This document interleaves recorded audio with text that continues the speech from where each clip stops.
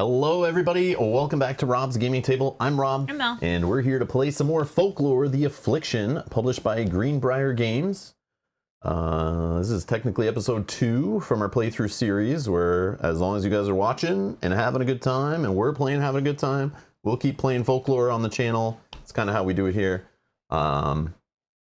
Yeah, so we last episode completed story 1 in story journal 1 of the base game. We played through that in a full 6.5, 7 hour stream. I don't know, something long like that.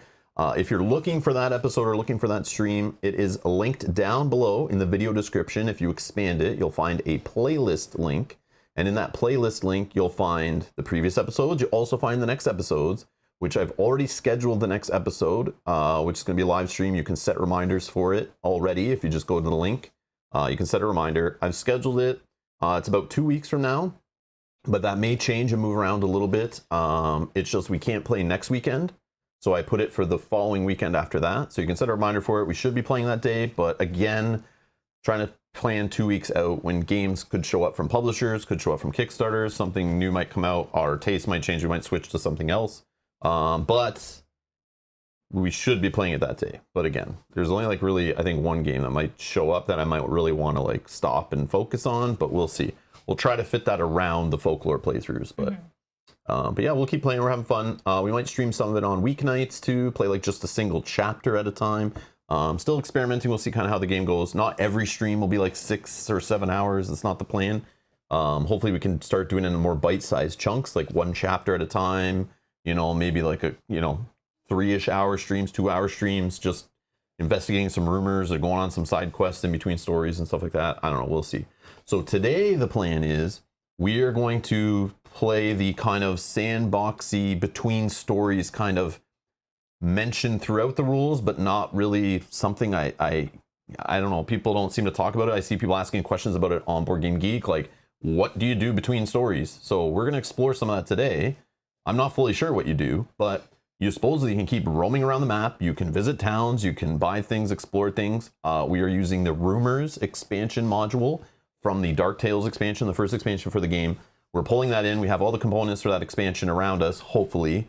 So hopefully these random rumors, if they require some other map tiles or some enemy miniatures or some tokens, we have them nearby. We'll just get them out. But we're going to shuffle up that rumors deck. We'll explain what rumors are. And we're going to go try to get rid of my lycanthropy and see if I can, lose my fur coat by going to a town and getting rid of some lore, which was haunting me for like half of the last playthrough. So our mission today is just casually relax. We're going to play, have some fun, wander around the map, go to visit the town, try to get rid of my problem, go to the inn, see if we can find some rumors. And those rumors are like side quests. And hopefully we can achieve some good side quests, get some loot, get some lore, get some items, whatever, and beef ourselves up a little bit, maybe find some things, get some abilities jacked up, and get ready for story 2, which will be in the next stream is the plan. We'll start chapter 1 of story 2 from the first story journal in the next stream. So that's the plan today. Again, I don't know how these rumors are going to work. I don't know how long. I was told they vary in length. We saw someone we were practicing and playing with the game, and we pulled them out. We're like, whoa, some of these are like pretty long and heavy, and some seem to be pretty like simple and straightforward. You can ignore them if you want, that kind of thing. But some happen, and you have to deal with them pretty much right away. So we'll see. We're just gonna shuffle it up, do some at random, see how it goes, and kind of play it. Maybe we get through one rumor, maybe we do 2. I don't know. I'm not sure. Today is kind of like, it's a sandbox game, right? So it's like we're gonna not go through the story, which is more scripted. Which you can play this game like that. Today we're trying the other side of it, which is the more like open world story mode, not doing the main story kind of idea. That's what we're doing, just to kind of level our characters up. And we were told that playing with the rumors is good for new players, especially low levels. It'll help beef you up a little bit, so you're prepared for the harder stuff later when you start getting, bad conditions, losing items like crazy, and the stuff starts getting really mean. So we're just doing what was recommended to us. If you have just the base game, you obviously will not have this rumors module, but that's what we're going to be highlighting today. It's in the Dark Tales expansion, if you're curious about what it is, and we're kind of highlighting that today, really, and wandering around the map a little bit. So, do you think we should try to do an off-road event just to experience what that is? No. No? I don't know. I'm curious. Yeah, but like, again, here's the problem with this game, which is good. It's good, not really a huge problem, but It probably is. They recommend don't do that when you're at low levels. But if we go wandering off the road for fun, you think like, oh, today's session, let's do some stuff. Let's be risky and mess with our stats. Let's get hurt. Let's get some things going. Let's do some bad things going off road. We might have to go off road if a rumor needs us to rush to some side of the map. We might be forced to. I'm just very curious. But the problem with this game is whatever we look like at the end of today's stream is how we're starting the next story. You don't get to reset your health, reset your PowerPoints, start over, I don't think. No, I don't think so. Like, we're continuing where we left off. We have the same health, we have the same items, everything. You just can continue playing between stories. This game seems like the perfect game to kind of just leave on a table and come up and play like a chapter, you know, play a story, finish, kind of play half a story, you know, a chapter and a half, stop, come back, finish, you know, come back, wander, do a rumor between stories, come back, you know, just leave it on the table set up because it's like ever progressing campaign. And I believe like everything stays the same except when you set up a story, you kind of like refresh your item decks, shuffle stuff, but you don't change what your character has. You don't change your stats. I could be wrong, but that's the way I understand it. But yeah, so we can experiment, and like normally in a game I would if we're doing side quests. Like, who cares? At the start of the next story, we're gonna reset all of our stats. We don't do that. We do not do that. I know. The one thing we lose though is all of our positive stuff. So anything. Oh, but no, anything no, no. that we get positive now, we'll say. Yes, positive stuff now stays till the end of the next story. Yeah. So anything we get that's like good right now is kind of preparing us for the next story. Yeah. And I don't know if this is the best way to approach the game going forward. Feel free, if you're watching later, drop it in the comments below. I want to hear your recommendation on playing through when we get to story 3, story 4, if we keep going. Should we be stopping between each one and doing some rumors? Should we do some rumors during the stories? You know, maybe one stream is like, let's try to do a chapter, but if we're at the inn and we grab a rumor and we decide we're in this area of the map, we go and try one of those rumors. We can carry one rumor each. So like maybe we don't do the between stories rumors going forward. It just didn't seem like there was a good point to do it in the first stream. No. Like we didn't want to. Well, it seemed like the first one was like tutorial and kind of very structured, right? I don't know about the next story if it's a little more open. But yeah, it looked like the first one was very tutorial, so. But the chat is saying, so Layla is saying, yes, like, yeah, off-road. And then Dragon said, Dad and I did off-road more than road events. Road events seem to be worse. And then Curiosity Killed the Cat. I'm very curious what they are like, if they're hard, if they're like big skirmishes or what. And Layla said, this is interesting, we house ruled that we could rest once between stories. Yeah, because that's the other thing. The resting in the rule book when I read it yesterday says it's only once per chapter, but it's like, wait, you can play this game between stories, so that's not really a chapter, but like you're still going to be doing things like you would in a chapter if you're doing rumors and going to places and exploring and stuff. Yeah, I mean, that makes sense. It's a good house rule.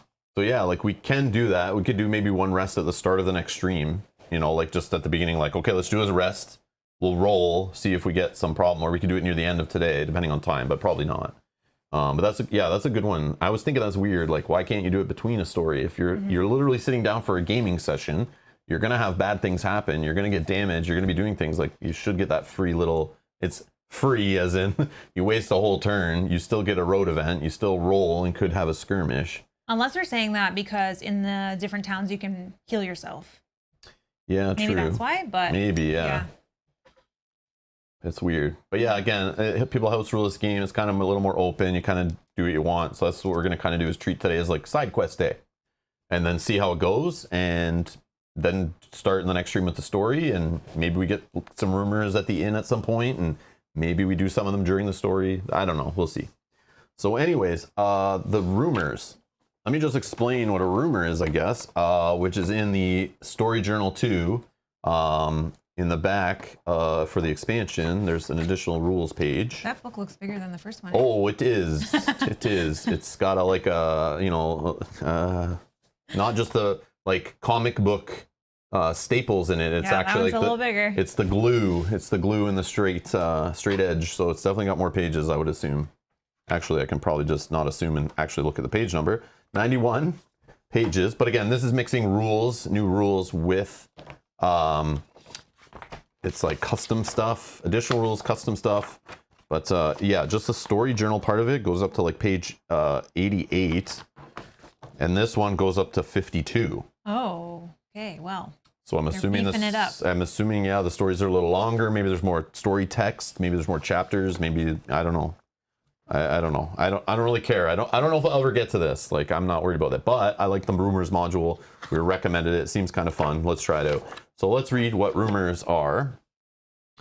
Oh yeah, we're also using the heirlooms already from this expansion. But that was just a simple grab an heirloom when you start. We already did that. That's part from this expansion also, but it's whatever. We already went through that. Just gives you a little buff on your stats. Rumor cards are mini adventures that give characters the opportunity to gain additional rewards. Characters can learn about them by using the following new service at the inn within the town. So you have a new picture. It's on your reference card, which it might be on our reference cards. I don't know if we have that on there.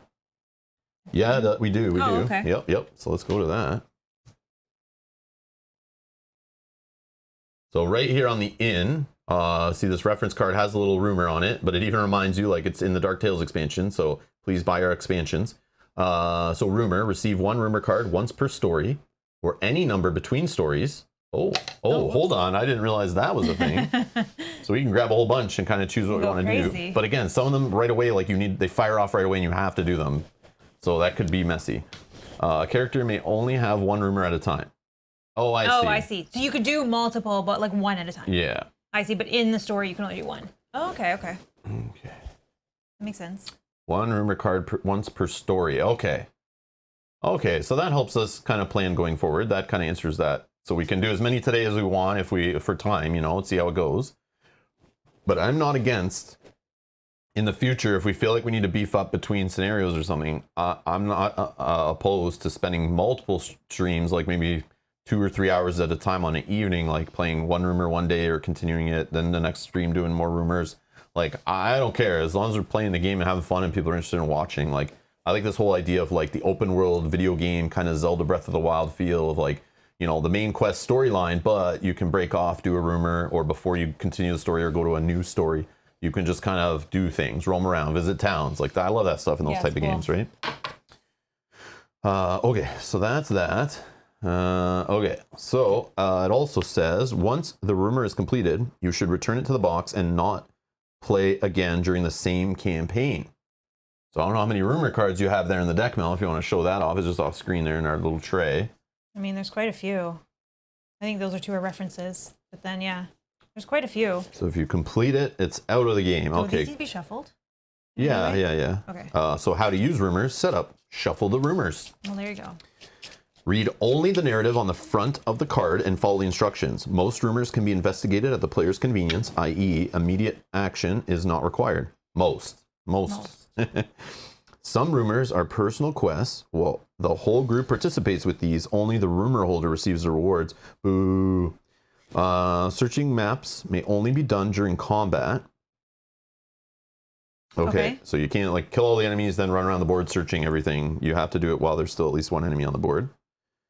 Skill checks must be done by the rumor holder unless specified otherwise. Interesting.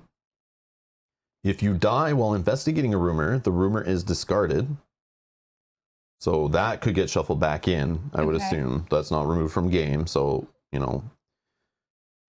place the group at the closest town and follow the rule for total group death. No, we don't. We could totally die today. No. This should not affect any story's outcome. Okay. So if you're doing it during a story, it shouldn't affect the story outcome. Okay. Rumors should be drawn from underneath the cover card on the top of the deck and used cards placed at the bottom. Then there's a free play instructions. An optional rule is to use rumors in free play mode, whatever that is. This means that they can be played independently from Folklore, the Affliction's traditional story format. I guess that's what we're doing right now. Here's how it works. Assuming you're using new characters. Oh no, this is setting up like brand new characters. To just set up and play. Never mind. I see what they're saying.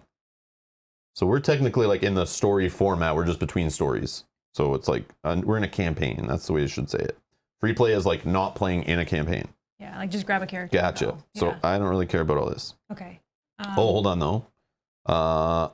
Certain rumors state that current bonuses and penalties last till the end of a chapter or story. In these cases, they instead last until the start of the next rumor, but that's for free play. Some rumors may be too difficult for new characters. If you wish to pass on a rumor that sounds too challenging, do not discard it, but place it at the bottom of the rumor deck so it may be dealt to you when your characters are stronger. Oh, All right. cool. So we'll need help with this. If we read something and you guys are like, red flag, that one's hard, we played that one, or that one looks very bad, don't play it. Like, I want to cycle it. Again, we've only played the intro tutorial. I feel like we didn't get as much lore as the first time we played through that tutorial to learn the game. Some we may feel like we're ready for, and then you guys will know we're not. Yeah, if it seems ridiculous, I don't need to die today. I just want to get some loots. I don't want to be dead. No, I don't want to die either. But yeah, we're just trying to explore this rumor thing. But yeah, we'll see. So I just want to point out Shajat's comment that says, we are like 10 minutes in and already looking at the game and the rulebook. What is the rush?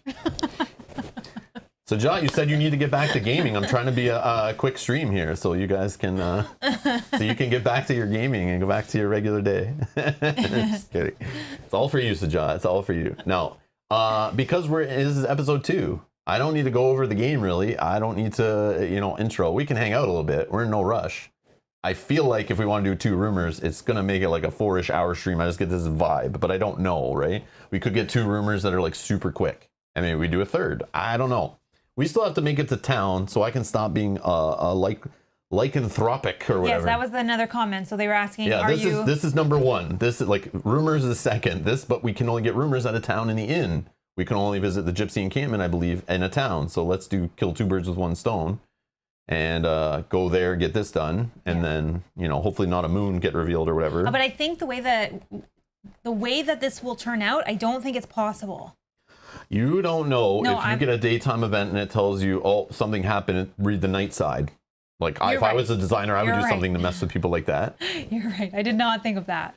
Yep. But if everything goes to plan, I think, because if this will come to me on the day side, 1, 2, 3, 4, 5, and then you will get it 1, 2, 3, 4, 5. Do you have 5 or 4? I have 6. 6. No, I have 5. Okay, so then you'll get in plus there. 1. Yeah. You only have 4, Stride, right? No, I have 5. I have plus 1 from my ring. Woo! My ring of moonlight that can never be removed gives me plus 1 damage and plus 1 stride, but I get sick. minus 2 coins for each Man, reward. that plus 1 damage is crazy. Yeah, so my That's crazy. my damage right now is 3, my base damage.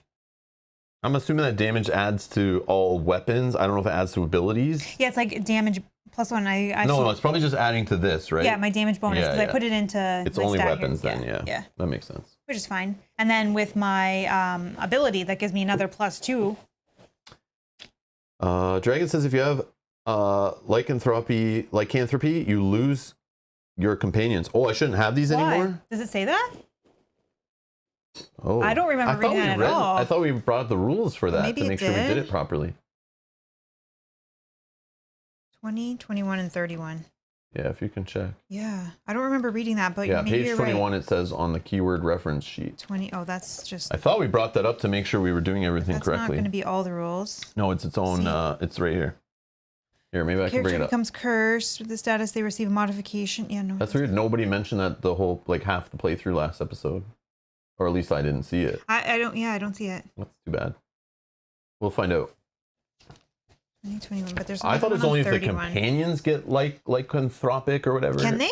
I thought so. They die or whatever. Hold on, maybe it's under companions. Maybe that's the bad part of this rulebook is that.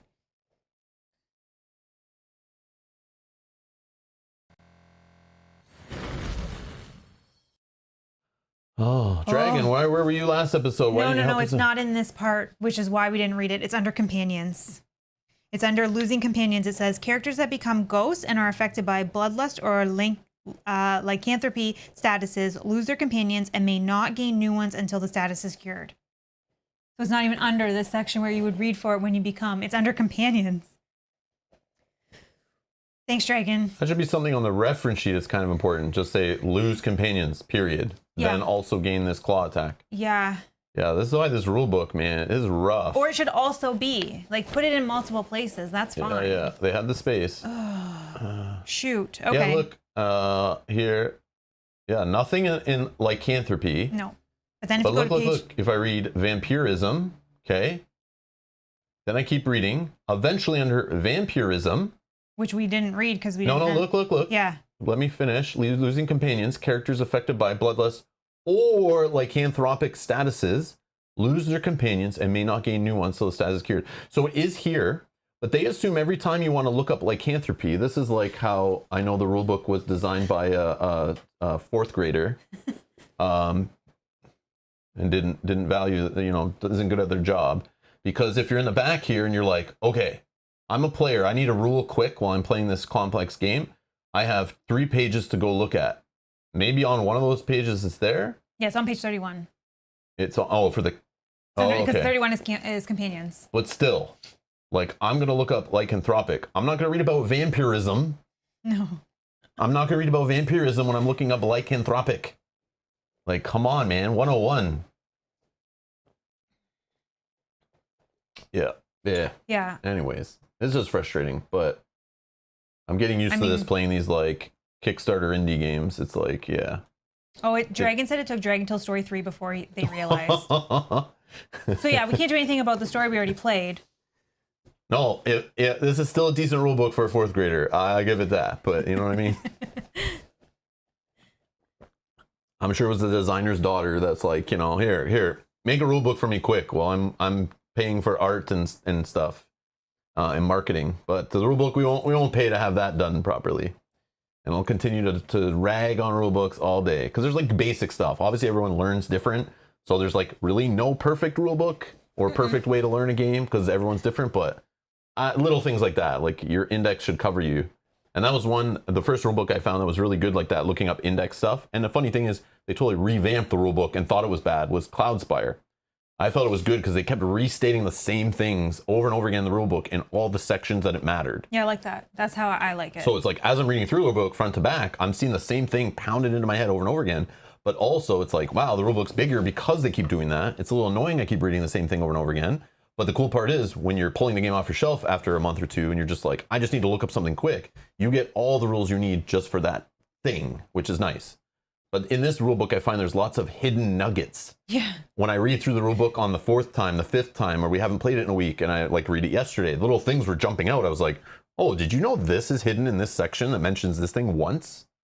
And like, are we going to remember that when we're playing in like episode 12? Like, no, we'll have to keep like reading the rule book from front to back to find these little nuggets. But what I like to use is little post-it arrows, put those in the rule book pointing at all the little like rules that should be mentioned in other sections. So we know now. Thank you, Dragon, for pointing that out. Yeah, Dragon, thank you. I mean, we can't go back and fix it, but I guess going forward. Yeah, whatever. I'll lose them now, I guess. Which sucks. Yeah, that big time sucks. Because that means I have less Vita.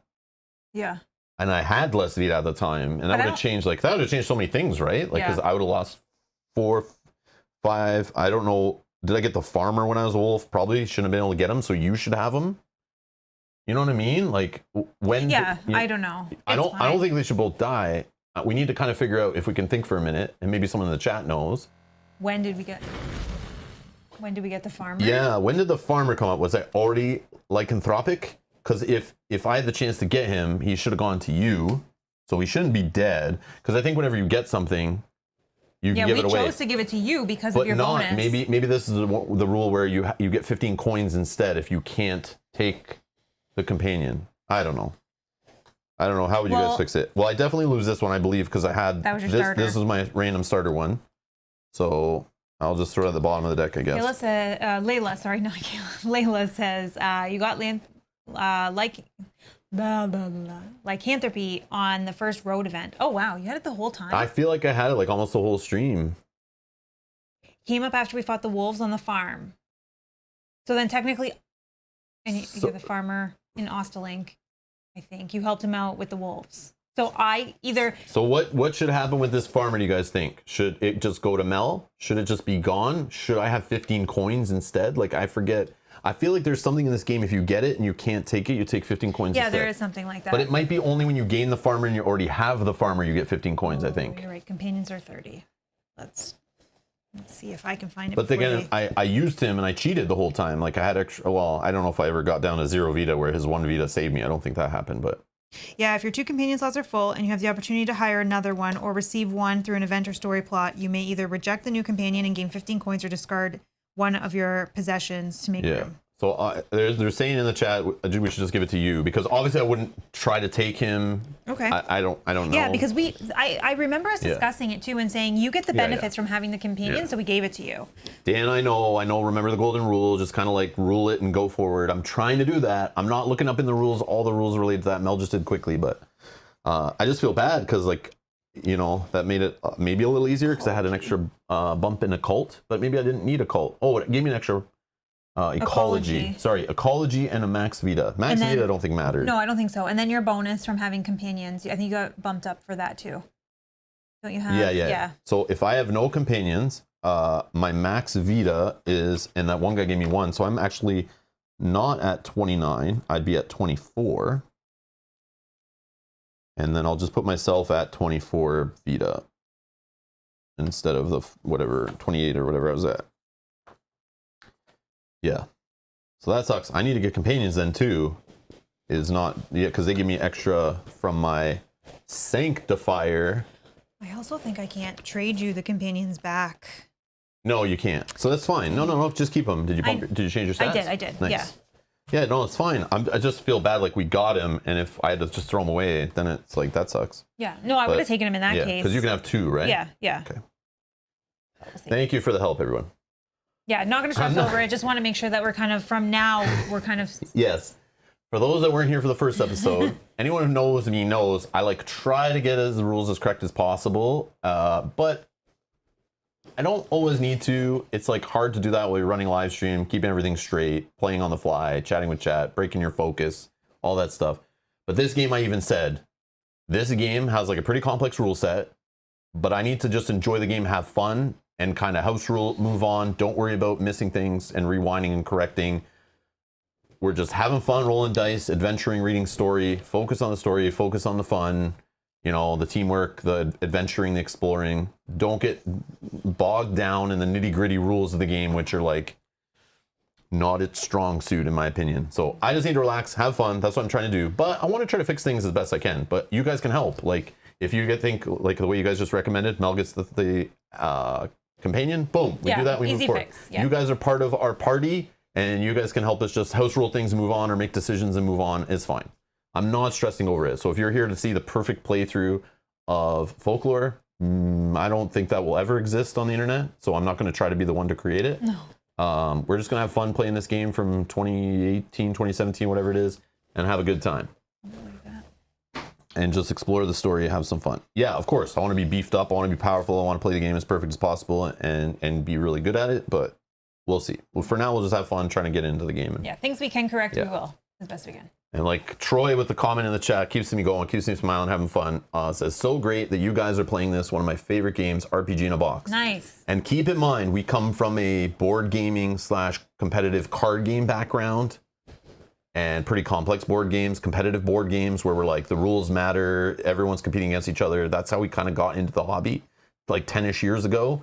The co-op stuff happened midway through-ish, kind of, not too early in the play. And we've never played role-playing games.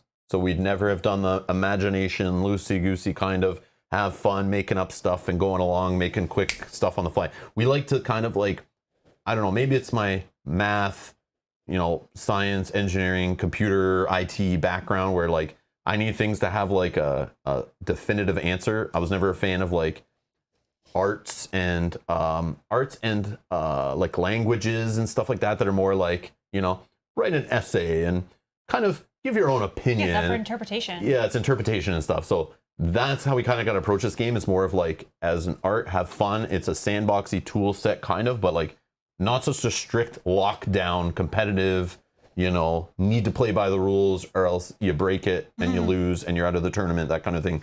So we come in it from that side, not the RPG fun side. Yeah. But again, so just keep that in mind. But help us out. Like, if you love this game, you play this game, feel free to throw in things as we go and point things out. Help us as we play along. It's all good. We're not sad. And if you notice any rules goof ups or anything serious too, drop them down below if you're watching this later in the comment section. Timestamp it if you can. Because it will help other people as are watching along who want to learn the game, who want to maybe are more, rules lawyers, stress out over rules kind of like I do usually. You want to get things right. Drop it down there. We'll learn from those mistakes. Hopefully others can learn from our mistakes as usual. But yeah. Yeah, see, Troy says, I think the game definitely lands different if you come from board game / card game background. I grew up on pencil and paper RPGs, and I Yeah. totally understand that, and I'm okay with that. This is like, again, I need to like relax. We're RPGing, we're playing, we're role playing games. The only RPG experience I really have is like playing, you know, Final Fantasies and stuff, you know, growing up, and that's like, you know, my that's what I considered was an RPG. I literally didn't really know about Dungeons and Dragons and stuff until I my definitely 20s, probably. I had no idea that's where all those games were influenced by and stuff like that. I saw like RPGs and movies and things, and I didn't understand what was even going on, like what that was. Yeah. Until, you know, and now I know what it is, and when I see it in Stranger Things or like I think E.T. and stuff like that, right? It's like I start going like, oh, I get it now. You know, and I've watched live streams of RPGs and stuff like that over the years and kind of figured out what they were. But yeah, it's just nothing we've played really. So we do appreciate the help on that. I don't think I have the imagination for it. No, we would. We just, we need to just like. I'm very basic. Yeah, but it's so basic.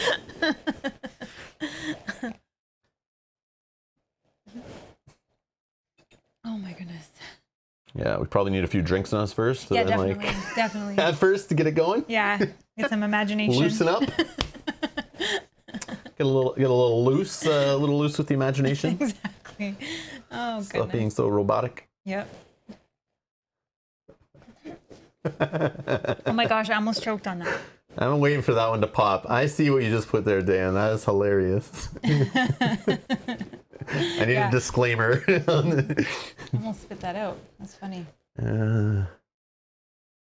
Oh, Stacey says the table looks great. Only thing missing is a blue shirt. This is actually blue. It is a dark blue shirt. It is dark blue. Yeah, it might look black, but if you look at the color, depending on your because my shirt's black. Depending on your color spectrum of the screen you're watching on, the panel you're watching, the RPG values might not be, you know, a full spectrum, and you're not seeing every color true. Just kidding.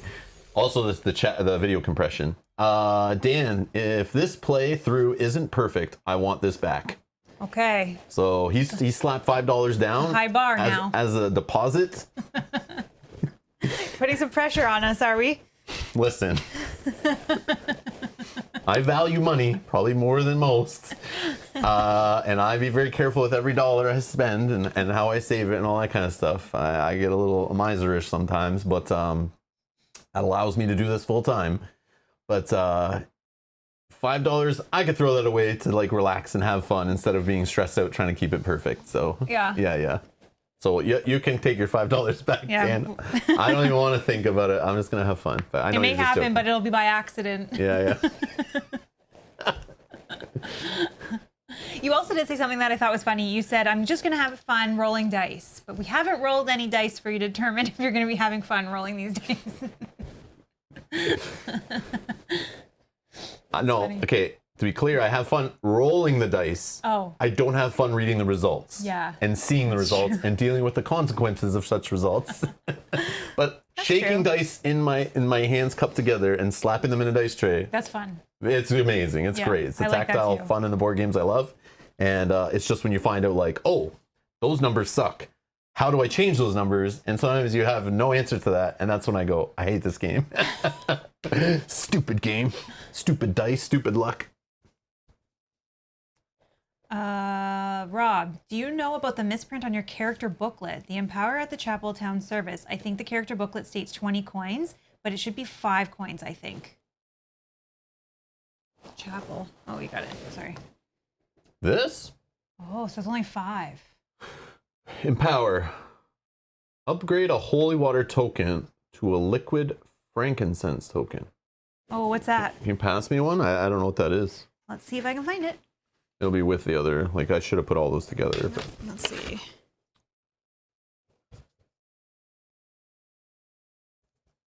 We can get wine. Yep. Water, cool. water. Okay, maybe it's in this one. Maybe there's only like one. It's hiding. Oh, maybe it's this one. Maybe it's this. Let's see. What's it called again? Frankincense? Yeah, liquid frankincense. Liquid frankincense. What kind of bootleg moonshine is this? Ooh, oh, look at the pretty, what's that called? Fill for +3 damage for 4 uses. Fill. So this is another thing I can pour in my aspergillum. Aspergillum? Kenji, go away. All I wanna do is have some fun. I got a feeling I'm not the only one. Is that how he expected you to read that out? Yeah, who is that? That is like a song. Oh, I think they've been talking about some art. I feel like it's like a Sheryl Crow. 90s song. Sheryl Crow, Yes, thanks, that's Stacey. it. Yes. I can hear it playing in my head as soon as I started reading it. I was like, but I don't remember that. Like, that was like a radio, like overplayed song for sure that it's in my head, but I don't know who it was. Sheryl Crow, yes. Angie, thank you. That's a 90s song, right? Like early 90s, I feel. I could be wrong. I don't know if it's early 90s. Might be late 80s. But no, I think it's early 90s. I'm gonna guess. Somebody will know. Don't you look it up. I'm gonna try. No, Kanji has the stats. He knows when the song, he knows all the trivia. Oh yeah, we Kanji heard. knows who sang the song, where she was born, the location, the studio it was played at, the instruments used, who was in the band, who played the drums, you know, how much it played on the radio, how high the album started on the Billboard charts. Like, come on, Kanji, where's this information? Let's go, Mr. Trivia. I'm just kidding. I know he knows his knowledge. You don't need to look it up. Oh, thank you, David. Kanji, thank you so much for the support. I appreciate it. I would have kept singing, but I don't need to be flagged on YouTube for having an identical, like the algorithm, the AI would detect that I sound so much like Sheryl Crow. It'd be so almost perfect to the actual song that I could get flagged on YouTube. So, because obviously it was really good, but yeah, so I just gotta be careful.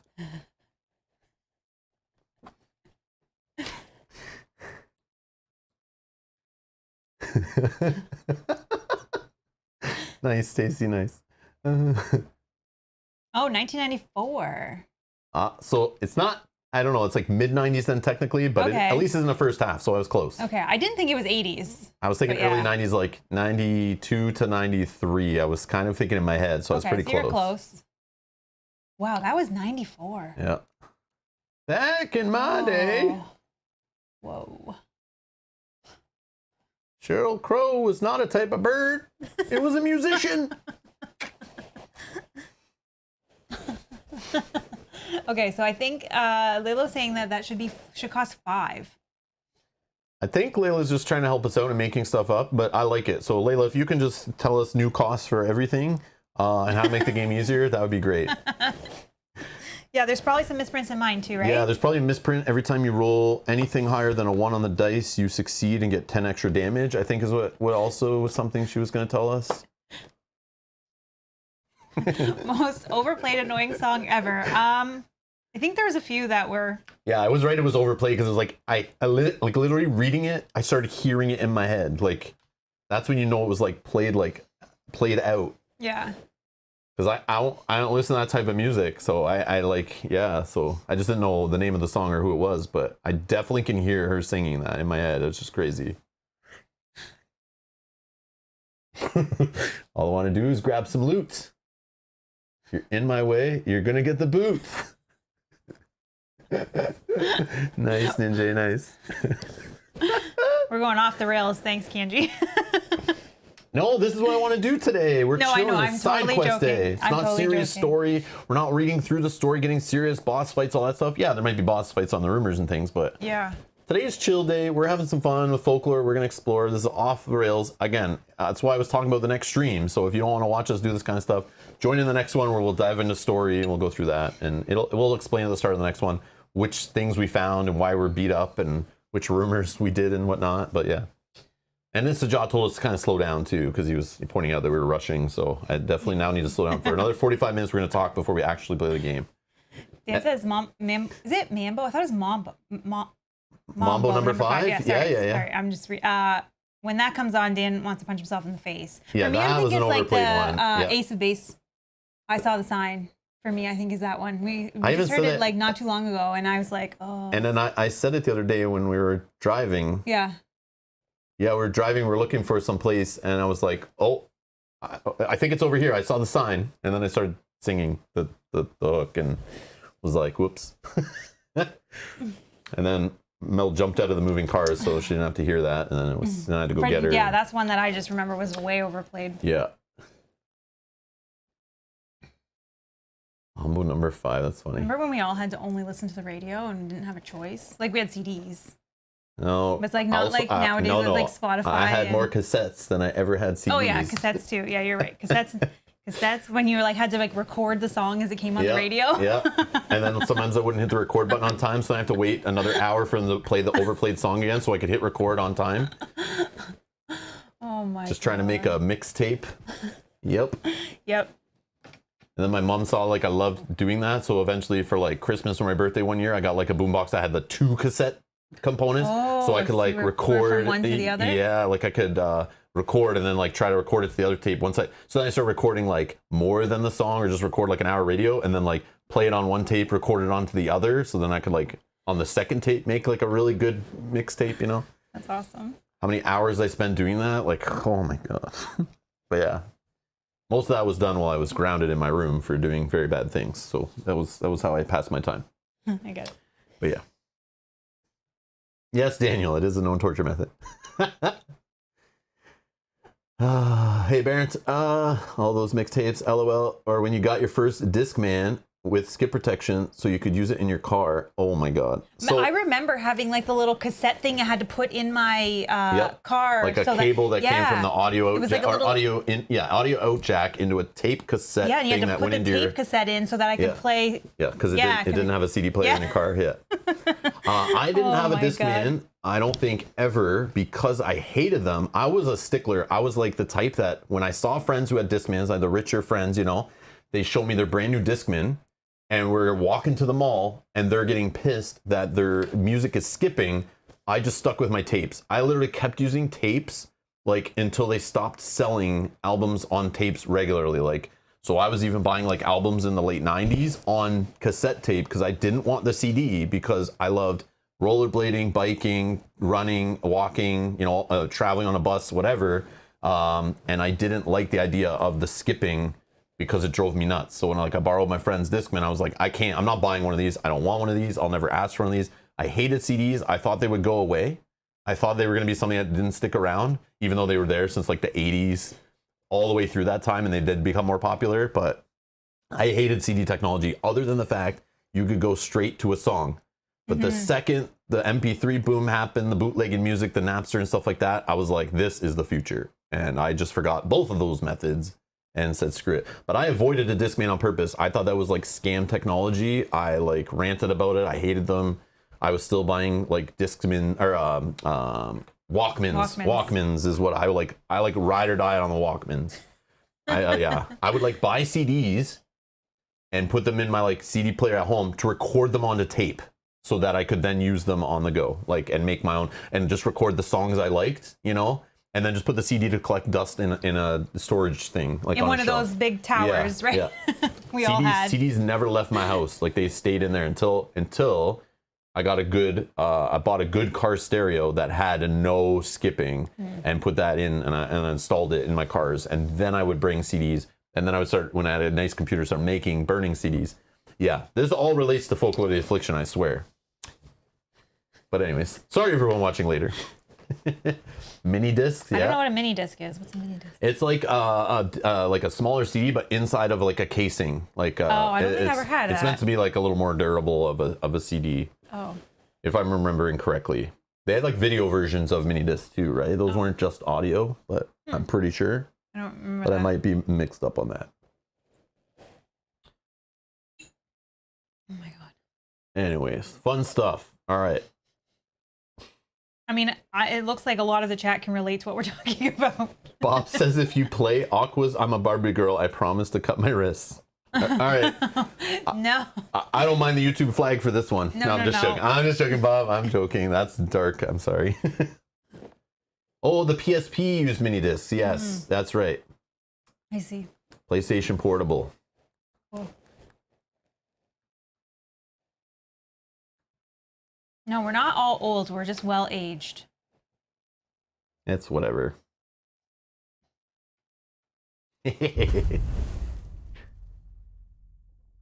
Mike, thank you Mike. for subscribing. Welcome. Mike wants to get in on this I know, conversation. I'm sure Mike's going to show up in the chat in about a minute telling us about some other, his story about a song he hates or technology he used to listen to music on.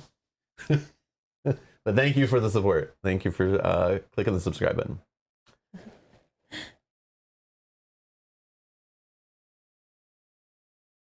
Doc, I'm old. No, you're not. You're fine, Doc. You're fine. Oh, Dragon says we're not old, we're antique. Maybe some of you. I'm just kidding. I'm just kidding. We'll all be antique one day. That's clever as well. Dan says the demographic of this audience is skewing near 97 unofficially.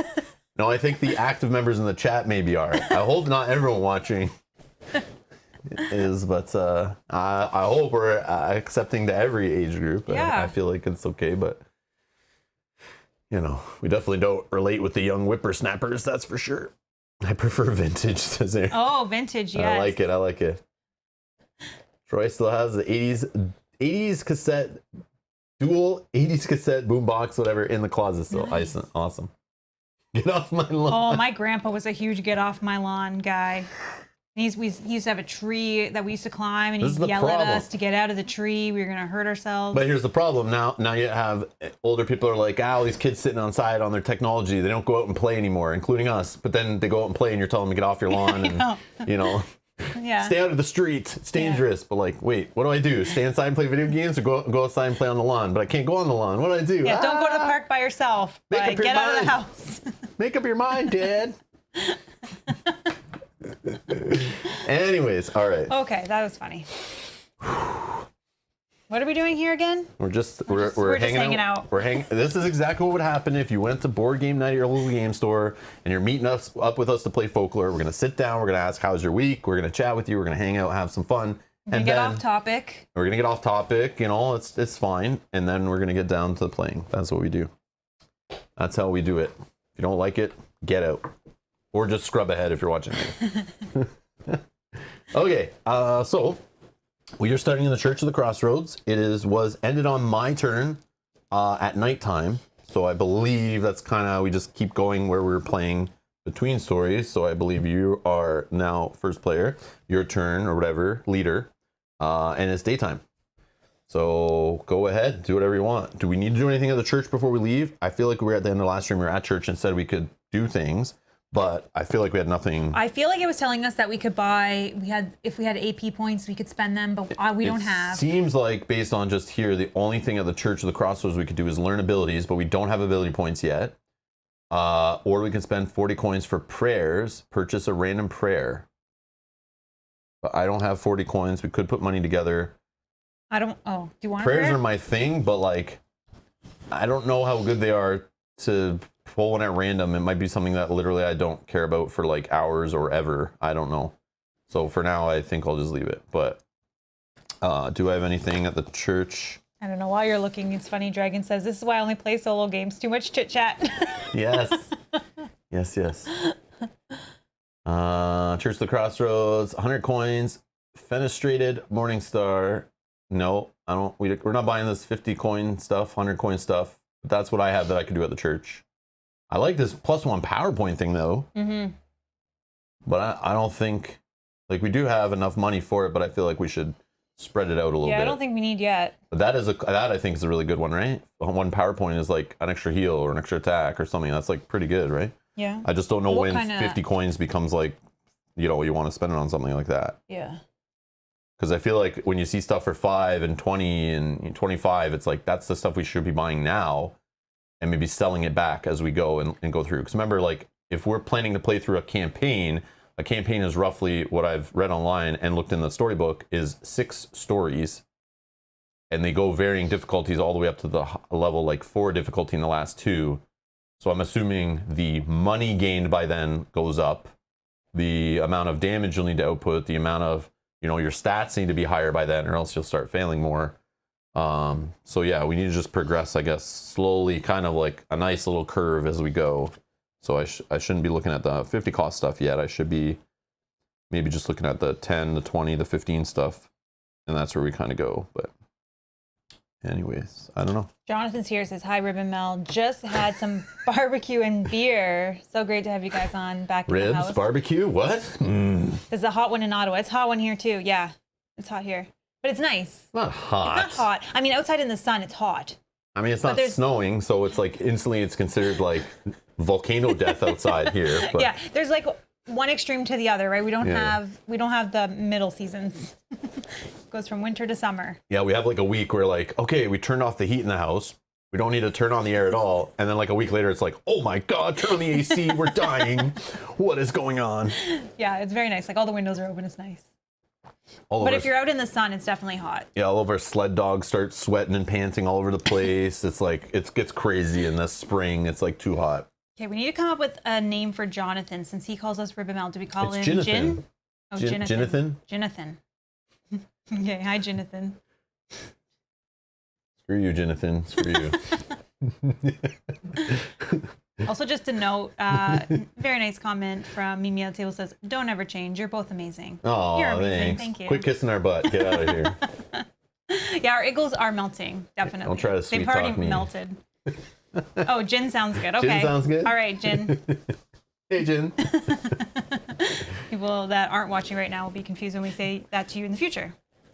Locator, you can play hockey all year round. Actually here, since it's something you must do as a human in Canada, you have to play hockey at least twice a week or else they deport you. So that's what roller skates or roller blades, or even sometimes we play without anything. We just run around and... with running shoes on. Yeah, running shoes, use rubber balls. We go to tennis courts.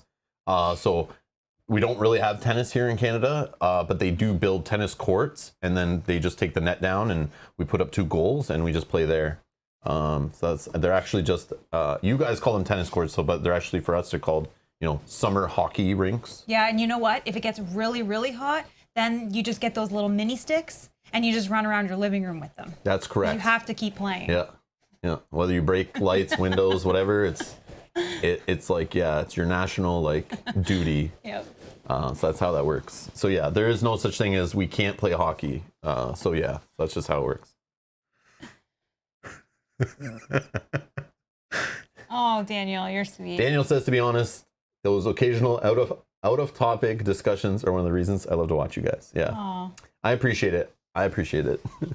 Not everyone feels the same way as you, but that's okay. Well, usually people watching later. Yeah. The people watching now are like, yeah, it's all cool. Talk, whatever. 100%. I'll get the usual comment down below. Oh my God, you don't play till an hour in? Unsubscribe. This is stupid. And it's like, okay, cool, bro. Yeah. Like, whatever. You couldn't scrub till you saw us playing. But anyways, all right. But then we pull in those people that are like, I want to join this fun chat. Yeah, I know. It's like, like, we're not trying to make the shortest, most efficient playthrough video. We're trying to have a fun live stream. Yeah. And also Locator says, okay, I'm sold. Moving there next month. Yes, Locator. Yes. We'd love to have you. Yeah. Dragon used to rollerblade hockey. Yeah, we used to do it. Man, I grew up in a house. I probably told this story. I grew up in a house with 1 sister and 4 other brothers. So literally, we pretty much had a whole hockey team. Yeah. And we would literally go outside of our house, like the neighborhood kids would get together. We'd draft players. We'd play right out in front of our house on the road. The park, which was literally less than a block around the corner, would do an ice rink in the winter. So we literally play road hockey or ice hockey, pickup games all year round growing up. It was just like a thing. But everyone in the neighborhood, on the street and around the corner, around the block, would all come to our house every weekend, knock on our door and go, let's get the hockey going. We bring out all the nets and play out front of the house. Balls going down the sewers and stuff. And somebody has to rip it down to Canadian Tire, which is our kind of sporting goods department hardware store, to go find a new orange rubber ball to play with, or orange plastic ball or whatever. And we had the whole hockey pads and everything, and playing in the middle of the road. Car! And pulling the hockey net off. And yeah. We used to do tournaments, track stats, all that crazy stuff. Yeah, it was fun. Just playing on rollerblades, using the cars that are parked on the road as the boards. So yeah. Sorry to my neighbors growing up. Those dents. The dents in the side of your car from people getting checked, or slap shots banging off the post and hitting the side of a car. That was a normal occurrence. I'm sorry. And of course, you had the neighbors yelling at you, get off my lawn, when the ball went on their yard and someone went with the rollerblades onto their yard and, wreck the grass. And, yep, that was me. That was us. My dad used to make a ice rink in our backyard. Oh, that's Yeah. cool. No, we had like a full ice rink. Like it was like the size of like a regular, hockey rink Yeah, that's cool. at our local park, and they would bring a plow and actually put up snow all around it high enough so like you could literally so it's like a rink. yeah, it was like a cool. full rink made of snow and ice, which was cool. So like we'd literally be like checking each other like into the snow banks and stuff. Fun. Yeah, it was crazy. Yes, Stacy. Every now and then, when the ball went down the sewer, sometimes this little clown guy would be talking to us to come in and get the ball. I don't know. I lost my brother. We never found him after that. So we ended up having to use another kid down the street to play on our team. But yeah, rest in peace. But yeah, so I don't know. He went down the sewer and never came back. I'm not sure. Something about red balloons. I'm not sure what that was, but yeah. Yeah, I don't know. It was weird, but anyway. All right. Stop. I'm having too much fun. Let's instead of having fun. Should we just change to a chill and chat stream? This is not, or are we playing a game today? This is not a Q&A stream. It's not a chill coffee chat stream. This is a folklore stream. So let's stop having fun and let's get serious and play a game. It would be interesting now. So we have like our Q&As, whatever, but it would be interesting to just have a chill and chat where it's like not necessarily like a Q&A. We just kind of like go on like random discussions like this, which is not necessarily questions. Yeah, we just need to do a Q&A. We haven't done one in so long. I know. All right, let's play. Okay. I do want to play today. I do want to get rid of my condition, and now I want to get more companions back now that Dragon ruined my fun and stole my companions. We did not play swarms last week. I think No. it was a lot of bit of the stream last week. We haven't did not seen the play swarms. yet. I think in that one room where we could have had the bats come out, they didn't show up in our playthrough on stream. We saw them, I believe, maybe and when we were practicing the game, but maybe I just like read about them and we didn't actually see them in our playthrough. But yeah, we haven't seen swarms on stream yet. I don't believe. Also, hello, and Jerry, hello, hello. I used to play basketball, but then I took a slap shot to the groin. Interesting. Interesting how that would happen.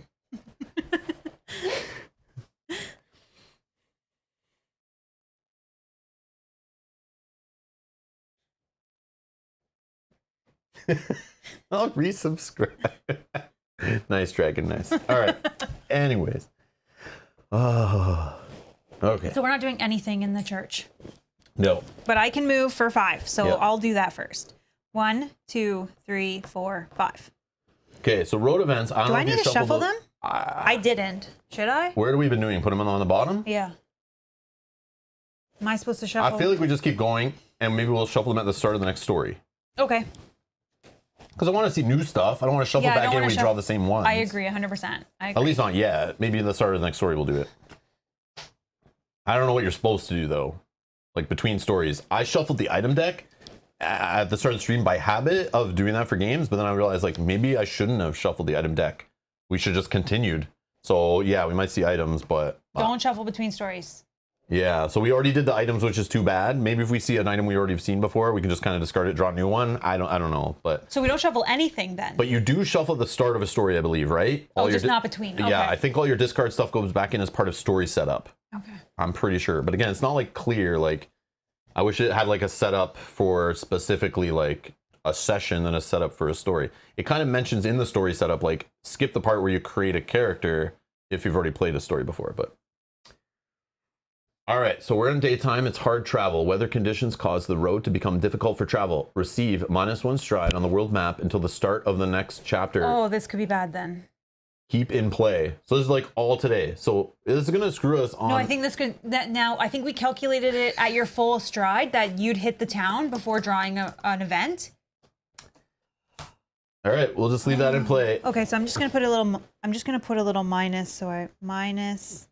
Only on the world map, so it doesn't matter when we're in like encounters and stuff. But that is crazy because that's gonna hurt us on rumors if we need to like get somewhere quickly. This is just till the next story, right? Yeah, so I'll just leave it on the board today for stream. Oh yeah, then you know what? I won't. Okay. I changed my mind. Actually, let's shuffle those things. And Yeah, draw let's them. No, I'm shuffle just because I don't joking. like that because I think we calculated it out that we would have just enough, so Rob won't have to draw a road event as a half werewolf. All right, so now it's my turn. God, yeah. Nighttime. And how much can you move then with the minus? I have +1 from lycanthropic. I believe that's all. And then I have 4, so I only have 4. Oh, 1, 2, 3, 4. I stopped right outside of the town. He's gonna fight me. I know it. I know it. I told you we should have gone off-road to get there faster. I said. That's what I said. I don't think it would have mattered because even if we went off-road, that's your turn. Yeah, but maybe there's no moons. Oh, yeah, but then we get on the road and then I'm back in the town. Yeah. Yeah, but maybe there's no moons. Well, I think we're okay. Oh, my gosh. Snake Charmer is our nighttime road event here. We met a snake charmer who was selling his trained snake. I got a snake, man. But we needed to bond with it.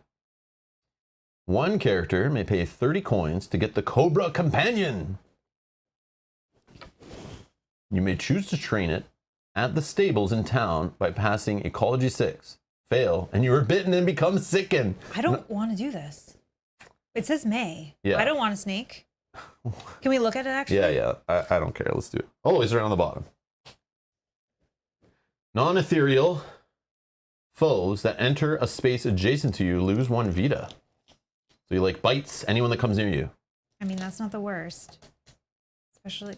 And training him, you don't have to like pay for him or whatever. You just pass a test, and then he can do the extra 1 damage melee fighting for you. But if we fail, he bites us.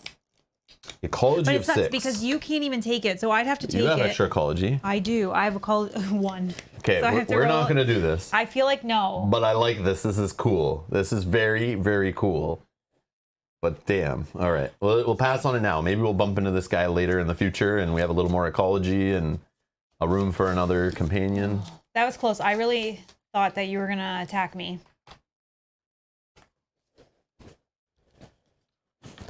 All right. I'll pass this to you.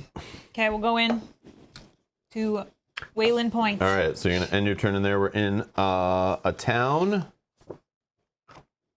So we definitely know in the town. This is our little town reference.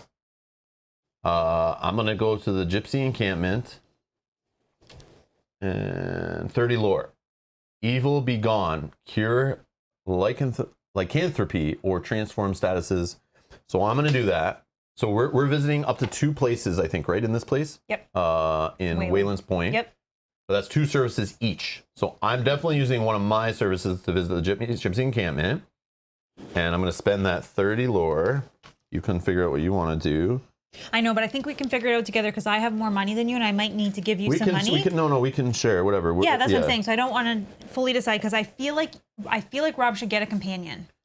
Oh yeah. So I'm down to 128 lore for anyone keeping track. Okay. And then this is gone. Get rid of it. Burn it. I'm sure I'll never see that again. I do agree because I think I'll probably get it back Edgar right said after it this. Earlier in the chat that no, it's fine. He had mentioned that once you cure it, you shouldn't be able to get it again because it's almost like it's fine. I just said what it was. So I do agree with you that once you cure it, you should be able to at least have some time. Maybe like it's for the whole next story. Is there a rule for that at all? No, I think he was just saying like it should be. Yeah, because I could get it right again by failing the skill check. Exactly. And then I got to waste 30 more lore. That's like really sets you back, I feel. Like it should be for a set amount of time or something. But yes, Mike, I was thinking the same thing. I think it's Cobra Commander's cousin. G.I. Joe. I know, and Dragon said that too. Cobra Commander. Get that companion if you have the G.I. Joe companion. Okay, so then I think... That's no moon. That's a fully functional battle station. Yes. Oh. I think... Do you want a companion? Yeah. Okay, I gotta find... Where do I buy them? Where do we buy companions? I don't know. Oh, hire militia at the inn. It's 30 coins. Done. Oh, you already have 30. Yeah. Well, like, I don't know if we should be buying upgrades, but that gives me extra Vita, gives me some stat bump. Yeah. So there you go. Okay, because I was going to say I so can save. I'm going to take a militia. Oh, dirty old vagabond. +1 trickery. +1 coin at the end of every combat. Oh, we need to remember that because that's good. That's good. So that, because of my Sanctifier, gives me +2 to my Vita per companion. I can't throw them away to help us, or to help avoid a damage. +1 to Trickery, which I think is all I have. Oh no, I have +2 to Trickery now. Ooh, I'm a Trickery Exorcist. +2 you have? Sorry, is that what you... Is +1. I'm just double checking my stats after I lost those. Do I have an occult bump? I don't think I have that anymore. No, you gave it to me. Oh, no, I have. Never mind. No, I think it's I threw it away. But let me double check my stuff.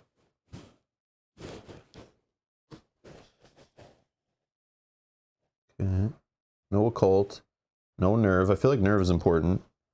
Yeah, I have +1 nerve. I have no ecology anymore. That's what I gave you, was the farmer ecology. Did you add that? Yeah. Awareness. I feel like that would be nice to have. And archaeology. I have a 1 here, but I feel like I shouldn't. Oh, I do. I do right here. Yeah. Okay. Do you want one more? I don't know. Oh, can I train this guy and then he can attack for us? Like, I don't think you can train because you can't train him at the inn. So we'd have to go somewhere else for you to train him. I know, but you can do it out of town, no? That's what I'm saying. Yeah, but you've already done your 2 towns, so you can't do it this. Oh, I see. Because you did your gypsy in the inn. I getcha. But I'm saying while you're at the inn, I think this is also an option for you. Is oh, but then how am I going to sleep. get a roomer if I can't go to the inn still? You're at the inn right now. Oh, I see. Yeah, so you already did the higher militia. Higher militia, I get but it. then what if you did this one, sleep, recover all your power points and gain 3 Vita once per visit? I can pay for that for you to recover all your power points. I'm at 0 power points, yeah. Yeah? Sure. Okay, so that's 10. So that's, and then So what is it, sorry? All power points all 10? power points and 3 Vita. My power point's only 5. Because I know you can use those to heal us. And my Vita's already maxed. Okay, that's fine. Oh, no, it's not. I just got bumped up. And so then I will gain 2 at least from that. Okay. So once per visit. Okay. And then you can do your rumor if you want. And then I'm also going to go to the inn. So I don't know if you want me to do my stuff and then we'll do the rumors at the end. Because technically. Yeah, go ahead, okay. do your stuff. So I think I'm going to. That makes sense. I am also going to sleep for 10. Trickery bonus help you gamble at the inn? Does it? Yeah, it does. Yeah, it does. Let's see. In the 1 to 5 coins. Gamble. Bet up to 5 coins and roll a d10. 1 to 3, you lose. 4 to 7, it's a draw. 8 to 0, double your bet. If you have trickery bonus, add +1 to this roll once per visit. Do you want? I have to do this. You want 5 coins? I have to, right? Like. Oh yeah, gamble at the inn. Yep, they want you to gamble. But we got to make sure you can do your stuff still. I don't want to throw away money when I could give it to you to help you get something done. I still have 54. And I'm just going to heal in the inn, so I think I'm going to sleep. I have but full coins, sir. Oh, here. I'll just pay 5. Well, I can do 1 to 5. What should I do? No, I'll just do 5 for you. You're going to gamble? Here. 5 coins? Yeah. All right. Yeah. Should I not do this? Win us some money. Speak now or forever hold your peace. No. I'm not one with gambling, but I do have +2 trickery. So I technically need to only roll a 6 or higher. Yeah. I'm not one to gamble either, but I will definitely gamble money that's not mine. Tara's totally gamble, real. has a slot machine in there. Yeah.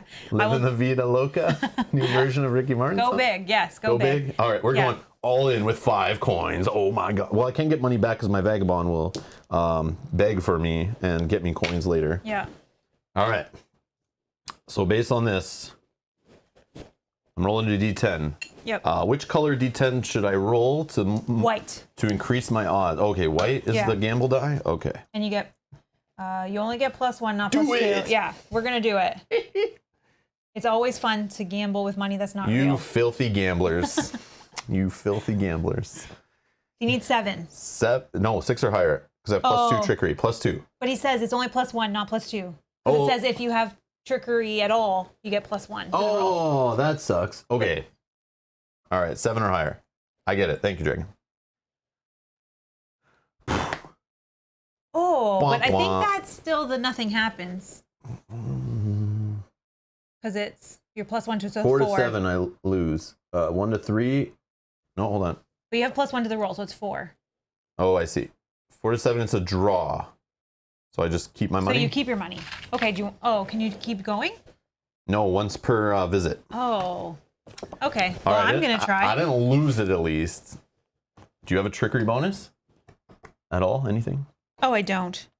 So you would just be on an 8 to 10. Do I have trickery? Where's trickery? No, I don't. I do not. Maybe I don't try. But I'm going to sleep. I'm going to put the 20 and 10 so I can get all my power points back. So I'm at the inn as well to get all my power points, which I have. One's a 5 plus. I think I have 1 extra somewhere. No, just 5 items. Oh yeah, I have 6. Okay. And then plus 3, so I'm going to 20. 20 out of 24. Need some heal. Okay, then I will, at the inn, I will also drink. Nope. Initial gamble. Necroconcon says Mel sleeps while Rob gambles. Thank you, Dragon. You can drink at the inn, which will give you +1 damage and -1 fight for the next chapter. Or for the chapter. Okay, that's all I'm going to do at the Edgar's end. gamble. I'm in. Gamble? Should I gamble anyways? It's not going to... It probably won't hurt me. Should I try? Do you have... I don't have any trickery, so I just have You've to... seen what's in your pamphlet. You've seen what you're saving up for. You see what you want. You see what's at the other town services. You know, the only We thing will hopefully get more money today, but like, we want to be prepped for the next story. If all we're doing know. is gambling and losing money and you're never able to buy anything, so that next when we start the next story, we don't have some new armor or cooler weapon or some consumables to help us out. Like, we're doing not good, I think. I'm going to put this up for a minute, but I'm thinking, because so you can pause it if there's anybody that's looking and wants to help me decide, but I'm thinking at the market on the second column, the 60 coins, the reinforced bodice item, +4 defense, and increase the number of items you can carry by 2. It's a chest enhancement. So that's kind of what I was thinking about getting. Well, then, yeah. But that's 60, so I'll just save for that. But I just wanted to heal up. Well, you don't have enough with my 5?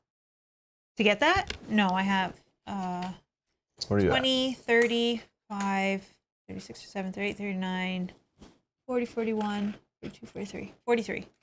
Almost. Plus my 5 is 48. Yeah, but I need 60. So that's fine. I think I'll just save. No, I'll just save, I think. I just healed for 10. Remember, we'll stop in towns again. Even today, I'm assuming we'll be in another town. And if not, in the next story, maybe we start in a town or I know. I was just looking if there's any I other can probably peek and places see. I want to visit. Let's see. The next story, Root of Evil. Oh, we started the church again. But I mean, that's close to the next town, so. We already have bandages. Do I need to... I can still take 4. Do I go to the physician for my second service to get some stitches? I don't know. For 4 to heal full, and I'm like fully full. I'm not sure. I don't know what the rumors give us for rewards. I'm gonna do it because it's 4, and then I'll be full, and hopefully. Okay. Yeah. So those are my 2 shops, and then while we were both at the inn, we can draw rumors if we want. But I guess we could do one at a time, right? Yeah. Stacy has some good advice. Says next time you gamble, Rob, please have your lady luck blow on the dice. Oh. You're correct. I should have. We can try that next time. Okay. You want to draw a new pair of shoes? You want to draw a rumor first?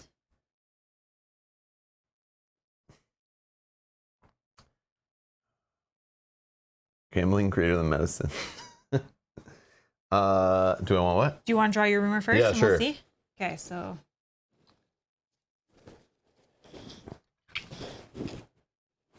So I drew Lair of the Mother. Again, normally you don't have to do these right away. You can just hold on to them, decide when to do them. But we're playing between a story. We're going to kind of just see how it goes. But this one says, stories tell of the consequences that come to those who anger the Fae.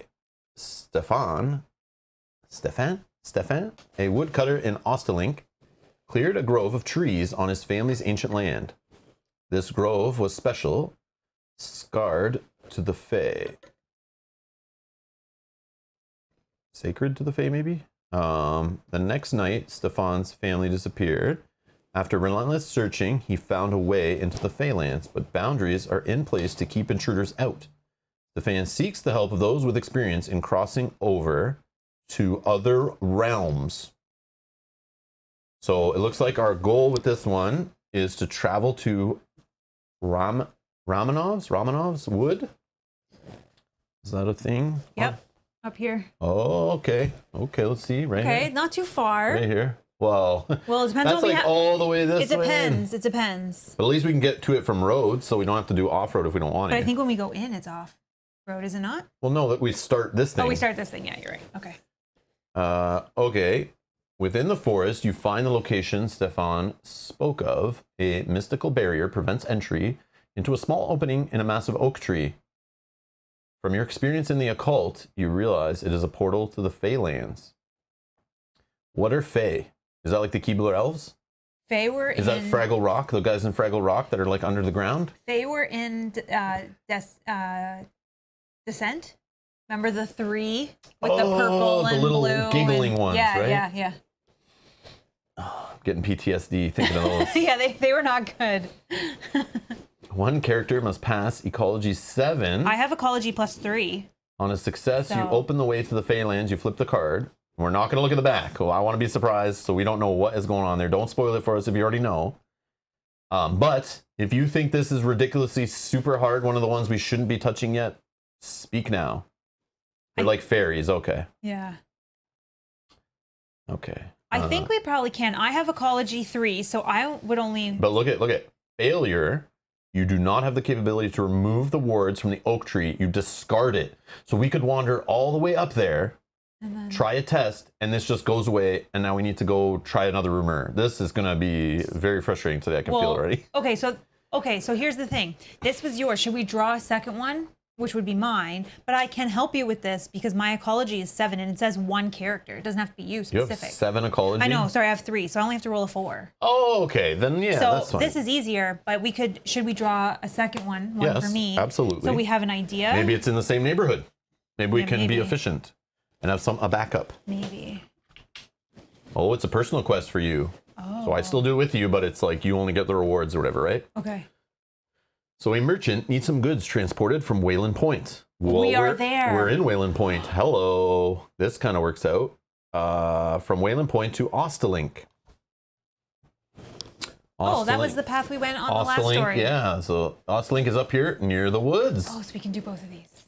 Okay, this is lining up. Someone's going to tell us in a minute this is one of the hardest ones ever. We should throw it away. I feel it coming. Excuse me. He requests that you purchase them with your own coins and he will reimburse you upon delivery. The return on investment for this endeavor is very appealing. Luckily, I saved some money. So pick up supplies at Wayland Point. Whenever you are in Wayland Point and can take advantage of the town's services. It sucks that we've already... Am I still technically here though? Like, Have you used both services? well, I did, but one of them was the inn So where we I have picked to like this leave up. and come back. Oh, okay. I think. Visit the market and pay 50 coins to purchase the supplies the merchants in Osselink needs. Because the large quantity, these supplies fill one of the rumor bearer's companion slots. Flip this card when you finish at Wayland Point. So I think you have to spend 50 coins. You have to throw away one of your companions. Okay. I still think I want to I do don't think this. we have enough. Can you pass me? Can I take this? So I Yeah. can make this a 20. Yeah, please. 5, 10, 15, 20. Oh, no, we only have 44. Oh, that's a 2, so I can do that. We don't even have enough money to buy the supplies we need. Oh, no, I can sell items. I can sell this crossbow, this torch. You can sell your Oh, my diamond. diamond! I forgot. Okay, hold on. But hold on, that's at the market. That's a different place. That's at the market. I didn't go to the market, did I? So let's just leave and come back. Yeah, let's leave and come back. Because this diamond that I found will give me sell at the market. Yeah, you should have done that first. 2d6 times 5 coins. So that'll give us enough then. Yeah, we forgot about selling Forgot our stuff about very that. first thing. Okay, I don't know where I'm supposed to put that, but okay. Whatever. So then we got to move. Oh, so this is gonna go to you, but it's gonna stay on day because we're leaving a town. Okay. Yeah. See, maybe I should have gambled. Maybe I would have enough. So question, what do we have to do? Does anyone know off the top of your head? I can look it up, but do we just have to say we stay in town for another day, or do I physically have to leave, get another road event, and then come back? Well, see, here's the thing. Because it doesn't make sense. Here's the thing, I can't though. remember. When we were in the inn, we gained a rumor. Technically, we're still in the inn, right? When we did it, we just did that last to be Yeah, for but the we're ease of only the stream. like you're limited to 2 services per town. Maybe that's only during a story. Maybe there's less. I don't know. What's Locator saying? Cough, gamble, cough. No. No, now I'm scared to gamble. Yeah, see, Layla says we house ruled the whole leaving and coming back thing. It was so dumb. You literally stepped out and back in. But do we have to do a road event to signify that we've done another turn to come back in, or do I literally go, here is my turn, 1, 2, I'm back in? I feel like you can do that because you don't. It's not. We're not. What direction? We don't have to move 5 out and then 5 Yeah, back in. I just say it's another turn. So but it doesn't matter because when you leave, it always goes back to day. Yeah, let's just like go with the flow. Let's just Yeah, so we're just gonna. But I feel like I remember reading something like you can't just stay in the town. You have to like actually leave and come back. Okay, so your turn. But You I leave could and be come wrong. back. I could be wrong. That might be a different game I'm thinking of or something. But Okay, so your turn. So you can move out and come back in, right? yeah, but I again I don't know if I'm allowed to do it on the same turn. Like, do you have to like do a road event? You know what I mean? And then it's back to your turn, and you come back in the town. Get it? But Because like, what's the point of me saying it's my turn? I do this. Like this is whatever. Okay, and then it'll be like your turn next. It doesn't matter. yeah, Okay, go. I don't think it matters. Next Okay, turn, so I'm who gonna go cares? to the market first to sell. So 2 d6s. So will I. I'm gonna sell the torch. I don't know. The torch I'd only get like 2 coins for. Maybe I just hold it because there's a light source. We may need it at some point. May. Do you want me to sell this and see how much I get from this? I'm gonna sell the crossbow though for 5. Yeah, of course you do that. All right, I get 25. So I got 5 times 5. So I get 25 coins. We have enough now. I can give you that 5 back that I stole from you before. You rolled 2d6. Yeah, 2d6 and then times 5. Oh, okay, I see. So then that's gone. So now that was in the market. Unless there's anything else we want to do in the market. Where's the market? I need Right 5. here. Or take 5 or whatever here. I don't need any more. I just need. No, but I just sold something. Oh. So I need 5 Oh, you coins need- into our Sorry. income. However you want to do I it. apologize. Yeah. So now we can visit other services. So if you want to like, where does this I happen? need to go to At the market? Oh, I'm in the market. Yeah, so you can do that as part of the same service. Yeah, so I'm gonna spend 60, but I need to spend 50, so I'll take 10 back. Okay. And I need to get rid of a companion because it's gonna take up a companion slot because it's so large. Yep. So I think it's this one. Yeah. So I lose a. So But I'm it's just gonna. ecology, the ecology is the test that we do here, though. Oh. But then a PowerPoint, I think, is way better, and occult helps you with your rituals. Yeah. Okay. So I'll lose 1. So farmer is gone. What did I say for ecology? I don't have. You had +1 from this. Yeah, but I was looking at occult. I only have +1, which now I have 0. Yeah, so... So I think I was looking at the wrong one. Sorry. Do you want me to keep that then so we have +1? No. Yeah, so I was definitely But you looking lose at the the max wrong. Vita, and you lose an ecology. Yeah. I So think we do still I- go there and try, and we just discard it, whatever. We get a new... Because Yeah. we could get a new rumor even visiting the town when you go to do this other one. You could just get a new rumor, so we have another one. Yep. I've lost one of my max Vita. Do I go down right away? I don't remember. I don't think I can be above what my max is. No, you can. There You is can? temporary... Yeah, there is temporary stuff, I Because think. my max now is 23, but I have don't know. 24 Just do for whatever. healing, so I'll keep it, but if you guys tell me that I Roll with it. can't. Roll with it. Okay. And then I think you can get, like, temporary buffs in this game. No, when losing max. Oh, when you lose your max?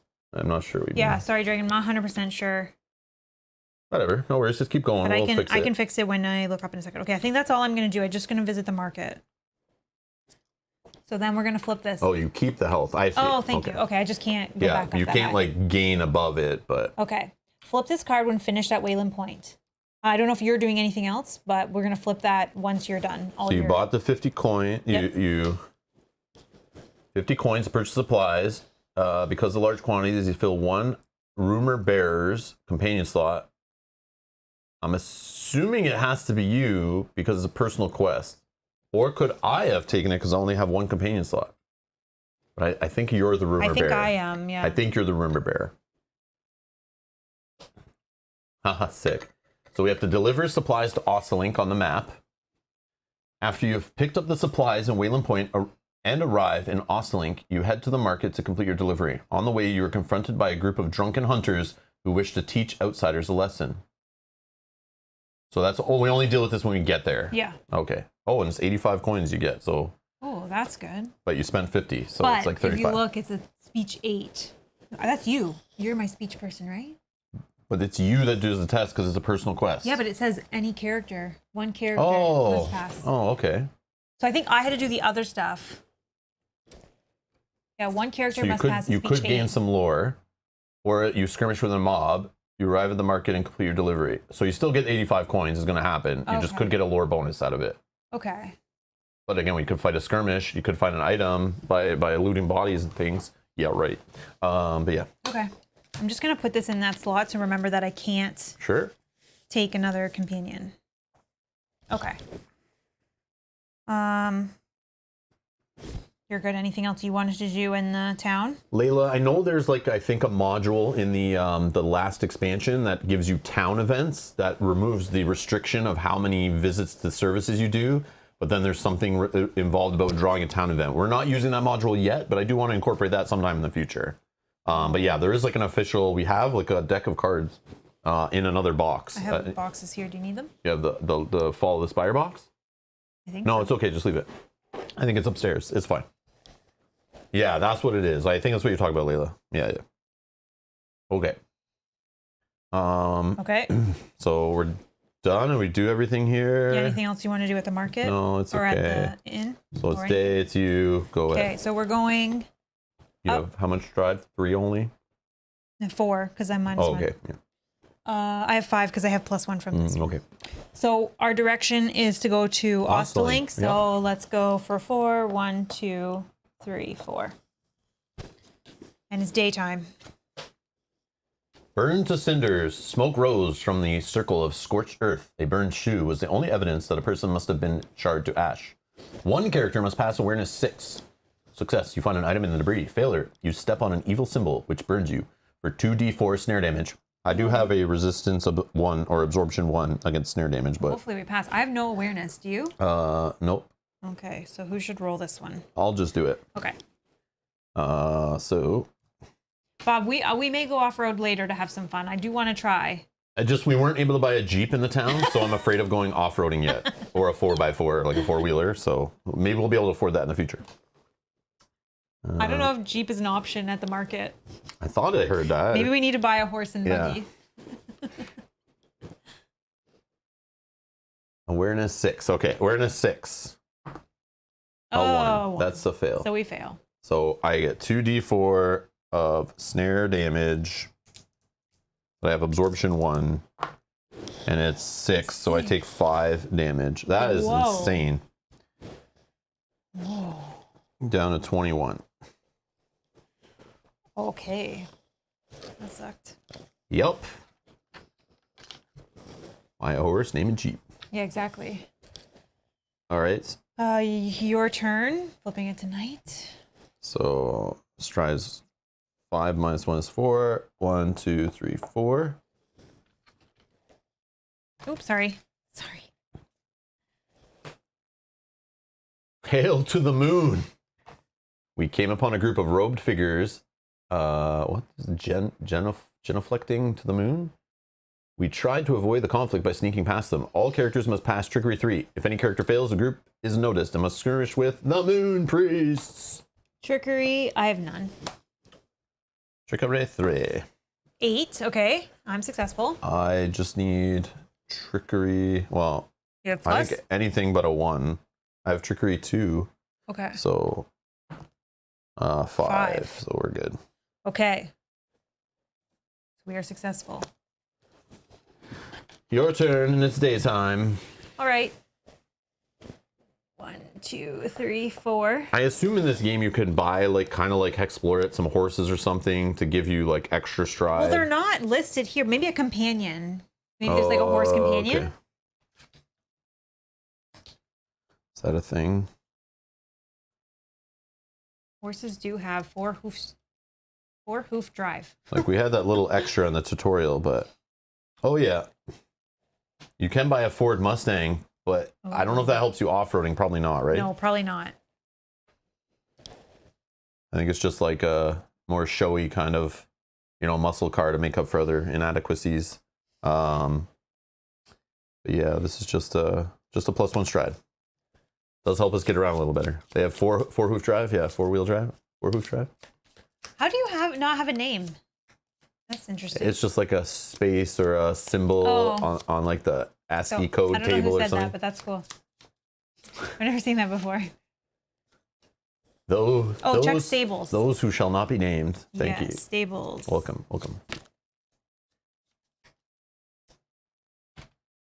We can hire a carriage for 10. Hire a carriage to gain +1 stride on the world map for 1 chapter. Only applies to the character purchasing it. So because it only applies to 1 chapter, I'm gonna rule that anything we buy now is good for the up until the end of our next chapter. Like that's why we're doing today, is to prepare for our story. So Thanks, Dragon. So we could go. because I think at the end of a chapter you check anything that lasted a chapter and get rid of it or whatever. Yeah. So technically we're not going to end a chapter when we start a story. So it just keeps going. I think that's how it works. So we could technically go to the stables next time we get into a town, and then purchase a carriage, which will offset that one. But we'll see. Not sure why I have no name. Weird. I think it's because you're part of the Faceless Men, no? Is that how you're liking that cult? Oh, Mike is here. Official clarification. Town services. In order to take advantage of a town service after you already have, you have to leave town, which would result in the leader drawing a road or offered event. Exactly. Oh. See, that's what I thought. Because like just moving out, moving back in doesn't make any sense. That seems stupid. So we have to move, stay out of the town for 1 turn and then come back in? That's what I thought. Okay. Mike, I thought I read that somewhere. I feel like I looked that up like a couple weeks ago because I feel like that was a thing I read. But yeah, that makes sense. Thank you, Mike, for that. Do we need to draw 1 more then? No, we'll just do it going forward. But yeah, it's something we should do. Edgar, yeah, that is funny. Why does the carriage only work for one of you? The other one is running behind. That's true, I guess. But I guess we could both purchase a carriage if we wanted. So no, we would just share it. It's daytime. Daytime. We stumbled upon a group of militia. We tried to convince them to accompany us to the nearest place needing redemption. The leader must pass speech forward to gain a random militia companion. I don't have room for a companion. But you just take 15 or something, right? Well, maybe it'll be better than the one I get? have. Yeah. Okay, so I have no speech benefits. You do. That kind of sucks. I need speech 4? Yep. 5. Got it. So what was the rule you read again? Do you just gain 15 coins? 15 coins, but I get to look at it in case I want to discard this one instead. Oh, yeah, true. You found a tinker. Plus 8 might. Oh, I think you've played with this one before. This one on our test one, yeah. Plus 8 might, and you can never break or lose your equipped weapon or weapons. Yeah. That's really good. But a PowerPoint and extra occult's good too. But 8 might means you're hitting way more often. Yeah, and then with all the extra damage I have, that's firing off. That's really good. Right now my might is 13. Oh my goodness. Hey, Mystic, you're looking like you might be out of a job. Wow. Yeah, I really like that one.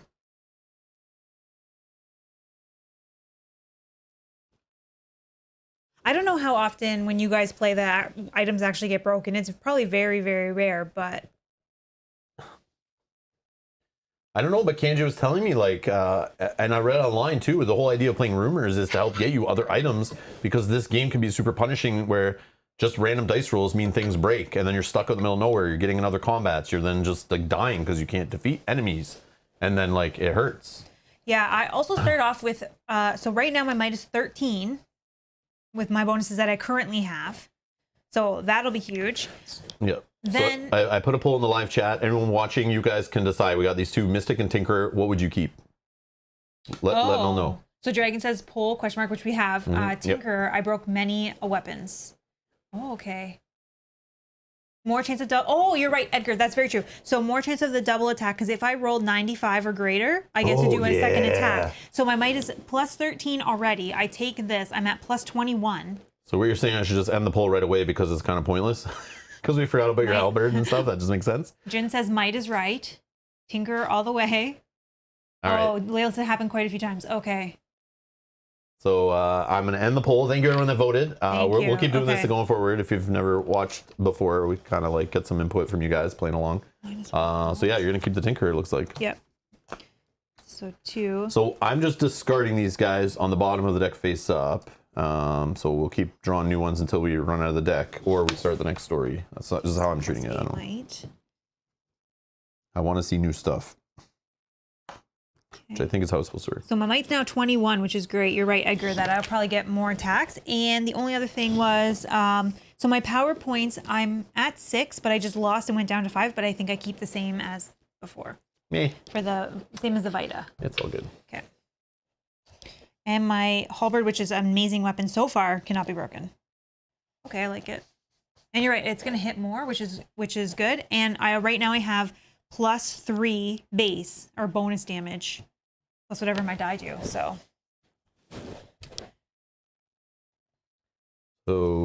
it's me. yeah, sorry. Nighttime. 1, 2, 3, 4. Yeah. Inmates. We discovered a man running from the law. In exchange for your protection, he offered me his services. If you want to help him become wanted, and this card represents a new companion, the inmate. Receive +1 trickery, and you cannot be immobilized. Keep this card. Wanted just takes 10 to get rid of if you. It's 10 gold. Yeah. But then, like, I can't use towns and like. Not until you get rid of it, which is weird. No, I don't think I want this guy. I don't trust him. But I do like the whole wanted thing in this game. I think it's hilarious. That's so fun. Feels like I'm playing like Red Dead Redemption or something like that. All right. Okay. Little Wild West kind of law going on there. All right. All right. I will just go 1, 2 and take that. Daytime. We're in a town. Oh yeah, we don't draw that. Euro Trusk. 3 services per visit. I don't know that I really. I mean, it's not like we ran into a whole bunch of money or anything, so. No, so I don't think I really want to do anything here. Okay. I just looking at the chapel too. You have donation for 5. Gain +1 to your next skill check. That's not terrible. So if you know you're going to do a test on something. It's also a blessing. +5 to your defense to your next combat. Does not stack. Yeah. Oh, there's the frankincense. Yeah. And 15 for liquid. Holy water. I mean, I maybe should buy another holy water. Oh, you can also get rid of. Oh, never mind. I was looking at the purification. Rid yourself of bloodless, cursed, or possessed. No, I need to spend 5 for this apothecary. At the apothecary, right? For this, for +4 damage. I think I just want to get one of these to carry them. I think oil of exorcism item, which was 5. Layla was saying. No, that one was the one in the chapel. Empower. I don't remember what it's called, but if you say Empower, upgrade a holy token to liquid frankincense. Yeah. Oh, okay. I was thinking the wrong thing. That one was 5. Which I don't have a holy water to upgrade because it's in my weapon. I filled it already. Yeah, so I just need to buy a new holy water, I think, is the next step. So let me buy a holy water for 10. Oh, and I just want to say hello to Mark. Mark was the nameless. We can now see you, Mark. Oh, Mark, what happened Hello, there? Mark. That was weird. I think I fixed it. No longer the nameless one, hopefully. You are not nameless anymore. That's Welcome. weird, right? That's so weird, yeah. That's his other secret account. Like, I'm anonymous. Yeah, that's his secret accounts. You are back. He hides anonymous on the internet. I love it. Yeah, I'm not doing anything in the town. I'm debating buying holy water. Yeah, especially because the next one. If you sell the orphans, you can buy more. What orphans? I don't Jin, know. what are you talking about? Jin's on the beer and the barbecue. Having a good time over there. Wants us to sell the children. I don't know what kind of stuff you're up to. So we can buy more. Oh. Oh my gosh. I'm having too much fun today. Oh, what is this?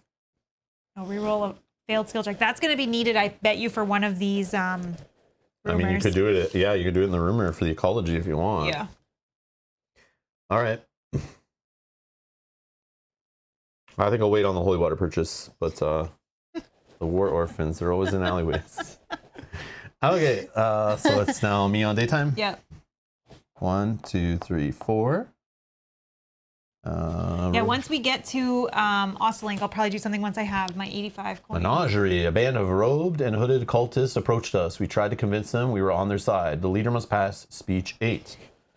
So, speech 6. You're good, though. Or this speech is... 6, sorry. I read the 8 lore and said 8. That's okay. But this is good for you, because your speech. Speech is just 1. So I need a 5 or higher. 7. All right. So that is gain 8 lore as they allow you to pass freely. Beautiful. So I'm up to 136. I gotta get you back up to the 30 that you lost to clear your wolf. Well, whatever my next level up is at 200. Get an ability point. Oh yeah. Oh yeah, I don't have any. Yeah, that's what I need to do. Okay, so that you're good? Yeah. To me, nighttime. 1, 2, 3, 4. Uh-oh. I haven't seen, have we seen one of the knights with the full So moon? I was saying the same thing that Locator's saying. The road here touches the woods. So you could travel in right now if you want to check it now. Oh, we can. Would you rather do that first? Because the rumor we get here might lead us somewhere else, and we're right, so we don't have to go back. But do you want? Yeah, no. Let's get rid of yours, so then we Yeah, clear before we go to both. town, Yeah, right? sorry. Yeah. Thank you. Good, don't look at it yet then, because I don't know if we do So one you in just there. say we ended in town or in the woods And I don't think we do. at night. No, you don't do road. We don't night. do one of these. So this is gonna go on the top. for Yeah, now. we go to the rumor.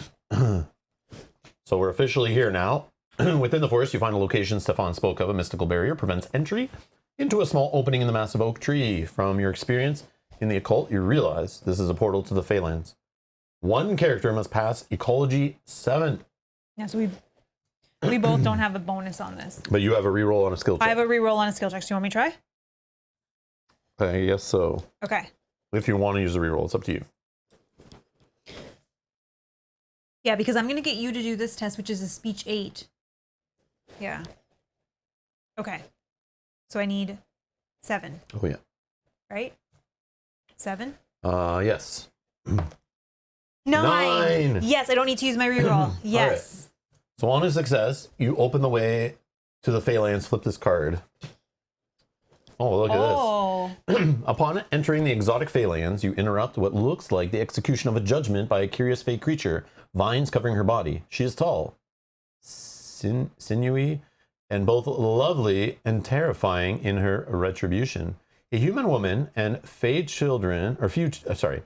human woman and a few children, Stefan's family, break and run to clearly surprising the creature. She growls her disapproval and prepares to fight. Encounter the Wood Mother and her allies. Characters receive -1 stride while in the Feylands. Oh my gosh, or -2. No, that's only in the overworld. So this not is in now these one. maps. Okay. Yeah. So we need tile FS20B, which is probably part of the Dark Tales expansion, which I have all those over here. Oh, okay. But let's see if I can find it. Oh, maybe we mixed them all anyway. No, I have tiles here. Oh, maybe you don't. And I have other tiles under Oh, there. yeah. I don't know. Start looking then. What is it? Sorry, FS? Well, just look for that with the trees all on it. Oh, I may have found it. Yes, I think I did. Oh, beautiful. Hold on. Wood Mother's Entrance? No, this is Wood Mother's Entrance, not Fey Entrance. FE09A, no.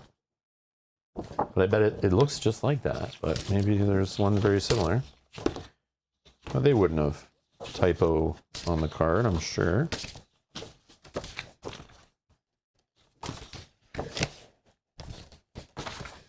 No, I don't think it's in this stack, but there is more in the other one. In the box I have here. Okay. Let me just roll it away. I don't know, There's man. some more in This here. one looks as close as it gets. But it's not the same number. And it's I not don't have- the same title. But I feel like it's the same thing. But you know. No, I don't have any more tiles. I thought I saw more tiles somewhere. I don't have any more. Unless is there tiles in this box? No, it's okay. I bet it's just a typo. I get the vibe that we'll see this more often in this game. Oh yeah, that looks the same. I know. It's the freaking... It's like they're going to have one so close to this. I don't think so. Okay, no, maybe we have it somewhere. But it does look... No, actually, it does look different. It does look different. Because, see, there's like... On the picture, this is covering like more of this area. It's not on the other side of that one? No. Oh, no, that's very different. Yeah, I don't know. FS. Yeah, do we have any with FS? No, I have FC. FS, yeah. FC. Just want to make sure. So I saw a stack though somewhere when I was. yeah, there's a stack like in the second expansion. Like maybe some got mixed in there. Like These are all FC, yeah. It's not these oh, ones. that's pretty. No, but I thought I saw it down here when I was. But like, what are the odds we're fighting the Wood Mother and it's the tile we have printed is called the Wood Mother's Entrance instead of Fey Entrance? Like that's too close, and we're going to the Fey realm. I don't know. These are like FE.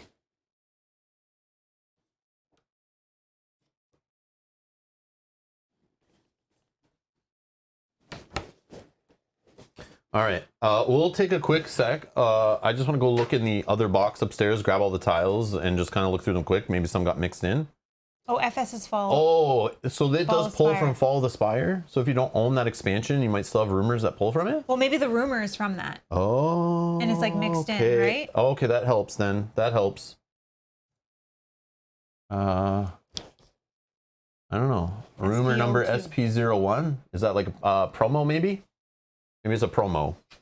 Again, we got this secondhand and all this stuff is mixed. So who knows? But it's all good. Not complaining. Not complaining. We'll just go grab those tiles. I will be right back in like 2 minutes.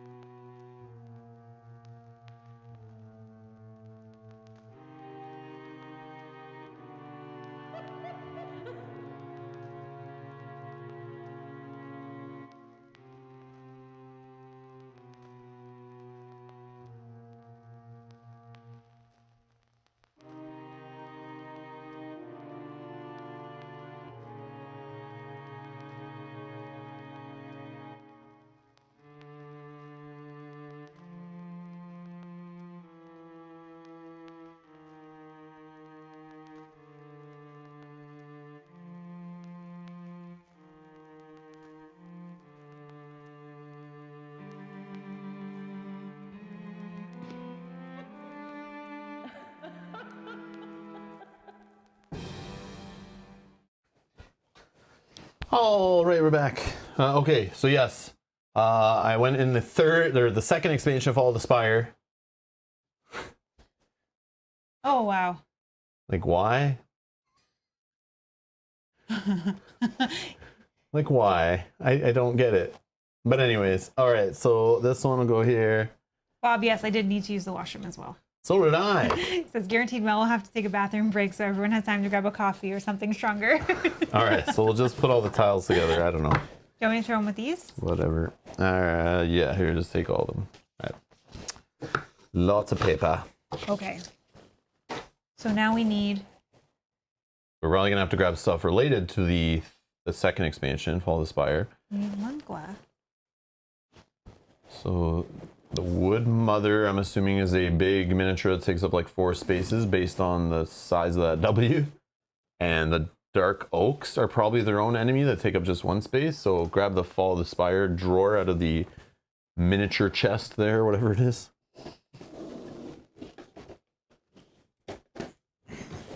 The trees are on opposite sides, so there's that. There is that.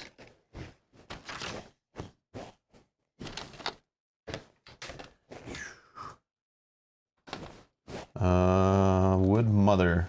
Maybe she's in the bottom drawer. I was just gonna say maybe she's an affliction. Or yeah, special. maybe. Succubus.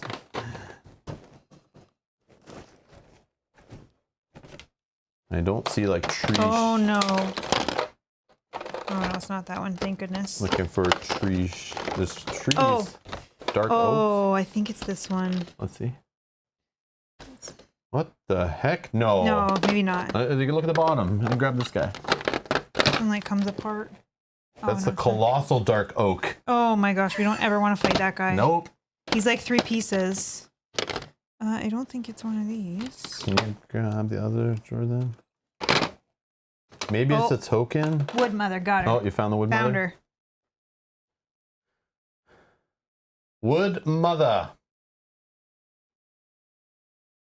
That's cool. Painted by Dustin. Thank you, Dustin. Thank you, Dustin.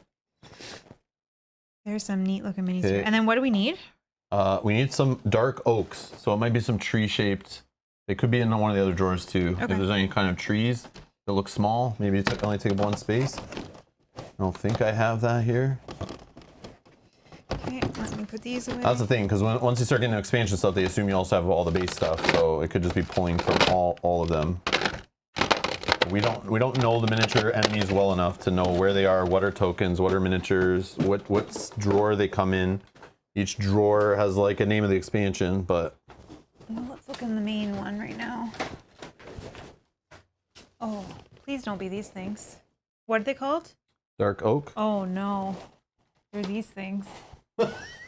Oh my Look god. at the base on this thing is like tiny for 1 space, but look how big the like miniature is.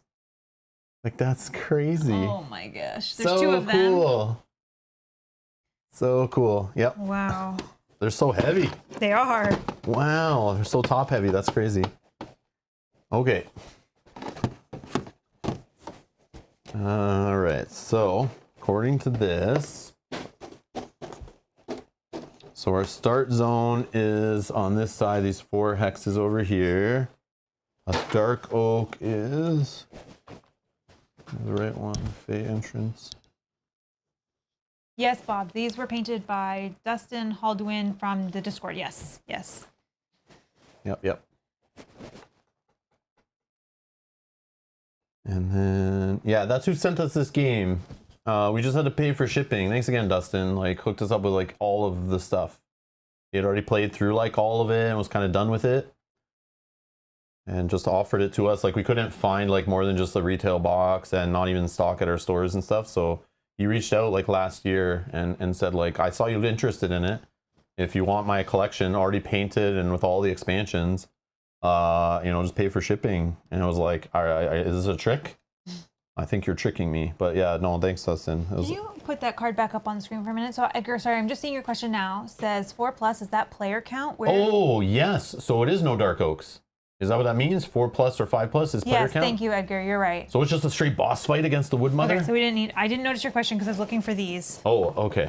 Yes, thank you. Yeah, what does 4+, 5+ mean? Yes. I didn't even read that far. Yeah, I was just trying to get all the miniatures. That makes sense. Yeah, but thank you for catching that. And then one search. Yeah, that would have been a lot harder. Okay. And then the Wood Mother is here. Okay, I'll have a dial or token. She'll probably have a card to let us know. So remember, we have -1 stride, 1 the Fey lands. Okay. And her card, let's find it. It's probably an Affliction. You just pulled her out of that drawer, right? I did. There's our Wood Mother. 39.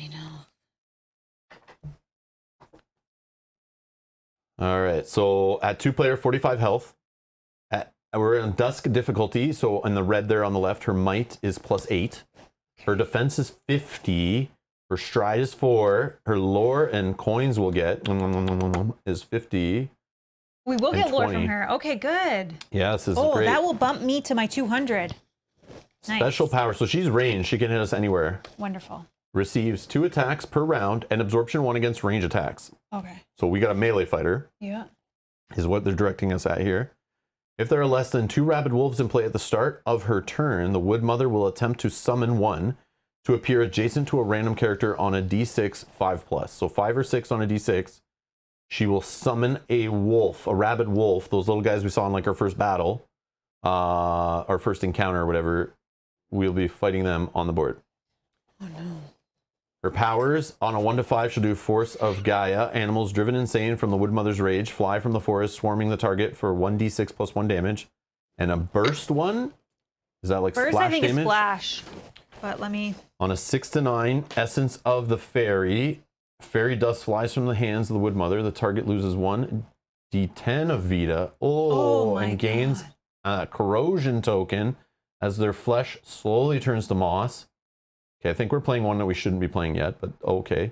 And then on 0, which is hopefully really not going to happen, Transformation of the Fae. The target loses 1d6 Vita and misses their next turn as they are transformed.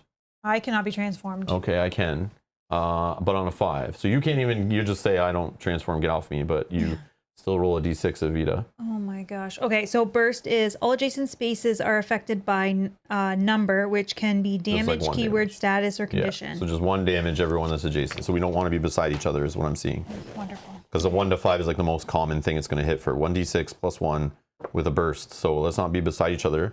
Okay. But I need to be beside her, or you need to be beside her when I attack, if I attack with the stiletto, because the flank, right? Yep. Okay. Let's actually just put that like Yeah. for now. This is her card. I'm just going to leave that here because it's all tree. We can't go on that spot anyway. So she's 49 health. Oh my goodness. And if we want to search this, we have to do it before she's gone. I don't know if it's And worth it. you can interact and still attack. Remember? It's in a combat. Because interact is like is a separate thing. Like it's not your act. Okay. So afflictions always go first? Or they have +1 in their roll off, right? Yeah, +1 for the first strike thing. Okay, so let's do we are white, she is red. And she has +1. Oh, she's going we are white. Yeah, so we're going we're first. 9, she got a 6 basically. Yeah, okay. So first strike is us. We have -1 stride. 1, 2, 3, 4. Rabbit wolf? I hate rabbit wolves. Rabbits. You can't even reach her. Yeah, stride is reduced. This is why a ranged weapon is great to have right now. But no, I sold it. I was like, we don't Should be need 45. Yep, you're right. Should be 45. Thank you. That's why I said it right out loud. I apologize. I don't know what I was doing. Yeah, you're trying to make it harder. Trying to make it harder too. Thank you. 45. That's why I say things out loud too, so that people can catch me if I'm So wrong. she moves 4. Can she even? Oh, she has range, so she doesn't even move. Yep. Which means that we have to take a turn just to get to her. Yeah, that's or halfway to her. Okay. And let's just not end beside each other. Okay. I do have an additional move. Oh, I'm first. I can get to her, but I just don't hit that hard or anything. But I mean, I could start the party. Yeah. 1, 2, 3, 4. Yep. Yeah, I can really get there. Sorry, So I have you to do go what you're doing. first. So I can go 1, 2, 3, 4. Do you want to head towards like the search token? Maybe just go up a little bit so you kind of like stay away from me. 2, 3, 4. And then I could try this for you. I could use my arcane ward, which attacks cannot damage your target ally for 3 rounds. The only problem is like she keeps rolling random and attacking you and not and then me. it That 3 doesn't rounds matter. could be pointless. Okay, so maybe we'll wait on it. You can try it. I mean, this is a boss fight. She's got 45 health. What did the wolf have at the end of the last one? And we were also fighting 2 other enemies, so you have to add that in there. But we were able to. But we were able to take them out. We do still have some bandages. I do have an exhaust to roll an unsuccessful attack. Yeah, we'll see. Okay, I won't use it yet.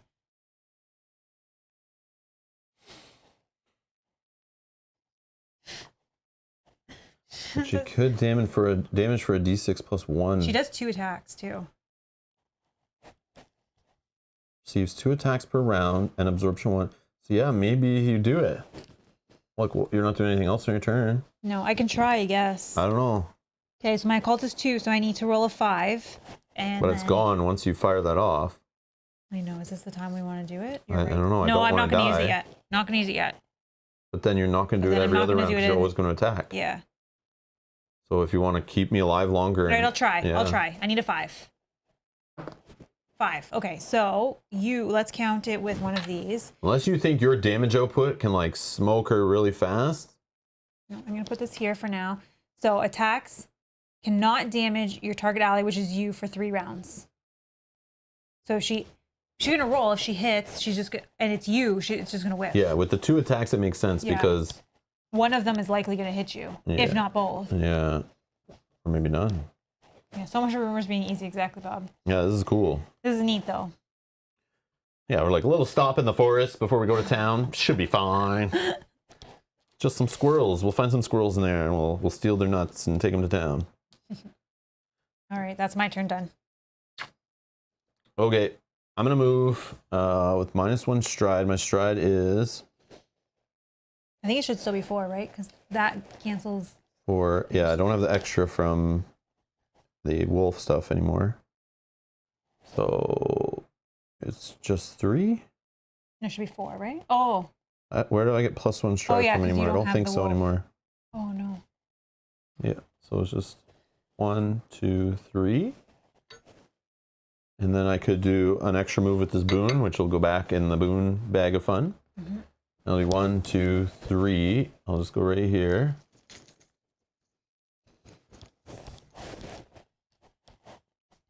Yeah, she's gonna play a stupid game of running away from us, but she'll just end up like here. Which is still fine. Or somewhere away from us, like 1, 2, 3, 4. So then she'll be like here, I think.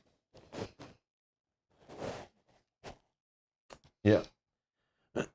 Okay, unless I want her to go up in the corner, I'll just go here. Oh, yeah, because then she'll go up instead. I think so, yeah. And then she's like in the corner, and that's 1, 2. where you'll What is search. her stride is 4? Yeah. 1, 2, 3, 4. Yeah, because she'd be touching me that way. She'd go up, yeah. Oh no, 1, 2, 3, 4, and then it could be here. But she's only one like 1 away from versus... you. 1, 2, 3, and go up here is further away from both of us. So yeah, I think that way. Okay. Then I'm going to attack her. Yep, start the party. 45 is a lot of damage. Yep. I have my Aspergillum. +5 might ignores ethereal absorption. Okay, so this go for +2 damage for 4 uses. So I still have 2 more uses of this. Okay, so I roll this or this and this. And that's it to start. Yep. My might 4 +9 right now.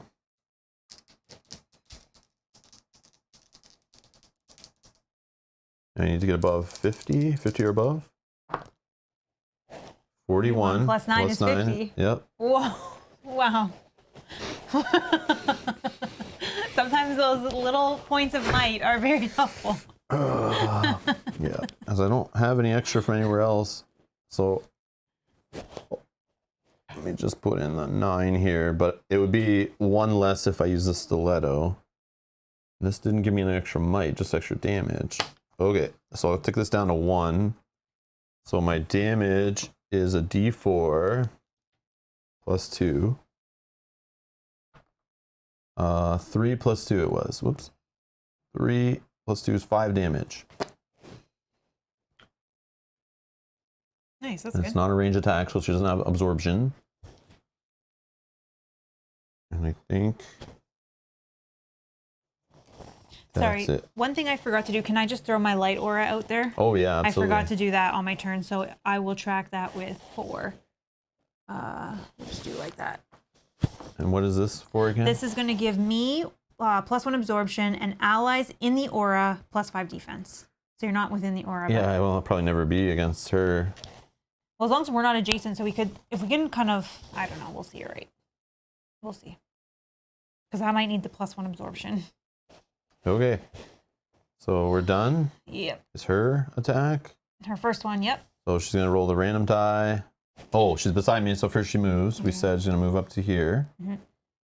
And then she is going to roll this to find out who she attacks. She's going to roll a power die plus, or her percentile die plus a power die. I'm 1 and 2 on the D4. You're 3 and 4, right? Yep. So it's a 3. Oh, but she only got 3. Okay, so it's nothing. No hit on the first one. Okay, then her second attack.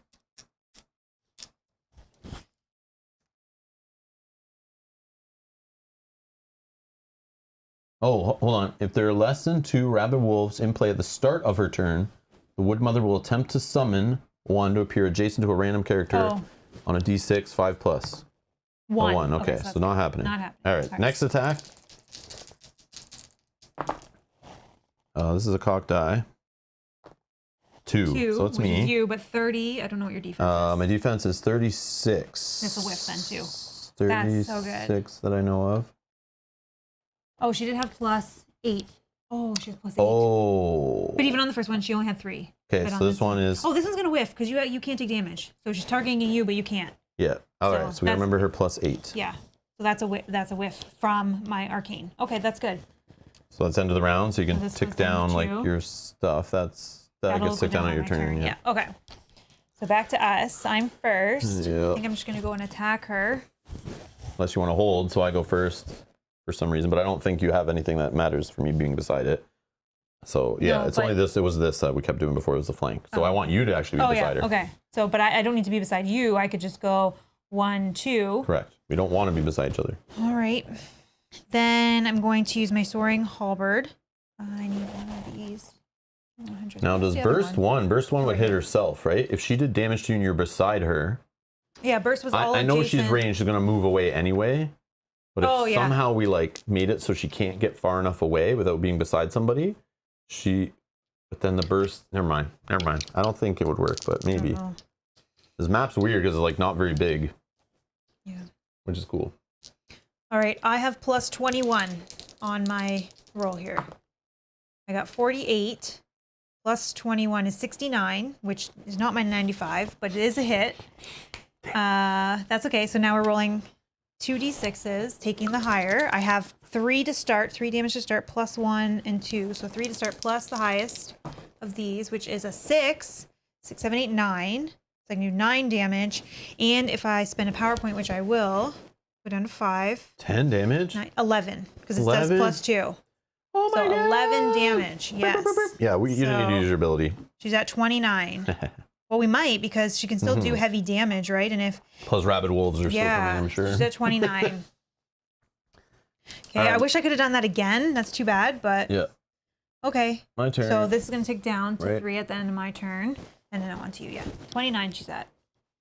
Get her. I mean, maybe I'm okay with the burst, and I'd rather just be in your aura. Yeah, but she's going to move. Oh, yeah. But I'm still in your aura. Yeah, you're in my aura, yeah. 1, 2, 3. Yeah, I'm going to go in your aura. Okay. Yeah, because you get plus 5 defense, and if she has the plus 8 might, maybe that's all you need. I think I'll use my holy water one last time on my aspergillium, but yeah, I'm going to do that. Unless I want to flank now because you're beside her, but you always kind of go first anyway. So yeah, I'll just use this aspergillium. Try to hit with that. So I have plus 9 to my might. I need to get 50 or higher. 49. We're good. Okay. So a D4. I'm going to use the holy water for the last time. Okay. So it's plus 2 damage. Plus your bonus of 1. Your bonus damage on your card is 1. I forgot that before. Oh, so 1 more? Yeah, 1 more damage. Okay, no problem. Yeah, because the holy water plus 2, so it's actually plus 3. So I should have done 6 damage instead of 5 the first time. Okay. Got it. 3, 4. Oh, only a 1, so it's 4 total.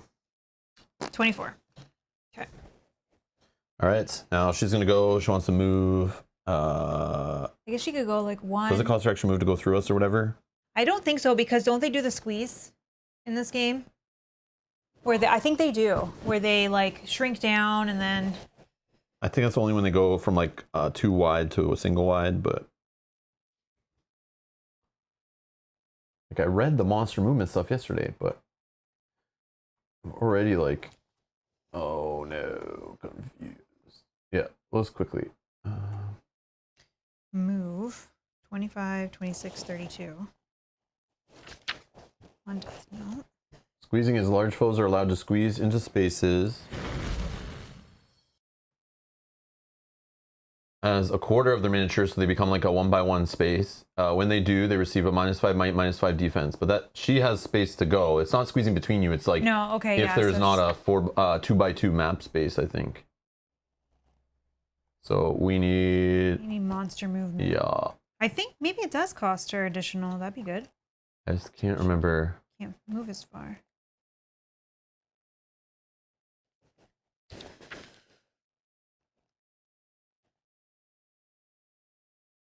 Yeah.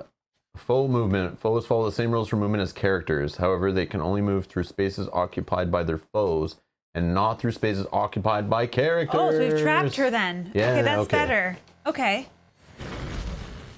Okay, she's trapped in there.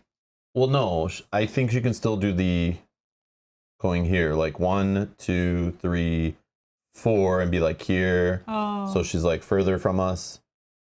I'm pretty sure. Don't try to steal my search. Right? I'm assuming she can still pass through. You could probably look at large figures, but I'm pretty sure that's how that works. 1, 2, 3, 4. Yeah, it's not necessarily an index. We'll find it when we get to the enemy stuff.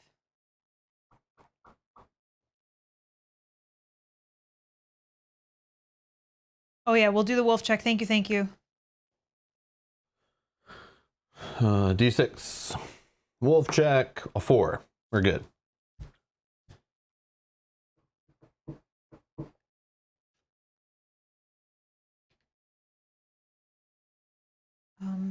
Yeah, it's just like. Do they have an option for large figures? I don't remember. It's not in the index, so I don't know. I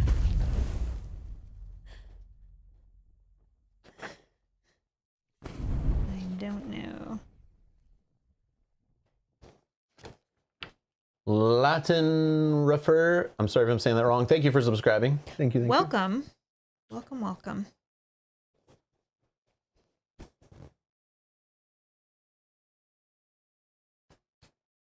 I feel like this is this not squeezing? Well, squeezing, I think, is sort of like they end their turn, but it's fine. I don't know.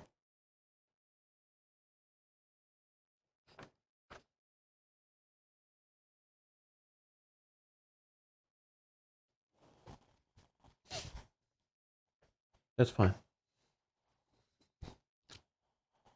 Yeah, it talks about for swarms and squeezing, but like, I don't know. It's fine. We'll just roll with it. Okay, she can move there. We're in the auras together, so you have +5. But you can't be attacked anyways, so it doesn't Well, I matter. can, but no damage still. No damage, yeah. But if she does something else to me. Oh yeah, I guess with the transforms and stuff like that, Yeah. it'll still take effect. First attack. All right, 1 and 2 is Rob.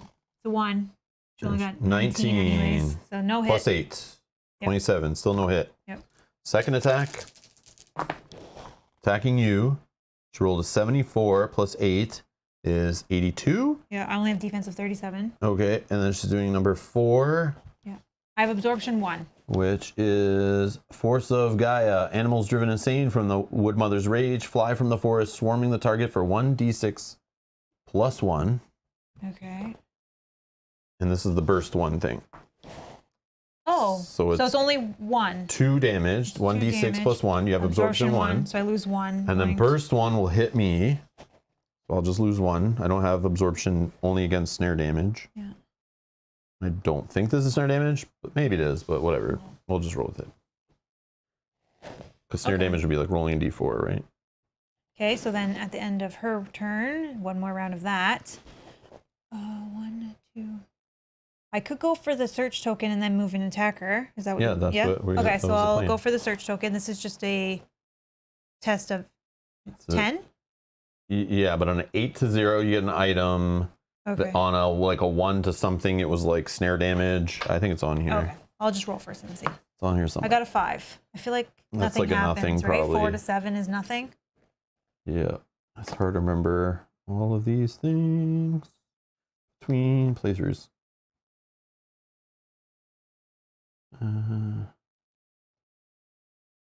I can probably... Moving. I'm just looking for searching. Yeah, I think it's always the same. I I just thought it was on one of these. It might be. I might have just not. Oh, right here, right here. got it. Yeah.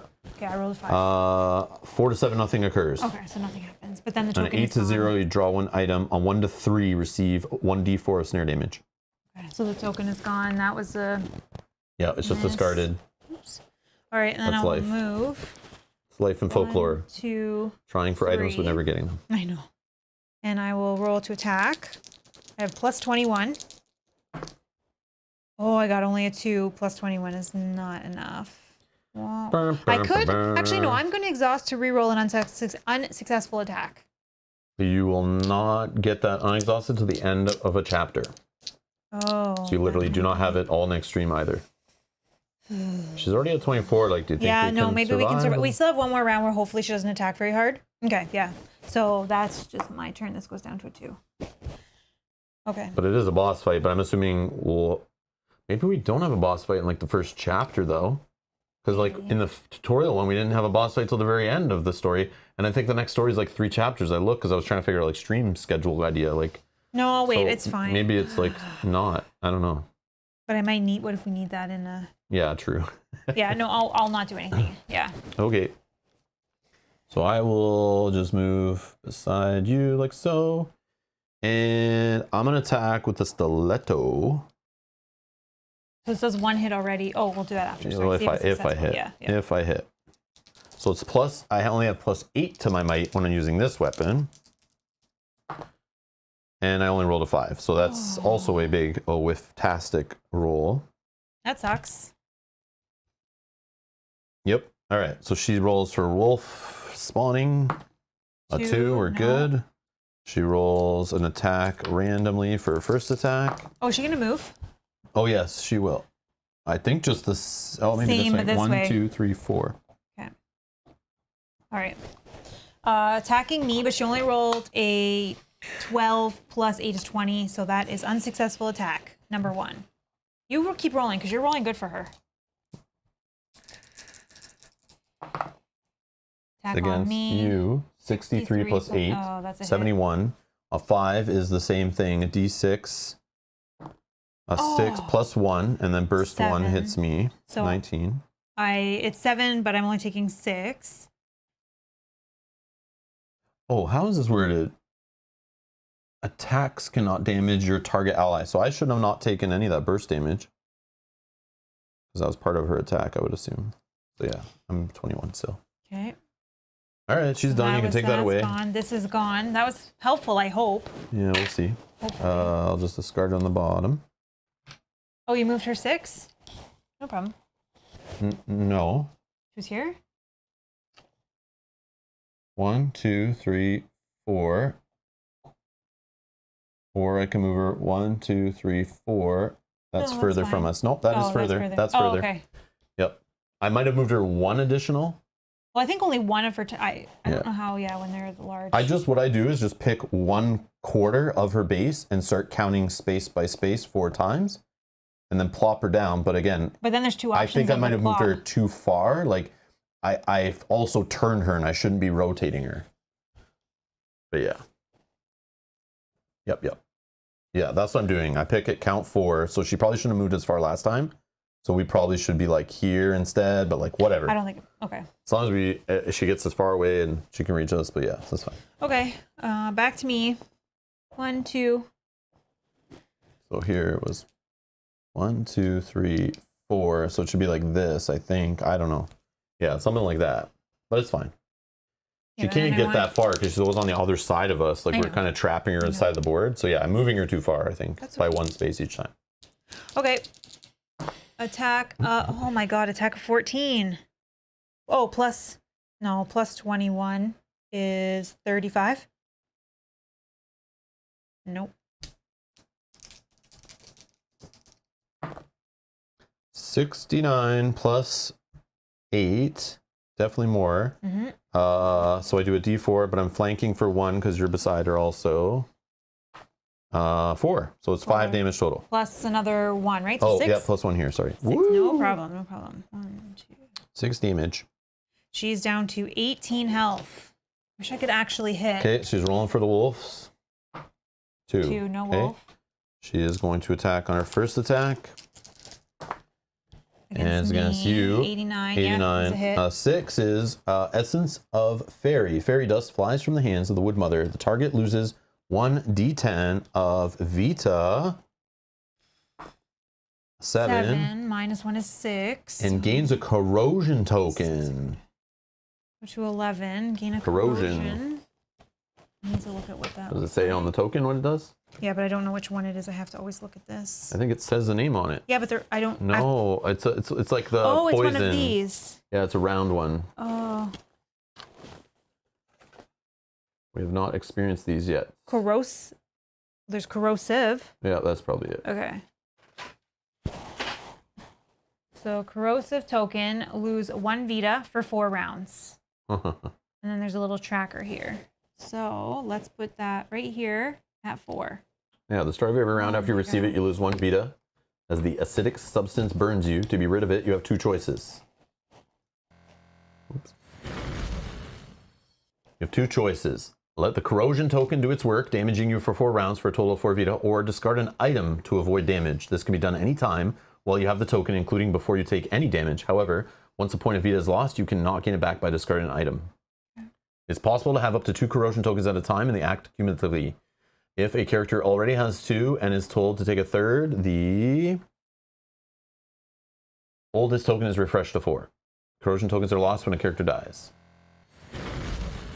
I'm close. I'm at 11. I probably should use bandages. I'll use... Oh, that's mine. I'll use 1 bandage to heal 4. 1, 2, 3, 4. So I'm back to 15. All right. And that was only her first attack, right? I think so. I think so. Oh my god. Attacking me, 84. 84 and hits for the D6 plus 1, so it's 6, but -1 is 5, and then burst 1 actually hits her and me. So I'm going down to 10. Oops, wrong way. So down to 17 for her. Okay. Okay. I don't know. That's the end of her turn. New round. Anything start of the round? Oh, I believe I forgot to flip that down. okay. The start of the round was your poison corrosion thing. Yep, so I'll lose 1. You're not getting rid of an item, right? No. Okay. Going to 9. It's a problem when we sell all the items, because I would definitely toss a torch to prevent that from happening, but Well, I'm going it's okay. to I mean, we could have traded at the end of the round, but whatever. heal 4 more. What are you down to? 3, 4, 13. Okay. That's going to go to 3. All right, I'm going to attack. If I'm unsuccessful, I might reroll because she's at 17. Okay, 87 plus 21 You're, is doing over 2 100, attacks. so I'm doing Yeah. 2 attacks. Okay. At least. You could keep it rolling, I think, if you keep rolling 95 or higher. We didn't move her, did we? But But I think she's just going to move down to here and then... 1, 2, 3, 4. Yeah, she'll just be Sorry, like. so I'll just move first. Oh yeah, she could just say she's there. So I just go like that. Okay, so I'm going to do 2 attacks. First one is 2d6s. So she hit you into the burst still, which would have been on you, still hitting her. So that would still be fine. Okay. Yeah. Oh, no, I wouldn't have been there because I just moved on my turn. So she still's at 18. So okay. Yeah, no burst for No her. burst for her, which makes sense. Okay, 2d6s. We take the higher one, which is 3. 3, 4, 5, 6. She's going to 12. I will then do it again.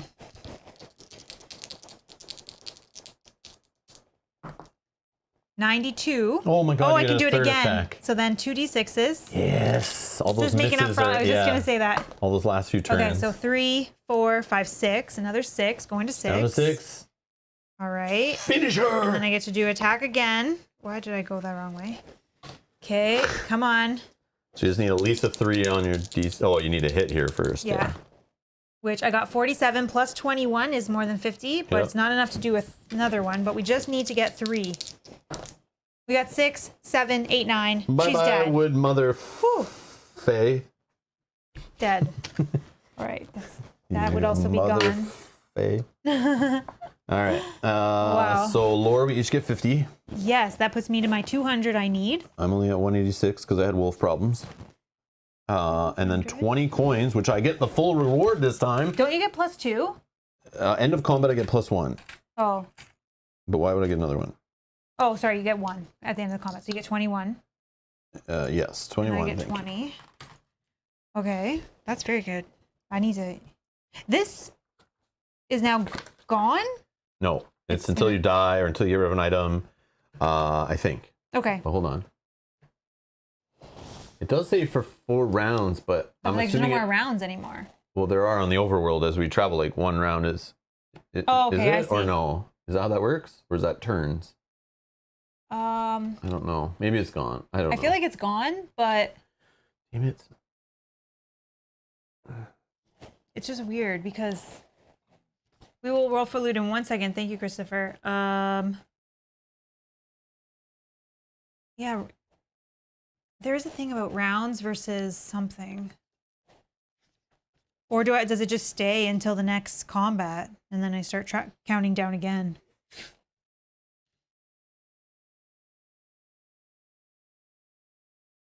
Oh, we haven't got to the rumor card yet. We have not got that far, but we're just stopping to figure out what happens with their corrosion. Then we'll deal with like rewards and more rewards and stuff.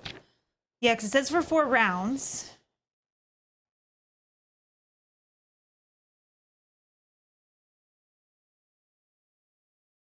Oh, you're saying don't forget. Thank you, thank you.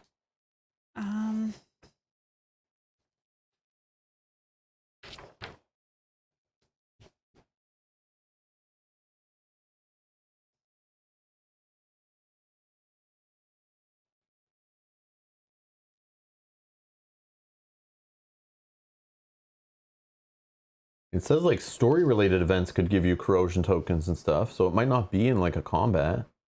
Okay. Just look at travel in the overworld map, like at That's the very what I'm beginning of the looking book. at Like, right now. is it a round? Is it a turn? Yeah, when traveling on the road, each round the group may move a number of their spaces. So yeah, it's round. So yeah, still. you just keep it going forward. Okay, that's perfect. Okay, so that's the end of that. Move this. We'll roll for loot.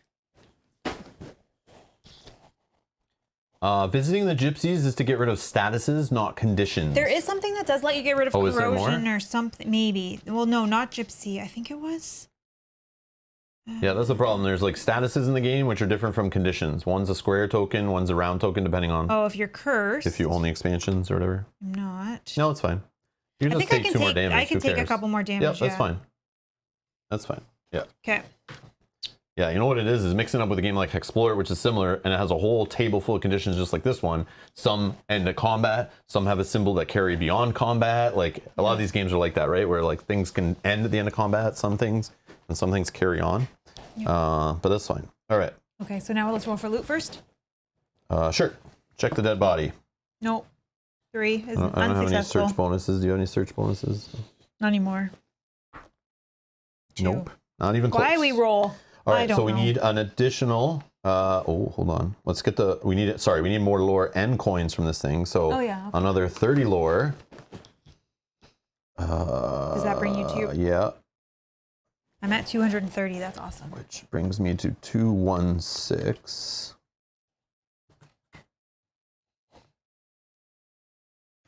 Okay, and then coins. I need 10 more, please. But I give you a 10 back, so you give me a big juicy gold 20. Sorry, and I will do the same. Okay, now this is the coolest part. We received the Crown of Thorns artifact. This is our first artifact ever, I think, which are known to be like high-level items only give out through story stuff. Crown of Thorns, melee attackers who hit you lose 2 Vita. Exhaust to receive absorption 2 against nature creatures. This is a head item. And it's a helmet. That's sick.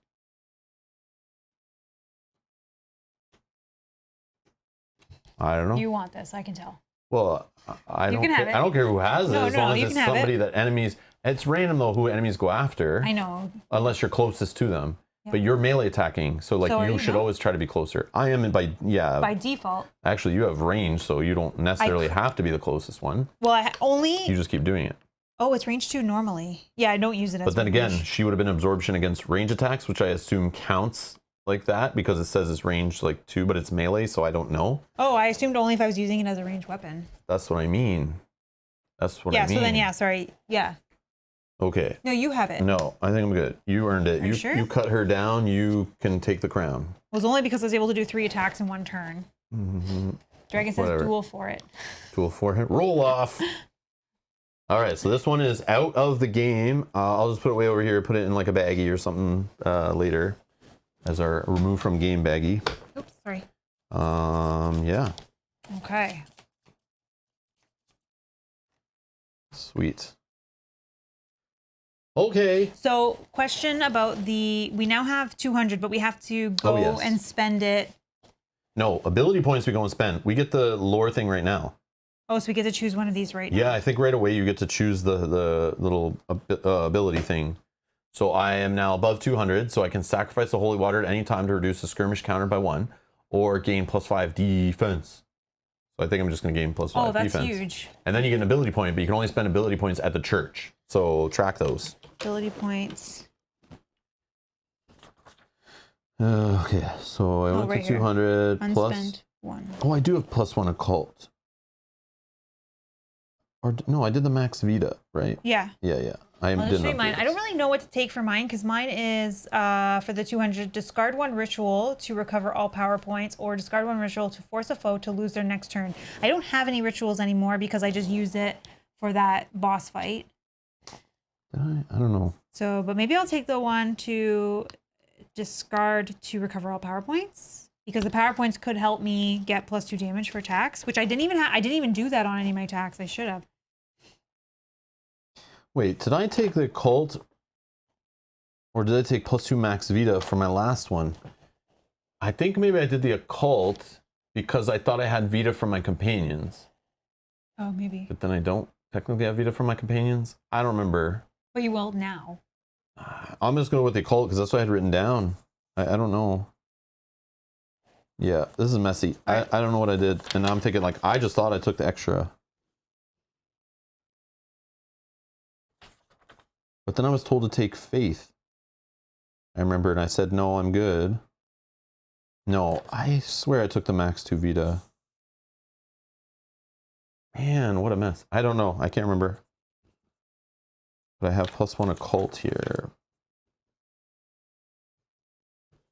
Okay, I'm taking discard 1 ritual to recover all power points. We'll see what happens. Yeah, Bob, I'm thinking it works really well too with this ability that lets me spend power points to do 2 additional damage. Yeah, I think it's good. Okay, so I get +5 defense. So I'm going to 41. My first few are not that great. I need to get into like the 500s to get better ones. So I should have been 28 Vita because if I had the max 2 Vita, so that time that you healed me all up, I should have 2 extra. Because I only went up to my max, which was wrong. Woo! Okay. Yeah, so 22 +2 from this guy, +2 on the back, +2 here. So it should be +6. So yeah, 28 is my max. Hi, Greg.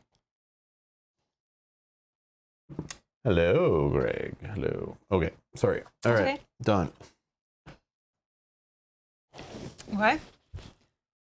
So I guess it's end of the round. I'm passing this to you. Going today, I have to take my damage, going to 12. Is it the start of every round or just your I round? think it's, Probably every round, right? I don't know. Yep. So whatever. now I'm going to, I still have 2 more. But maybe. Okay, sure. So -1 stride. 4. I don't have extra, so I only move 3. Oh yeah, I have extra, so I move 4 Yeah. with the -1. This is day 1, 2. Oh, I can get in there. That's good. Okay. Daytime. The forest lives. The path ahead was closed off by menacing branches. Hey, we just killed that lady. The angry trees uprooted themselves and attacked the trespassers. Skirmish with a dark oak. No, no, no, no.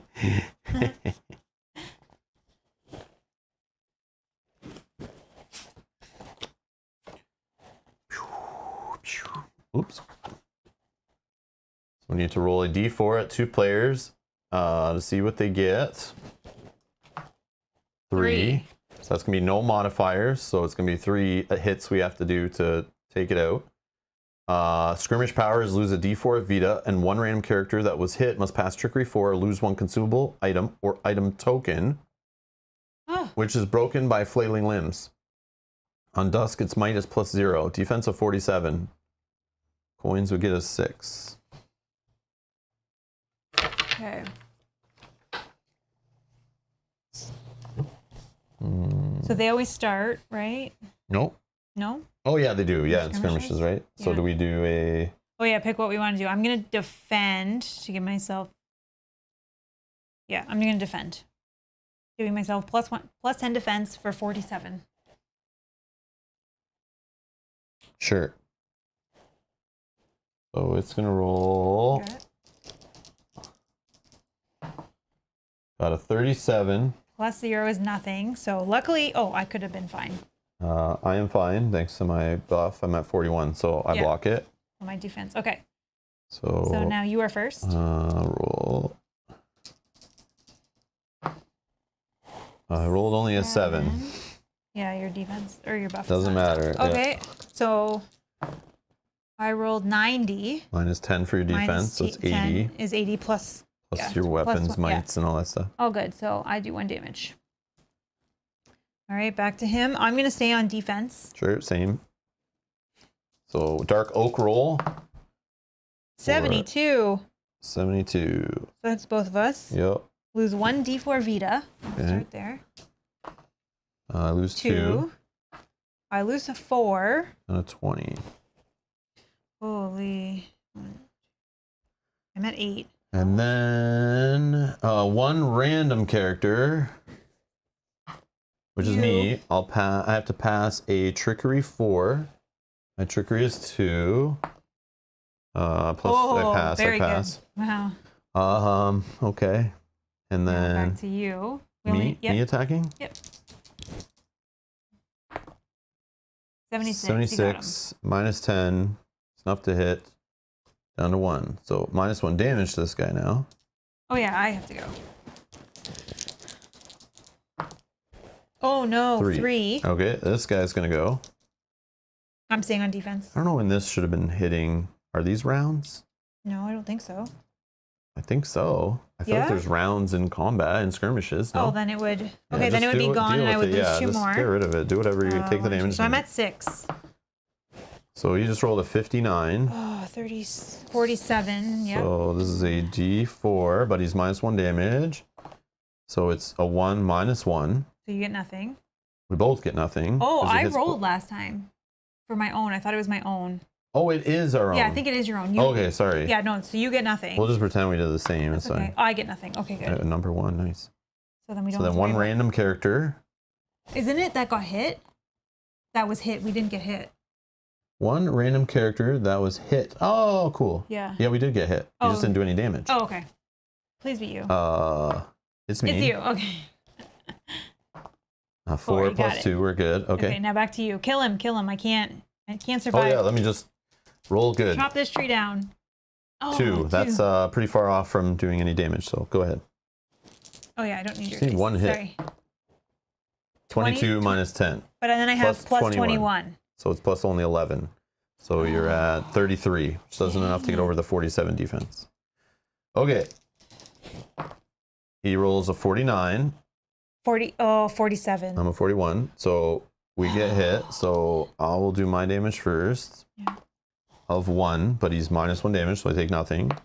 1, same. Nice. Oh my god. Wow, look at all these 1s. I only have 6 health, so I'm like terrified. Okay, random character is going to do a trickery that got hit. 4. 4, it's me. you. So trickery of 4. 2. Uh-oh. So you have to lose a consumable item or an item token, which you don't have any item tokens. Do you have a consumable? I don't think I have. Well, it would say consumable on the bottom. Oh yeah, sorry. Do you not have I any? don't have any. You're fine. Oh, then it doesn't even matter. Oh, okay. I don't have any. And I use my item tokens to heal last. Yep, so you're good. Okay. All right, back to you. All right. 75 minus 10. Yeah, I stayed in defense, whatever. Okay. And he's gone. So we each get 6 coins. 6 coins. But then do you get an additional because of combat? Yeah, at the end of So you combat. get Yeah, 7. 7. Sweet. And I get 6. And then we'll roll for the loot, right? Yep. A 6, not enough. Oh my god, that was on. Did you see that? That was on 0 and then flipped to a 4. Oh my god, that's so frustrating. I blame that on the chip theory dice tray. Oh, that's so frustrating. Horrible dice tray. And it was so like slow motion too. Wow. Never gonna get items Dark from Oak that. is pissed. You messed with his mama. Exactly. Sorry, yes, I agree. Exactly. He heard what we did. Okay. That was the end of that. I need to get to this town to heal. All right, and I get your have rumor 1, finished. 2, 3, 4. We're in. Okay. So we don't draw a road card. No, so you want to do your rumor thing we were doing? Yeah, but I need to. Yeah, this is the bottom of the deck. Oh yeah, sorry. Okay, picked up the supplies. Head to Ostalink. You head to the market, so I have to do a market action. But how many can we do here? Ostalink is because I want to do other stuff first. Oh, 1 service. Oh no. Dang it. So what can I do at the market? Where is the market? Nope, I can't do So we anything gotta that's do your helpful. rumor. I know, but because I only have 6 health, and I just want to make sure that I heal a little Yeah, bit but if I let's could. get all your money first, and then we can leave and you can come back. Okay. I mean, I think I could use power points to heal you But too. I'm worried because look, if we fail, we have to skirmish with an angry mob. I have 6 health. That's why I was trying to see if I could heal a little bit, but I can't. So it's fine. But I could use power points to heal you during a skirmish Okay, so then we'll wait and see what happens. if we want. Okay. So 1 character must pass a speech 8, which I think is you, right? Yep. Because you have some speech bonus. All right. Speech is +1. So speech 7. Hmm. I was trying to heal, but yeah, there's nothing in the market, and in Ostlink you can only do 1 service, and I have to do this at the market. Yep. So there's no healing at the market. But we could have done like a trade in the overworld. Anytime not in a combat, you can like trade like crazy. We can just say And that. then I could just use 1 of these right now, right? I think so. Yeah, whatever. Okay, so I go to 10. A 4. So So we I didn't fail. pass. So failure is skirmish with an angry mob. They're like the weenie ones. They're like know, the but first ones still. we ever saw. Still. All right. All right. So the angry mob, you're rolling a d4 to find out how much they are. 4, which gives them No. +2 damage. Oh my god. That's terrible. Okay, they are defense of 42, coins of 6, might of +0 at dusk. The skirmish power is lose 1d4 Vita. If the mob's total attack roll is 80 plus, increase the skirmish counter by 1 up to the maximum for the number of characters, which is only 4. So it can't go up right now, but okay. Okay.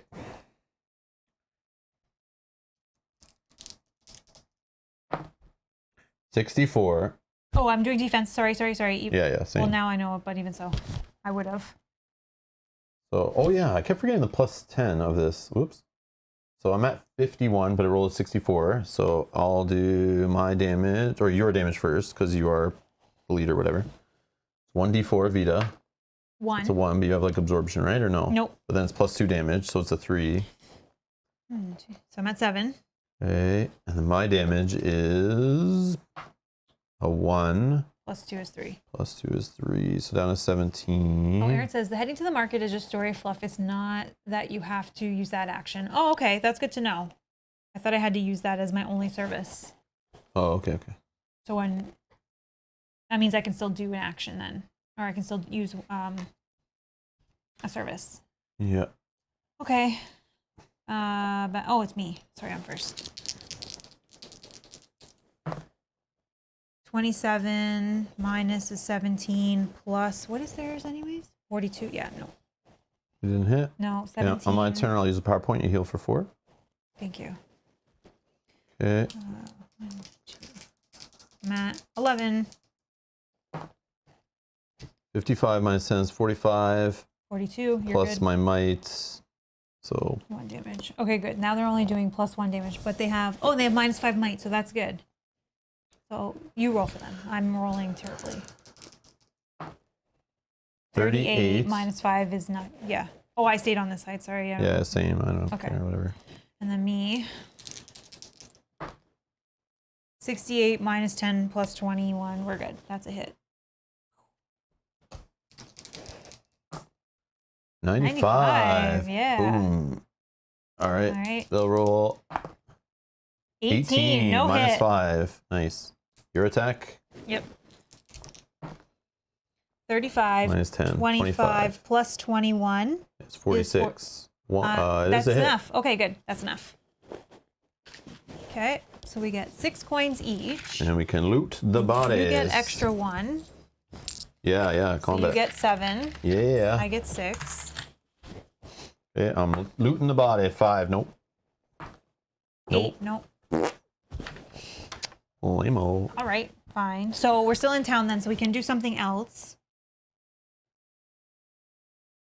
Yeah, Layla. So do your thing, right? Did you hand it all in and get our stuff for the rumor? Oh yeah, you still have it there. Sorry, yeah.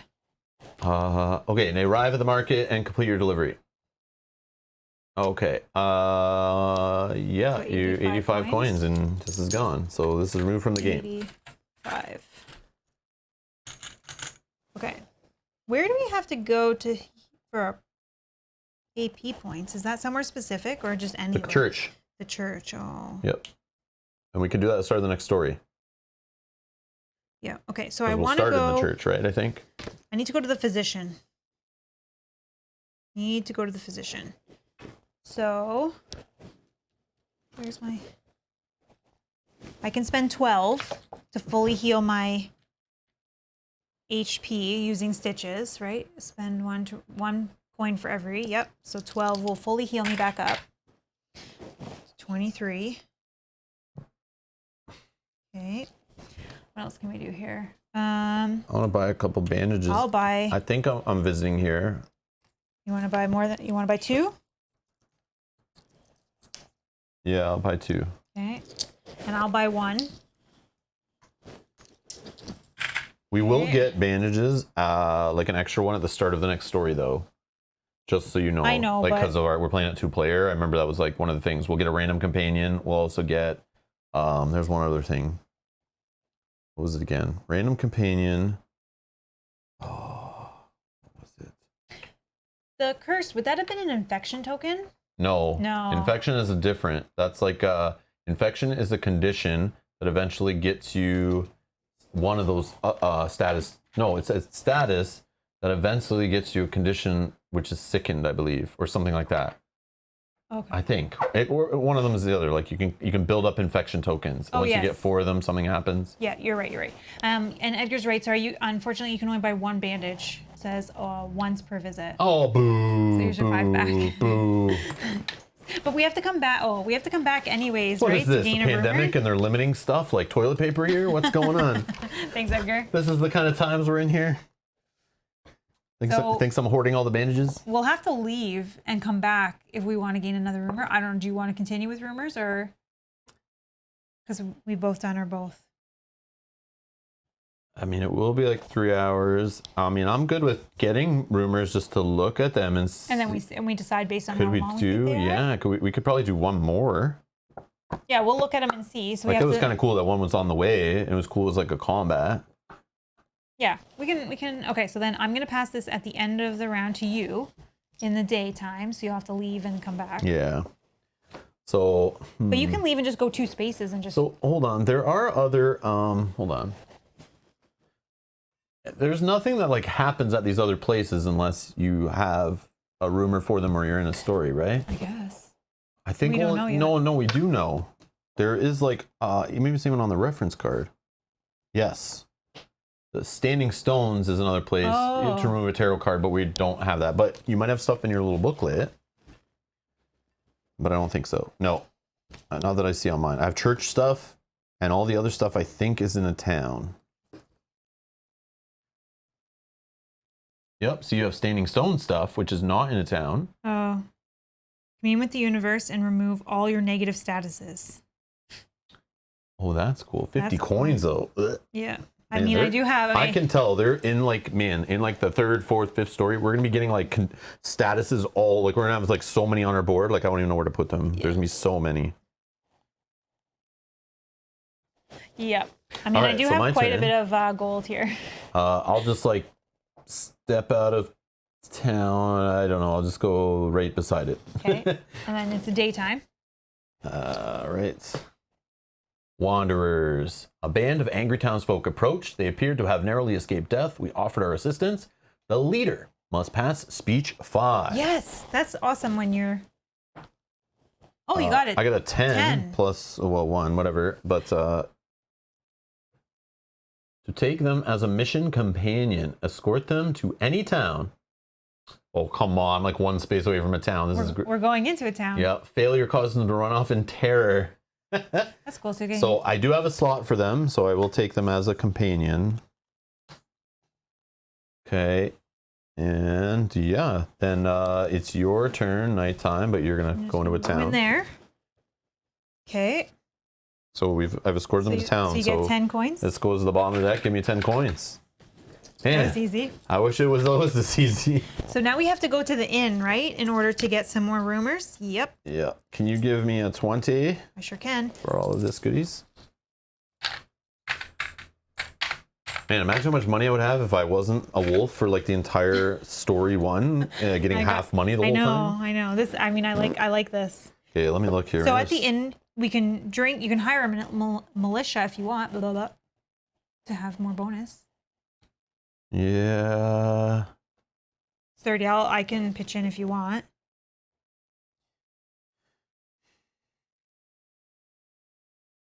I just want to look at some of this stuff.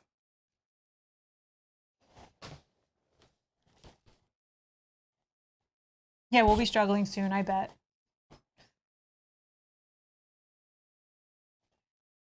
That's why we can take advantage now and build up.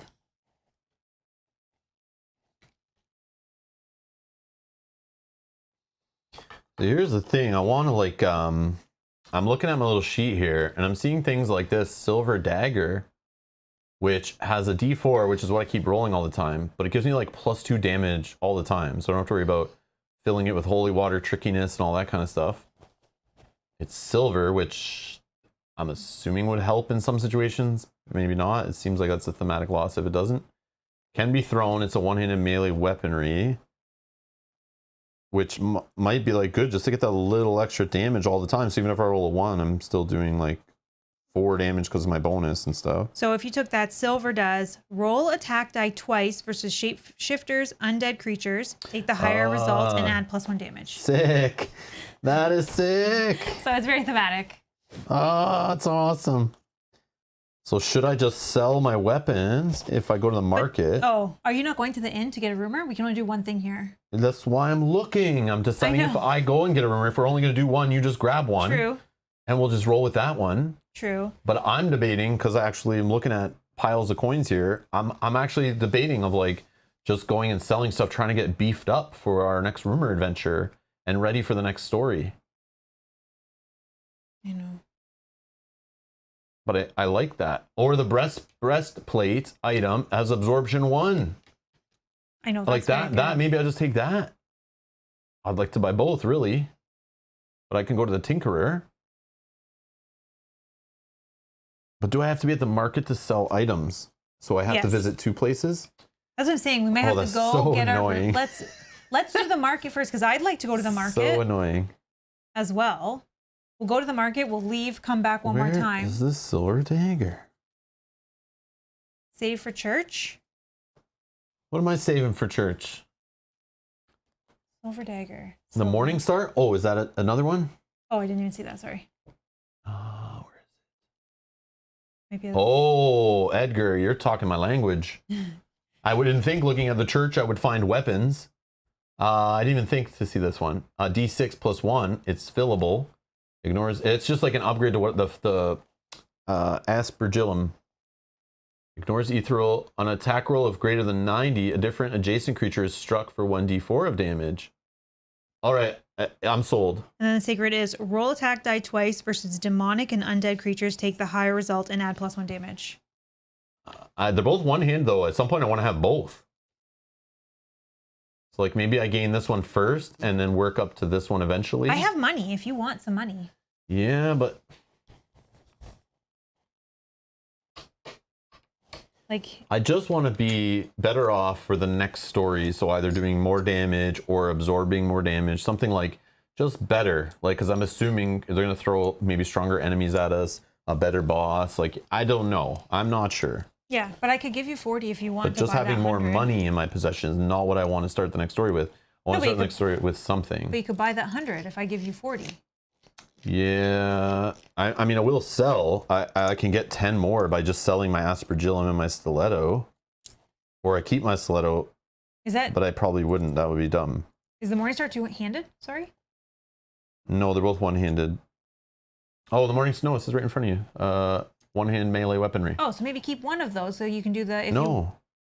Why would I ever choose over D6 plus 1? You won't, but you can do a PowerPoint to do an additional attack with the other weapon if you ever want to. Oh, that's right. What? You may not want to, but no, in those situations... I want to use my PowerPoints for healing probably more often. Okay. But I do want to get the silver dagger eventually, and yeah, that's a side benefit. Oh, but we have to get to the Church of the Crossroads for you to do that. Yeah. Okay, so you don't need the money right this minute. But I have to sell now if I want to have money to help with that. But I can hold this. Yeah, maybe if we know we're doing that, I'll just sell my aspergillium for now. For 5? Because I could get it back. Like, it could go back in the deck. Oh, Layla also says I always keep it as a backup weapon in case of breakage. Oh, breakage is a thing. Yeah, so maybe we don't sell that. Especially because I have the money to help you. Okay, I'll just hold on to it then. Yeah. Okay, thank you. That makes sense. Yeah, that's smart. And then... Yeah, breakage. Totally forgot about that. Yeah, I can ignore that for now until you lose your buddy. Yeah. I'm hoping to get another buddy soon so that That's crazy. This was crazy. Is spending, and it's just hitting me again that I might spend 100 coins, and then it breaks your get first that attack. thing, and literally the next time I use it, I roll a 1 and it's broken. But then I can get back to a town and repair it, so it's not fully lost. But we have to spend, yeah. But then if I want to re-equip at the end of my turn to something else, yeah, that's crazy. Crazy to think of. Oh man. What service do you want to do?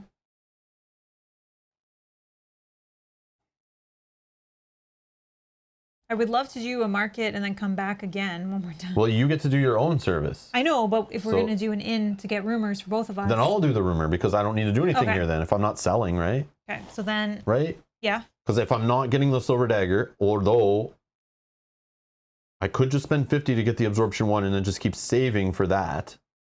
Because we could get it on the way. We could get more money from another rumor. And we're not near the church.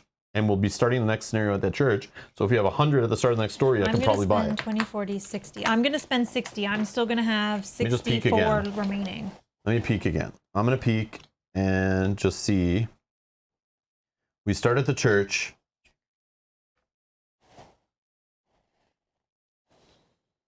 Like, I don't know if it kicks us out of the church right away. I don't know. No, it doesn't. We're fine.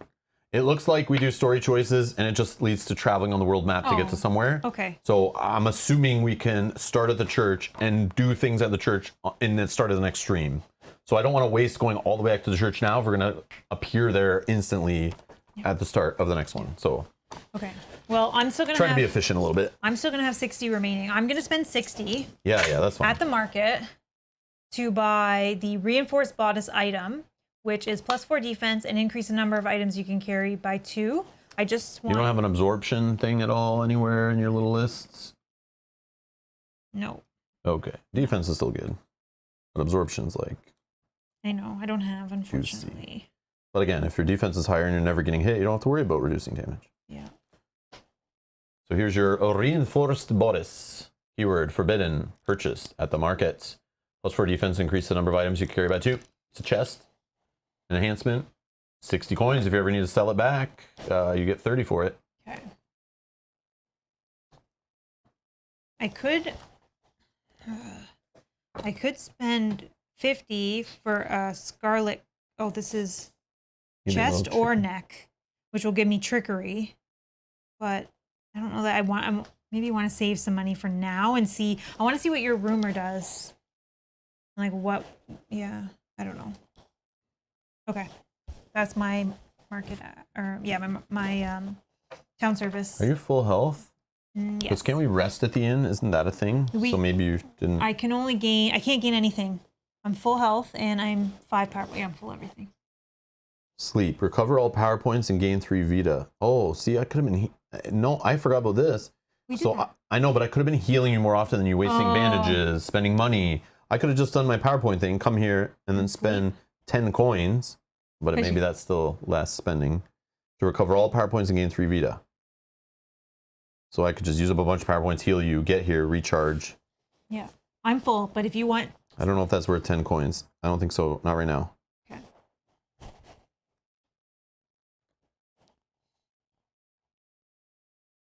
Okay, so draw me I mean, I could hire a militia, but that's 30 coins. No, I want to save for a cool weapon. Okay, so the next one is that one. So here's the rumor. Oh, it must be undertaken immediately. Oh no! Okay, Oh no! So we're not choosing to just ignore it for now. Under attack. The town is under attack. As you sit in the inn trading stories with the bartender, a woman bursts into the room screaming that the walking dead are roaming the market, attacking everyone. The watchmen are trying to destroy them, but there are too many. Do you want to be a hero? Always. Sure. If you cannot help, flip the card and read the, in the biggest font ever, can't help now section. If you can help, you rush outside to the market. The dead are indeed terrorizing the area. You must save the villagers, represented by tracking tokens. Before the dead feast upon them, flip this card. So we're going to try to help, right? This sounds so fun. I mean, you can put it up to the chat, but this sounds fun. I'm assuming we help. Anyone as a reason we should throw this one away and draw a different one or anything weird? I'll wait a second and take a drink. Well, you know, I think we're fighting, but if anyone wants to say we shouldn't for some reason.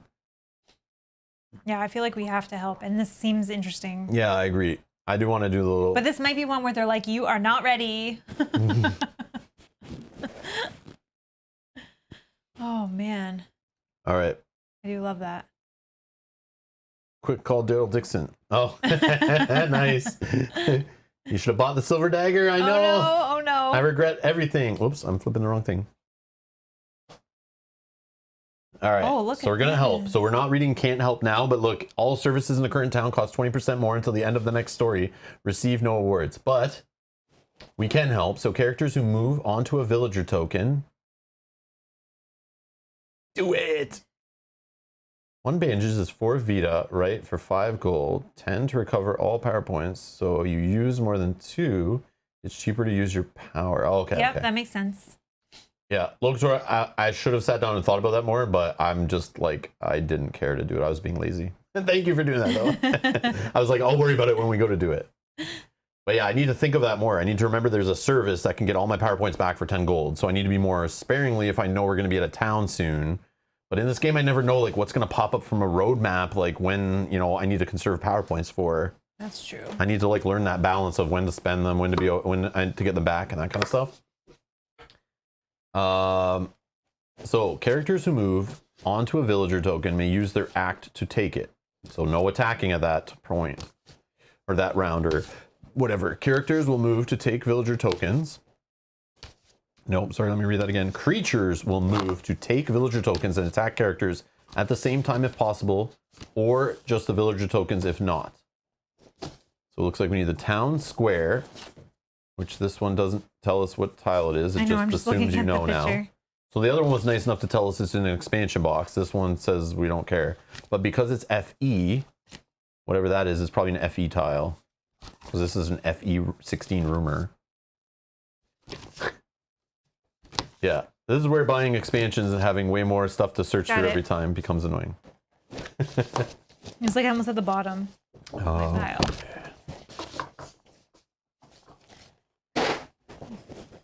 All right. Let's So Okay, so I need these tokens. I need 1. So the rewards are 10 lore per token to character who possesses them.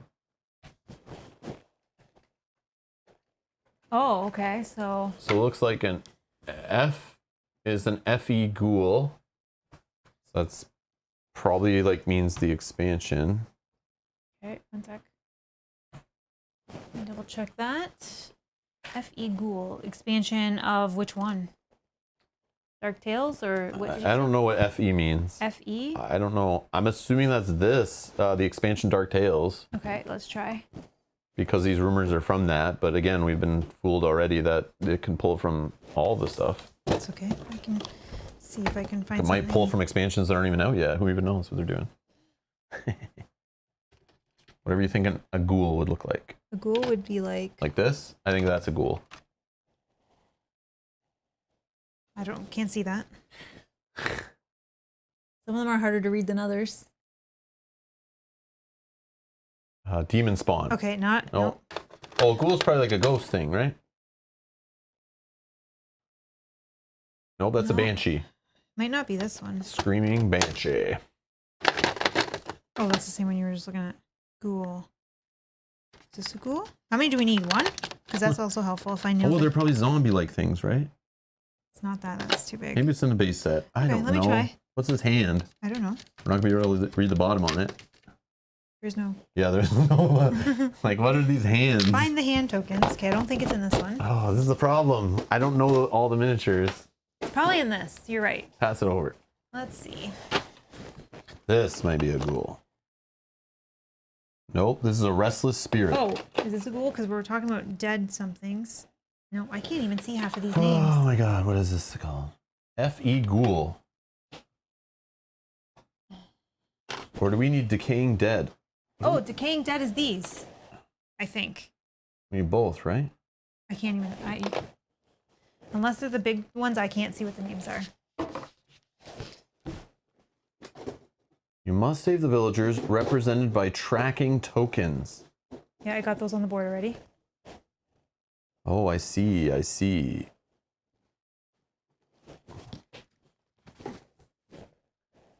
Yeah, we need decaying dead. We need 4 of them, which are all these guys. Oh, there's only 3. What? No. No, decaying dead are these guys. This is crazy. All right, so here, decaying dead, 4 of them. Okay. We need 4 of them? 4 I see 4 Ds, no? Oh, yeah, I see. I see. And then 2 Fs. So it's probably the one that has only like 2 miniatures. Maybe it's in this one.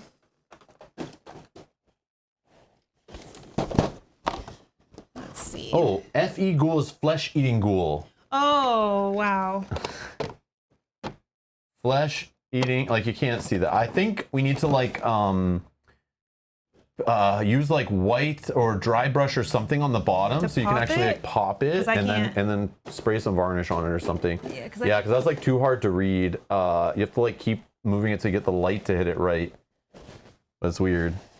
But it'd be nice if you just quickly look at it and like actually read it. So I don't know the best way to do that is like a dry brush with like white, and then it like hopefully will fill in, or a speed paint thing where it goes in the recesses. Yeah. Oh, yeah. Yeah. Yeah, like a lighter color speed paint would be nice. Locator says this map looks like one of my old report cards with all the D's and F's. I'm sure that is not true.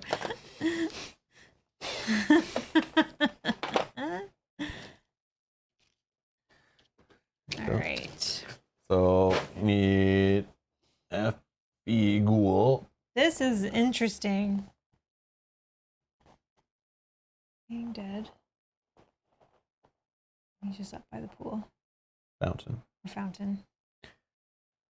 Holy smokes. I'm getting the Too Many Bones vibe here. Like one of these, like, you know, when they do those like random scenario setups and playing like a mini game.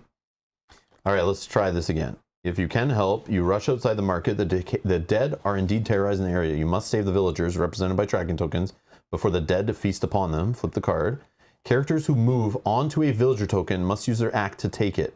Creatures will move to take villager tokens and attack characters at the same time if possible, or not, just villager tokens if not. Okay. So do we need to fight these things? Like, I'm assuming this is like an encounter It's like too. both. We have to fight them and. Okay, now, okay. Mark's dropping some knowledge that we should probably take into account, saying, I use the enemy cards to find the enemies and the picture of the minis. No, but they don't always have pictures of minis. Oh, they do. Some have tokens though. I got confused. But even so, it probably Oh, helps I know us. what it was. You know what fooled me before, Mark? Was I remember I was looking for the wolf that we fought in the first one, and they show a token because that's what comes in the game, I guess. So these afflictions show all these tokens. And man, when we were trying to, actually, these are the 3. When we were trying to find these 2 before we were playing, we are like, what the heck ones are they? But yeah, that's a smart idea. If we find the cards first, it'll tell us like Yeah. kind of what they look like. And yeah, maybe just even the art if it doesn't show. But yeah, I can see like Angry Mob shows a token. Yeah, but maybe they But look I'm similar. assuming it has a miniature in our version. And that's the confusion, I think. Yeah. Oh no, they probably still have a token actually. Yeah, they probably had both. I don't know. Well, they would have both, but remember Dustin chucked everything that we had a miniature for. Mm. So at least it's like, yeah, that's why I start with the miniatures first. All right. But this might be helpful. So I'm looking for Decaying Dead and Flesh-Eating Ghoul. But yeah, that would have been helpful if we looked at those and then we were looking just through the Yes, yes, that would have been the right way to do it. Mark, you're a genius. Thanks, Mark. So 17. So Flesh-Eating Ghouls are starting at 17. They get +3 during dusk. Their defense is 45, stride of 5. Special power, the Flesh-Eating Ghoul's power die is 1, and you're hit with a fever bite. You must also take an infection token. Okay, wonderful. Okay. Then we have the Decaying Dead, which are just 12 each. The Dusk, they're -5. Defense is 38. So these guys are like the weaker ones. Special power. They're both melee, so they only hit us when they're adjacent to us. If 2 or more Decaying Dead are adjacent to a character, that character cannot move. All characters and foes receive -10 defense against spontaneous decombustion. So if it rolls at 0, we need to remember there's some hidden text here. Okay. Which I don't know why they just don't include that over here, but maybe there's a way to prevent special powers. I did that wrong. All right. So this is going to be kind of hard to track, but we'll do our best. So these ones are for the 2 ghouls. Just put them there. And then we have 4. We'll start moving them once we actually start hitting them, and we'll figure out. Now I'm thinking that we... Now we can't just use big red dice, put them beside the miniatures to count health. Just keep it quick. Okay, as we take them. Yeah. As we put damage on them? Yeah. Okay. Like at least for these enemies. Yeah, because it's kind of confusing. Yep. I know. Okay. So then, yeah, you can remove those if you want. Yeah, let's just get rid of these for now. Okay, so let's roll off. They're red, we're white. Yep. First strike. Oh, They're going no. first, so we're gonna lose a whole bunch of those villagers. All right, so Like almost all of them. That's crazy. yeah, I think that's how it works. So let's just do Flesh-Eating Ghouls. Yep. Yeah, that works. So Flesh-Eating Ghouls, stride of 5. Let's say this guy goes 1, 2. He takes that one, I assume. 3, 4. I'm the closest, so I'm assuming he just goes to me.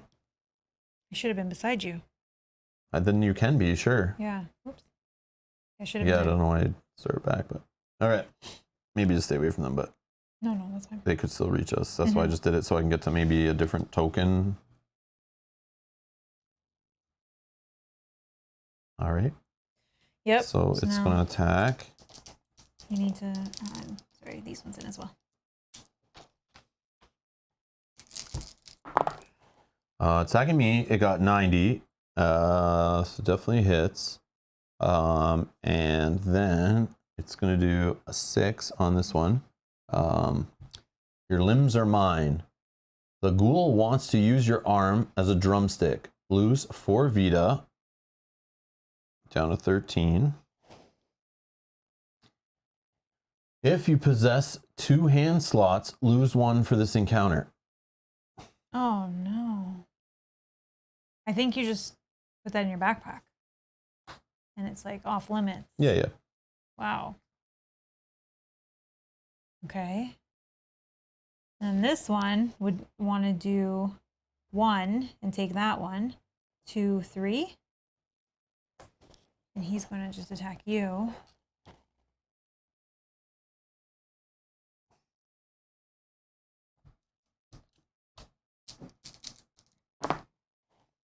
Miss. 13.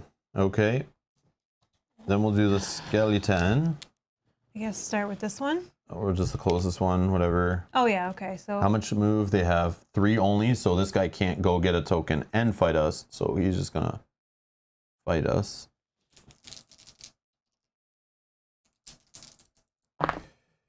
attacking 3, me. 88. Yep. So 6 is rip and tear. The decaying dead rips at you with its jagged fingers, causing 1d4 plus 1 of damage. 3 plus 1 is 4. I don't absorption? have, not yet. 4 going to 19. So this one, 1, 2 can't get in. So we'll just say he's going to prioritize one of these. This guy can't get in either, but he's going to want to come closer. 1, 2, 3. Holy. And then this guy, we'll just say he, I don't know, goes for this one. Yeah. We're not even going to get any of them. I know this is what I find very silly about this. Maybe we're not supposed to? I don't know. It's just like, I don't know. It's just bad luck on a first strike means you get nothing on this one. Yeah. That's like like a waste of time rumor, it feels like. But you can get some lore and coins out of it at least. Yeah, I guess we'll by go for that. fighting. Maybe some loot or So something. we could die. And then the bonus of the road event is just getting an extra 10 lore for every character who possesses 10 lore per token. And 25 coins. Oh, and 25 Okay. coins. Yeah. So it's still something because we're still fighting things too. So let's just kill some of these things. All right, I will attack. It kind of like distracts them for round 2. We didn't get as many attacks, maybe, if you think of it that way. That's true. That's true. Token is priority, not you. Not true, is it? Creatures will move to take villager tokens and attack characters at the same time if possible. Or just the villager tokens if not. So then, But I think we did that, right? except for this one. But I don't think he could have. But he could have attacked us, so... Oh yeah, he could have attacked us. And he got a token, right? No, one didn't get a token. He just attacked us. Which one? That This guy? one. Okay, then just... I don't know. We'll just keep playing. But yeah, I see what you're saying. So he would have taken a token and not been there, but then another one would have been able to reach us, and he wouldn't have gone... Yeah, because I think this guy was like Oh. over here. He just would have went to this one, and then this one. Yeah, okay, so we messed it up. I don't know. If you want to just fix it, go But fix I it. don't I don't know exactly. Yeah, like- I need to look at this. He did damage to us. So like, I think this guy was here, right? And he went 1, 2, 3, and then this guy was where? Where was this guy? Like, I don't know where that guy was. This guy was up here. This guy was here. So this guy must have been here. Mm-hmm. And then the token was here. It all depends like which order we did each one in, but I don't think it matters either way. so put all the decaying dead back where they were and put their tokens back where they were. This guy got this one. This one was here, right? And this guy was like here. Yep. Yep. Okay, so based on this, we can say, but I don't know, like, That one's still going to go for that one. or we'll go to the closest one. Probably the closest one, right? Because that's Okay. kind of how they target. Oh, then that So- one would go up maybe. No, there's this one right here, but like it depends how we do it. But either way, Yeah, like if this one goes for this one. but let's say this one goes, like let's mess with it a little bit. Okay. Then this guy, he's gonna can't attack us and grab one, so he'll prioritize a token. But we could do this guy first. And we can say, like, he goes for this one because it's closest. Then this guy actually is going to go, like, this one. So he's going to go, like, 1, 2, 3. He's going to try to get to this token. So then, who took damage? I did, right? I took damage. But we did the flesh guys first, so they were able to get tokens and attack us, right? So. Yeah. And I think I took 4 damage from that one when they did the D4 plus 1. So I'm going back to full. Okay. Right? Yeah, I see what's happening. Okay. It's like maybe, yeah. All right, now my turn. I think I'm just going to attack this guy in front of me. Okay. Yeah, they need to be gotten rid of. If they're going to limit you to 1 hand slot, you won't be able to use this weapon. Yup. 21 plus 21 42. is 42. They are 45 defense. Do I have anything else? Ah. Oh, I forgot I have to update my defense. Oh. 41. Did any of them enter to get the 2 Vita damage against them? Oh, yeah. Don't forget you have your This one. your pointy helmet. This one would take 2 only. Okay, modification of 4. Sorry, I forgot about that. Okay. That sucks. Yeah. That sucks. Oh yeah, then we don't need this if you're gonna put these. Okay, I guess that's it. I'll put my aura out.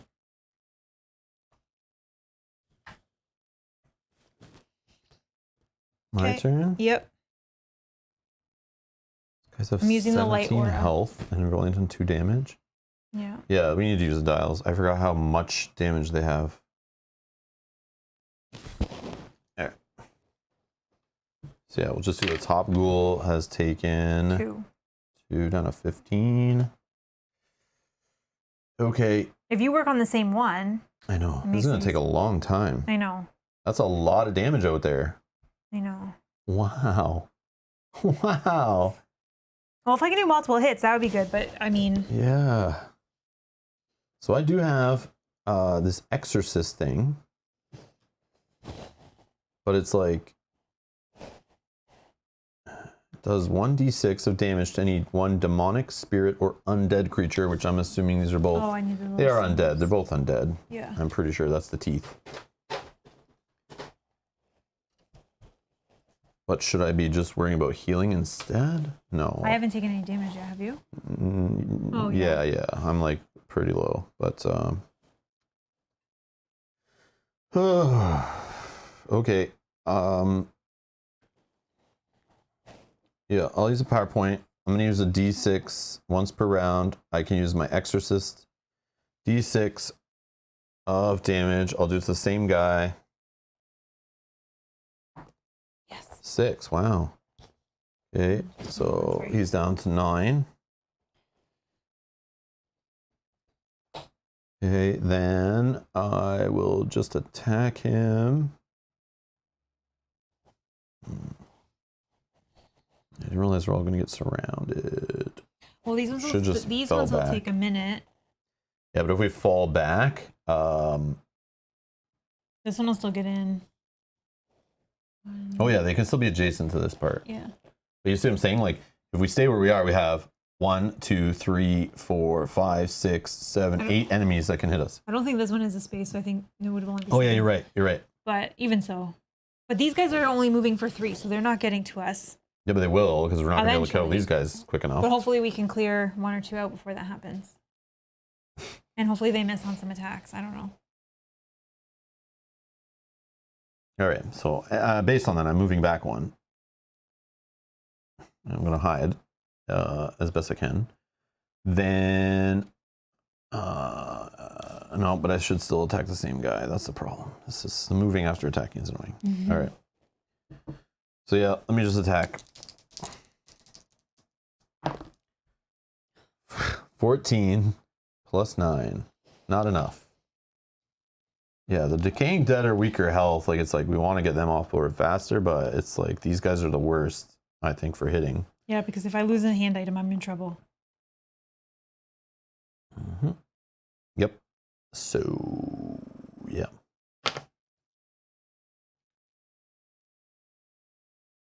I'm going to switch out for my slow.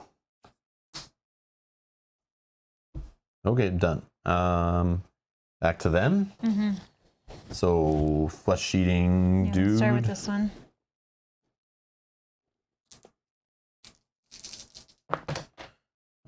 It's hitting you. 56. Yep. 56. Okay, so and then 7. Plus 3, so it's 59. 7 is your limbs are mine. You lose a D4, and if you possess 2 hand slots, lose 1 for this encounter. Yep, I can't even fight anymore. So you know what we could have done? We could say at the end of the round, I just trade this to you. Oh no, I'm not allowed. I trade this to you. Yeah, I trade this to you because you need a backup, like a single-handed weapon. Because we could trade if we're beside each other, right? Mm-hmm. So yeah, I wouldn't hoard because I don't need to. Yeah, I would, instead of holding my backpack, we say I traded to you. All right. Okay, then he's gonna melee attackers who hit you lose 2 Vita. So he's gonna lose 2 more. I think we did that wrong last time. Sorry, say it again. So it's melee attackers who hit you lose 2 Vita. I think we just did. I think you said when he moved in, but it's when I thought he did hit you, but maybe he did. I don't remember. But anyways, no, he's hitting because me you got now. no health gone. Yeah, you're right. So leave it as is then, because we already did the 2 before, which I think was wrong. Okay, perfect. So yeah, we're right. Done. Okay, that was 1. This one attacks you. So what do I have when I'm beside you because your aura? Oh, did he hit? Sorry, he hit me for something as well. D4 or lose 4 Vita, right? Lose 4 Vita. But I only lose 3 because I have absorption 1. Sorry, I didn't do that part. Where do you have absorption from? From my aura, my light aura. So what do I have? 5. Plus 5 defense. Plus 5 defense or plus Yeah. 5? Plus 5 defense. Defense. Okay. Oh, okay. Huh. Okay. Okay. So now this guy's going to attack you for 57. But you have plus 5. So that's 41 plus 5 is 46. Oh, not enough. Oh, and he rolled a 0. Oh, Serenity now. This is going terribly. Yep. So death rattle. It makes a sound that causes the group to freeze with fear. All adjacent living characters lose 2d4 Vita and must pass nerf 4 or lose their next turn. So I'm assuming it's adjacent to this guy because he's melee, not adjacent to the target, so but you. I don't know. So I'm just going to roll with this. Okay, 2d4 Vita. 2d4. I got 6. So I'm down to 7. Yeah. That's interesting. And then I must pass a nerve or lose my next turn. My nerve is not plus anything. So I lose it. So I don't have my next turn. So I lay myself down. Okay, who's next? Decaying Dead? Yeah, so I was just reading the power to see if it was something, but they Flesh-eating Ghoul, power die is 1 and you're hit with Fever Bite. we didn't have that. Okay, so just You double must checking. also take an infection token. Yeah, we didn't have that. Wow. Okay, so now we're going to Decaying Dead. This guy's gonna, this is an easy one. He's just gonna come in and do 2. So he's gonna attack me. Woo! 65. See you later, Just the Gary. Oh, I forgot to roll this one, sorry. 1. So he's gonna attack me, so he's going to take 2 damage. So he's going to 10. Why do I keep going the wrong way with these things? Decaying Dead, he got 1. I know, I do too. They're annoying. Yeah. They're just You different from all the other games we played, probably. Yeah. Causing a d4 plus 1 damage. Okay. I don't think we're surviving this attack. 2, but I have absorption 1. So I take 1, going to 19. Okay. That was that one. This guy. 1. No, remember they prioritize tokens, right? Oh, yeah. Oh, shoot. So undo that guy attacking you or whatever. I could just do that guy first. To not undo me. No, we choose who goes in what order, highest Okay. to Vita. So sorry. But then. if Going back to 20. so no Decaying Dead has hit us yet, so right? Yeah, so so they're then all change it. 12. Sorry. So you can choose which order they trigger then. That's what the fun part is. But you have to choose the highest of Vita left, which they're all tied. Okay, so I could do 1, 2, 3. Yeah, so he doesn't get it. Great. Now choose this guy. 1, 2, 3. Okay, now choose one of the others and they're going to grab them. 2. Okay, then this guy grabs this one. Done. Okay. Oh, I see. Okay. Get Oh, it? sorry, this goes down to 3, yeah. All right, back to me. Oh, I have to spend an action to equip this, right? I can't even. Yeah, but how is that worded?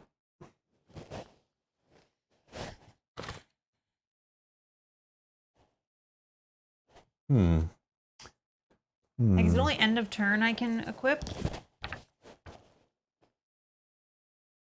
I don't remember really what can't equip do is in this anything? game. Oh, so mad that that happened. Equip/trade, end of turn. A living character may trade items with an adjacent character and adjust which items they have held in their hands. This can only be performed at the very end of their turn after all other actions. Yeah, so I won't even be able to do anything. I can, like, you can attack with no weapons, but Yeah, it's just your damage bonus. Which I guess I just Which do. you have one here and one there. I or just whatever. do for 3 then. Oh, yeah, oh, okay. Yeah, so I'll just no weapon damage on this guy for 3. And then at the end of my You still turn. have to roll. Oh, I still have to roll. Yeah, sorry. You're just fighting with your fists. 73. Yep, we're good. Okay, so 3 damage, if you will, on this one in front of me. And then at the end of my turn, I will Down to 6. equip that one. Okay. Go ahead. Oh, yeah, you don't have a turn. There you and go. then this goes down to 2. All right. Enemies. I guess we just do the 2 in front of us. Sure. Simple way. Okay. Let's go. Attacking you for 19. No, I have 41. Plus 3. Yep. All good. Okay. The other This one one. doesn't roll this die, just attacking me. 26. Plus 3. I think you have 40 Nothing. something. Okay, Yep. that's good. In your Okay. aura. Now there is no token, so 1, 2. I guess we have to do like 1, 2, 3. Just doesn't matter. It does, 1, but 2, 3. 1, 2, 3. 1, 2, 3. okay. All right, back to us. So I'll Your turn. try to attack this guy. You are adjacent to him, so if I'm successful, we have the flank bonus. 51 plus 21 is good. So 1, 2, 3, plus a d4. Which does he need more than 3? Yeah. He's 6, Need so 2. you could use your power. Okay. Oh, you got So it. I got enough. So this guy's dead. Oh. We'll just put that up Yeah, here yeah. so we remember how many we had. Okay, that is the end of my turn. Go ahead. Okay.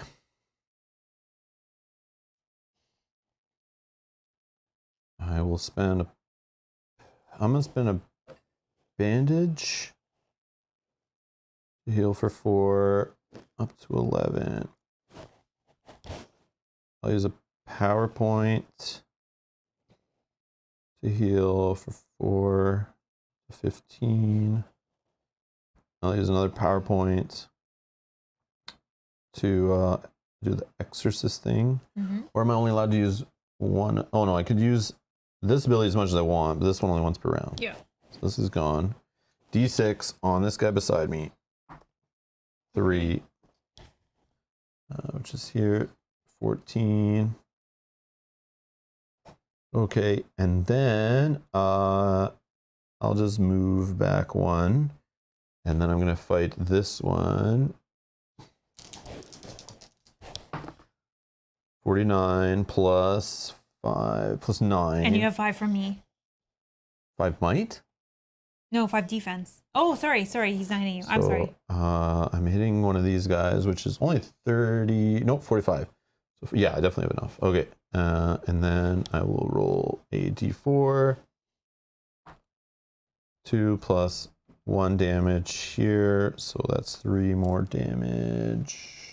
This guy down to 11. Done. Yeah. All right, so this guy will go. He's just gonna attack me. Oh, 70 plus a 3. Fever bite. Flesh is torn from your body. Lose 1d6 of Vita. A 6. Oh my god. Down to 9. And become sickened on 5. What's the counter for sickened? Sickened. Ecology. Ecology, which I have no bonus for. Okay. 9, so I'm good, whatever that was. Okay, then we start activating the other dummies. I think it's 1, 2, 3. Okay, so we'll attack you with 13 minus 5. Actually, these guys have. So yeah, it's a big whiff. And then when he attacks you, is it only when you hit? So melee attackers who hit. Yeah, he didn't hit. Okay. Missed. Okay. And then this guy doesn't do anything. 1, 2, 3. 1, 2, 3. I think you would stop here, right? Okay, whatever. You just do whatever. Perfect. Okay, so 89 minus 5. 4 is rip and tear.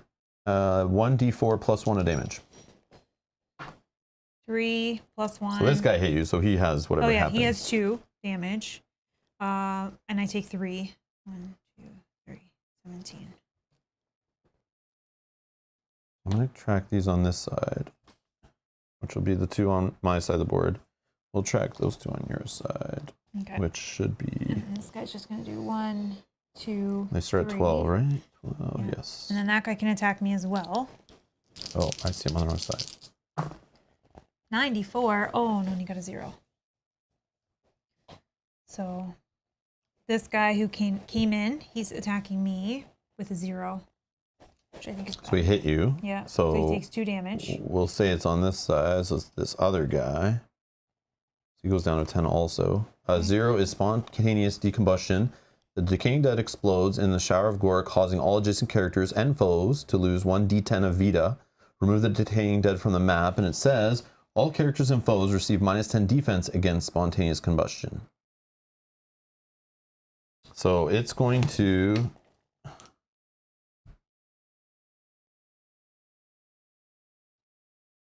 What? So I guess on the attack it did on whatever the dice were. Yeah. It would reduce our defense. Oh, I see. But it when was it rolls 90. a 0 on the power die. I see. So it more than likely hits us. I see. But it was like 94. Okay, so now I have to do a D10 of damage. This guy's, it says remove him from the map. Yeah. Because he exploded. Which one was 6. Oh my goodness. So I only take 5. 1, 2, 12. Okay. D10? I just did it. Sorry. Oh, is it everyone? Does each... What did you do? Oh, I just rolled because I thought it was only me, but if it's you No, as it's well. all adjacent characters. Oh, you weren't adjacent. You're good. And foes. Oh, and foes. So these 2 guys get hit too. Oh, okay. Which so I guess we roll separately. Oh, okay. This guy, who is also at 10, he's going to lose only 1. Wow. The other guy that was on there, okay. And then this guy is going to lose, he has none lost so far. He's going to lose 9.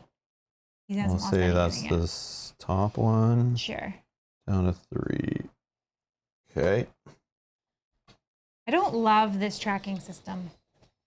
It's better than the original tracking system, which didn't come with these dials, and I think you had to use a ton of tokens or something. Oh, it seems kind of crazy.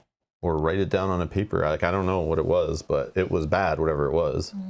I feel like it was... It's very confusing of which one was which. But it's still better than what came with the game originally, supposedly.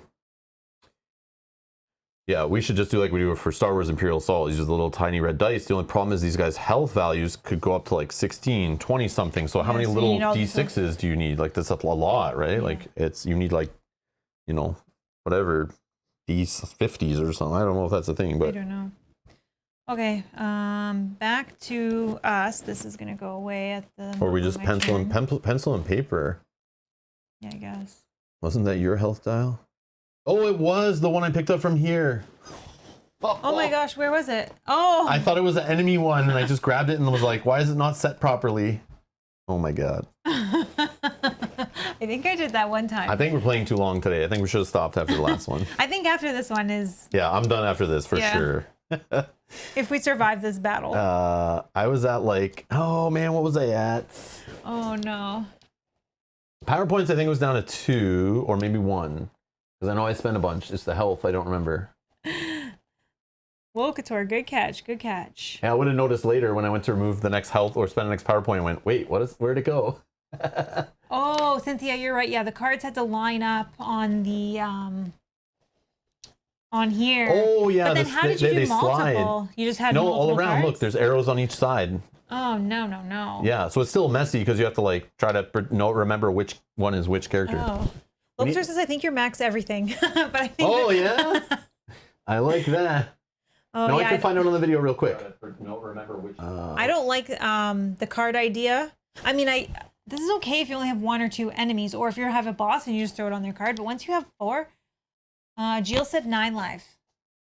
Yeah, that's what it looks like. And 1 PowerPoint. 2 AP. 2 AP. Oh, okay.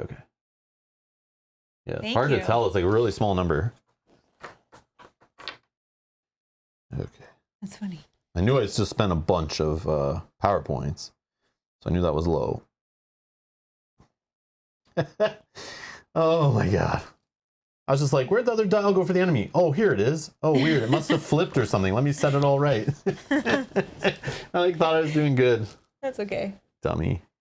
Okay, so my turn. Oh my god. This guy on your side here is 9 health. Somebody's a 3. I think it's this one. Yes, I do need a barbecue and beer. Yes. And Hauser says, death is part of the game. You become a ghost and keep playing. Being a ghost can be healed too. Oh, nice. I know, but I don't like it. Our only experience with this kind of the non-player elimination of using a ghost is sword and sorcery, and Yeah. it hurts real bad when you turn into a ghost in that game, because it feels like it's a snowball effect almost if you don't like get out of it, in time. Yeah. This game though, I saw people talking online is like, don't worry, the ghosts still can do like more stuff, and they're still pretty powerful. But I don't know. I read the death and thing one time when I first was learning the game, but then I'm like, I'll just read this all again if we ever die. But in my head, just the competitive side, Mel's the same way. We're like, we just don't want to deal with that if we can avoid it. Yeah. But I know it is part of the game, like it's to avoid player elimination. But then still, you could become in limbo when you die as a ghost, and then we're in real trouble. And then you got to go spend resources to bring you back to life. You got to survive to get there to do it. I feel it could just end in full party death. But I know then even then you still come back to life and keep going. So Yeah, I think I did the same thing. I read the death stuff and the ghost stuff all before we'd even played the game. Yeah. Now I would need to, now that we've played it, go back and read it so Yeah. that now I would understand what it was talking Yeah. about and realize it's probably not as bad as I think. Yeah, hopefully we don't have to read it today, but maybe before the next stream in a couple weeks, we sit down and read it to like make sure we know what's at stake. But Hauser says, yeah, the rewards for these rumors is high, so you can fix the ghost status. Oh, if you die. Okay, Okay, that makes I get sense. it. So even if you fail, you'll still spend some of the rewards to come back. So you still end on a positive is what they're trying to do then, right? Yeah. Hey, James. Hey.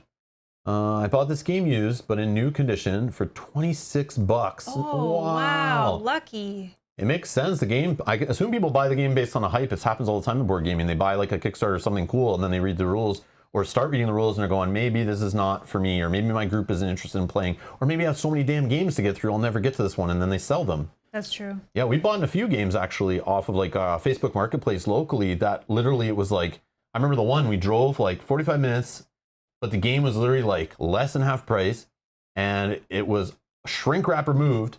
But the mother said, my son bought it, thought it was a different type of game, and then opened it, looked at it, went, wait, this is not what I thought it was. As I think the mom bought it for him, but she got the wrong game, which anyone growing up knows this. Like you ask your mom for a Nintendo game and, your grandparents, they go and buy the wrong one that has a similar name, and it's like a crap game, not the one you're looking for.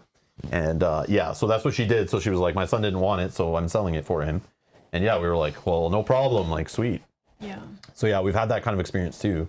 So yeah, games aren't for everyone, and people sometimes just don't have the time to play them and clear out collections. So yeah, check your like Facebook marketplaces, Kijijis, eBays, all that kind of like more of your local classified kind of stuff. And yeah, you can find people getting rid of board game collections, or just getting rid of stuff they never even touch. Our Sword and Sorcery, Same, yeah. our Sword and Sorcery Immortal Souls was a Kickstarter that was open, and I think nothing was punched.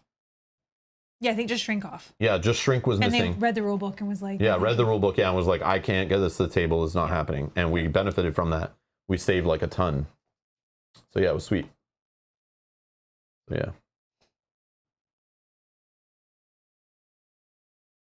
Oh, Hauser said this isn't like other adventure board games. Being a ghost is part of the story, just like being lycanthropic and was a story that happened to you in the first stream. Hey, I don't know if that was a story, but yeah. It was an event that happened. That was sure. a gold restriction in my mind. And I don't want to deal with that ever again either, but it will sure come up. Okay. Okay, so not so bad. That's cool. I mean, I'm sure it'll happen eventually. So I'm not like, but we're gamers and we just try to avoid all that stuff. In our minds, it's bad. Because there is punishments to it. It wastes your time. And it It wastes money, resources lore. of some kind. Yeah, like who knows? Yeah. Yep. Resurrect, yeah. Yeah. Okay, I'm going to attack just to get somebody off the board. This one, that's a 3, I think. Hopefully. Oh my gosh. 18 plus 21 is 39. Oh, their defense is 38. Okay, Nice. that's good. That's a hit. So we're rolling. We have, you're not flanking, so I do 2. I get it no matter what. Plus Who are you hitting? this Oh, one. this one beside you? Yeah, so he only needed Why 3. didn't you attack the... Oh, I wasn't adjacent to that one either. No. So this one is dead. Maybe you should fall back. I will try. But you can't move because you're beside 2 decaying dead. So Yeah, Yeah, gotta never kill mind. some. It's fine. I should have Okay. stayed up, is what you're That saying? one is full. That one is full. Yeah, but I think you need to work on this guy. I think he only needs 11. Okay, on to you. When this wears off, can I do it again? As long as you don't have 0 power points, I think. One Or second. does it say once per combat? Oh, once per encounter. No. Okay. Never mind. That'd be fun. Yeah, I'm attacking the flesh-eating ghoul. 25 plus 9. They're 45, so not happening. But I can spend an ability point to roll a d6. 6 on this guy. Oh, he's down to 5. Okay. Maybe next time. Probably not, though. All right. Now what? Their turn. Okay, so he's going to roll an attack on me. Miss. 11. This guy's gonna roll attack on me. 58. Oh, I guess I should roll this power die, but it's a 5. But if power die was a 1 and you're hit, oh yeah, it wouldn't have been a hit. Yeah, never mind. All right, 58. They don't have any minus, do they? Minus 5. I have 41, so no, they're hitting with a 9. This guy. It's the d4 plus 1 of damage. Oh, d4 plus 1. Okay. 4. Wonderful. So 5 damage. I'm at 7. And this one's going to move in. Yep. And then he's going Yeah, you to can't move because you have 2 beside you. He's going to attack 55, but 50, yeah, no. Still hits. 5 is the same thing, right? D4 plus 1. Yep. 2 plus 1 is 3. 1, 2, 3, down to 4. I'm going to heal with some bandages, I think. All right, our turn. How about you hold, and let me go first, so I'm adjacent to maybe this guy, and then you can do your flank Yeah. on him. Yep. So I'll just move up. I should have moved before, but now, and then I can move after to this spot, and then you can work on that guy. You both can. Okay. All right. I'm gonna attack the flesh-eating ghoul. Oh, -2 for my crown. Yes, yes, yes. Thank you, thank you. Totally forgot. So Which that one? was on this one. Both of these two hit me. So it's on each one. Okay. -2 here. This one's at a 10 on your left Thank you, side. thank you. I forgot about that. Okay. 10 on your left side. This guy's at 7. That's between us. Yeah, okay, that's good. Okay. So I'm gonna work on this one. Flesh-eating ghoul. Yeah, I Is that guess. I have 5 health remaining, right? Oh, keep getting 10. 10. My goodness. Sure. I'll spend my last power point To do D6? to do a d6. 4. One shy. That's so sucky. Okay. Okay. All right, let's do, this guy is 7, this guy is 10. Let's go for the guy that's 7, maybe. I probably can't get that lucky, but we'll try. 30 plus 21, 51. They're 38, we're good, that's a hit. You're flanking, plus I have 3, so that's 4. I just need to roll a 3 on this. Don't forget your PowerPoint on this thing too, if you Oh, ever yeah. want to do that. But Oh, I got 3. All right, so we got 7. who's This guy. the joint one? So this Yep. guy's down. How much? 7. Okay, he's Dead. dead. Okay, and now enemy's turn. I'm gonna use bandage. Sorry, I'm just gonna use a bandage just in case. Going to 8, Okay, so I don't die. flesh-eating ghoul. 91. Oh yeah, power die 8. Death rattle. 2d4. I could be dead here. This sucks. Oh, because I couldn't get one. 5. Yeah, 5. Which goes down to 4. Oh, I guess I couldn't have been dead. Okay. I was at 9. And then I need to pass a nerve 4. Nope. So I lose my next turn. Jesus. Okay. That sucks. How can I help you with this? We should have just teamed up on these guys because like these other bone guys aren't as harsh and they blow up. So like, yeah. Okay, so then our turn, my turn. What if I just go Yeah, like you this? should move. Yes, please. It's worth it just getting a guy off the board for sure. Yep. Because the other guy's 10 health, you might not defeat him. And I'm not adjacent to him either. 50 plus 21, we're good. Yeah. So then attack of... He's dead because he's at 1 health. Oh, so yeah. no matter so what's the happens. flank alone just... Okay. Right? Unless you have some bonus from rolling certain numbers or something. Nope. Not on this one. Okay. Nope. He's dead. Okay. And I can't use bandages on you, right? I mean, we can trade at the end of a turn. So at the end of my turn, I can give you these. Sure. What are you at? 4, right? Yep. No Yeah, power points left. I'm at 8, but hopefully we can heal up after in a town or something. Okay, so this guy is going to move in. Yep. And then he's going to roll a die to see who he's hitting. And then a power die. He's It's attacking- you. And it's only a 2. Oh, okay. And he's -5, so he's 0. Negative. Okay, perfect. Oh, sorry, you stood up on your turn, right? No, I haven't gone yet. Oh, sorry, then he shouldn't have gone. We skipped your turn because I thought you didn't have a turn. Oh, so then I would have stood up, yes. Yes. And then he goes. And then Yeah. he goes. Now it's back to us. Okay. So that's... But no, how does that make sense? Oh, I see. Yeah, the other guy knocked me down, right? Yeah, Yep, never and mind. then I killed never mind, him. never mind. Go okay. ahead. No, that's fine. Sorry. Oh. I just didn't say, and then I skipped Infamous right to it. JC's here. Hey guys, sorry, don't have time to watch today, but I dropped a like. Oh. You don't have to watch today. No one has to apologize for that. Yeah. Yeah, watch I whenever you appreciate want. that. You know, you only apologize if you never watch. Yeah. But then you wouldn't be here to tell us that. Yeah. Are you still enjoying the game? Yeah. Yes. Just not this encounter. What do you think? Love the channel, by the way. Oh, thank you. Thank you for the kind words. Yeah, we're enjoying the game still. We're just doing side quests, random rumor things. But those difficulty level on those are like all over the place. We're still early in the game, so it did warn us that if you feel one looks too challenging, you can always just discard it and draw a new one. But This one might have been this one feels like it might have been a little too high because like we're really getting beaten. We're like, yeah, we're gonna be really wounded after this. And I don't feel like the rewards are really giving us that much. But lots of money. We've gained lots of money. in the previous 2, yes, they all worked out. But we had like a boss fight. It's crazy. We'll leave you to watch it later. But yeah, definitely enjoying the game still. Yeah. I want to watch you live. Love interacting with you guys. Oh, we love appreciate you it. too. Thank you. Thank Yeah, you. the next stream schedule for this game too. It's in the playlist link for anyone who joined late. So you can set a reminder on it. Even if we move it, you should still get a notification. But it will be 2 weeks from now. So, all right. All right, I'm going to try to attack this guy. 86 plus 21 is successful. I don't have that other. I wish You I are flanking, so extra damage stuff. 1, 4, 5, 6, 7, 8. 8 damage. Okay, he's 2 away. Okay, unless you want to spend a PowerPoint. I could. I'm yeah, assuming we're I going will. to the I will. inn and healing. Just in case. Just in case. Yeah, I will. But that costs money. No, I'll do that. All right, so he's dead. Yeah.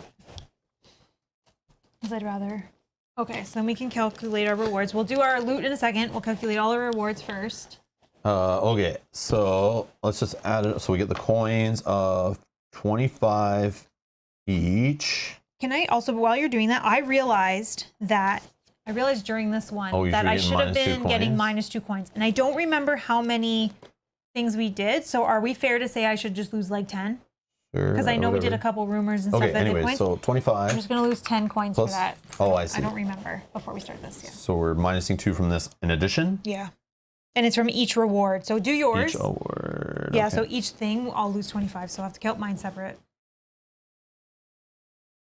Okay, so but is it like per card I'm reading, or is it per each little guy? Well, it says like, -2 coins from each coin reward received. So I feel like I'm assuming we added up on this and -2 from it. Otherwise, you're getting 0 because these guys are each worth 2. So I probably would, yeah. I don't know. Is it that harsh? Maybe. know. But who knows? Nothing's ever clear. So this is 4. No. Yeah, for you it's 6. Plus, this is 10, which is 8. So we're at 14. Plus another 23 is 37. All right. 20. And for me, it's 10. 5. Plus 8 is 18. Plus, that's 30. 43? Okay. I'll change up to make it so that this is 5, 10, 15, 20. Okay. And then lore is, so it's 20 times 2, right? This is 40 plus another 40. So that's 80 lore each. And no lore because we didn't get any tokens on here. What did I say? It was 80? Mm-hmm. I'm at 310. So that's, I have 296. That means I unlock another bonus. Is that what we do? Oh, 350. Never mind. No, nice try. I'm getting ahead of myself. I thought it was every 100. I thought it was 250. Was it? I knew it was a 50. Okay. So these are back. So, this is gonna just to finish. This is gonna flip to you. We get to roll 2 times so for. This is out of the game, so we're successful on it, right? We'll never see it again. We get to roll 2 times for loot. So. Oh yeah, yeah. 1 for this type enemy, 1 for this type. Here you go. Nope. And. Oh, yes! you got one. I got a steel cuirass. I like Plus that. 10 defense, absorption 1. Yes, this is 40. perfect. It's freaking 40, not for 5 like all the other ones I've seen Love before. it. Yes. Love it. Yeah, that's a great one. Now I don't feel bad about not buying that other armor. Otherwise, I could have gave this to you though. Oh, but you already have something. Yeah. In your chest. Plus 4 defense. Yeah. Oh, okay. All right. Let's see. Oh, that worked out. I got 9. I wish I had that bonus I had last time. Oh, you don't. 1. I was No, like, it was you from got it. it was from one of those little tokens Yeah, that gave never me mind. +1 Yeah, search. we need more search. That's the OP stat in the game. This was only lose it until when? Sorry, till the end of. End of the encounter, so you can So I can re-equip use to it. whatever. Yeah. So, and do you want that back? Give me that back. Yeah. Thank Give you me my for letting me stiletto. borrow your The stiletto silver that you dagger. started with and I took. Yeah. Doesn't the vagabond give you extra gold as well? Oh yeah, +1 gold For every combat. Just every combat. Oh, just 1.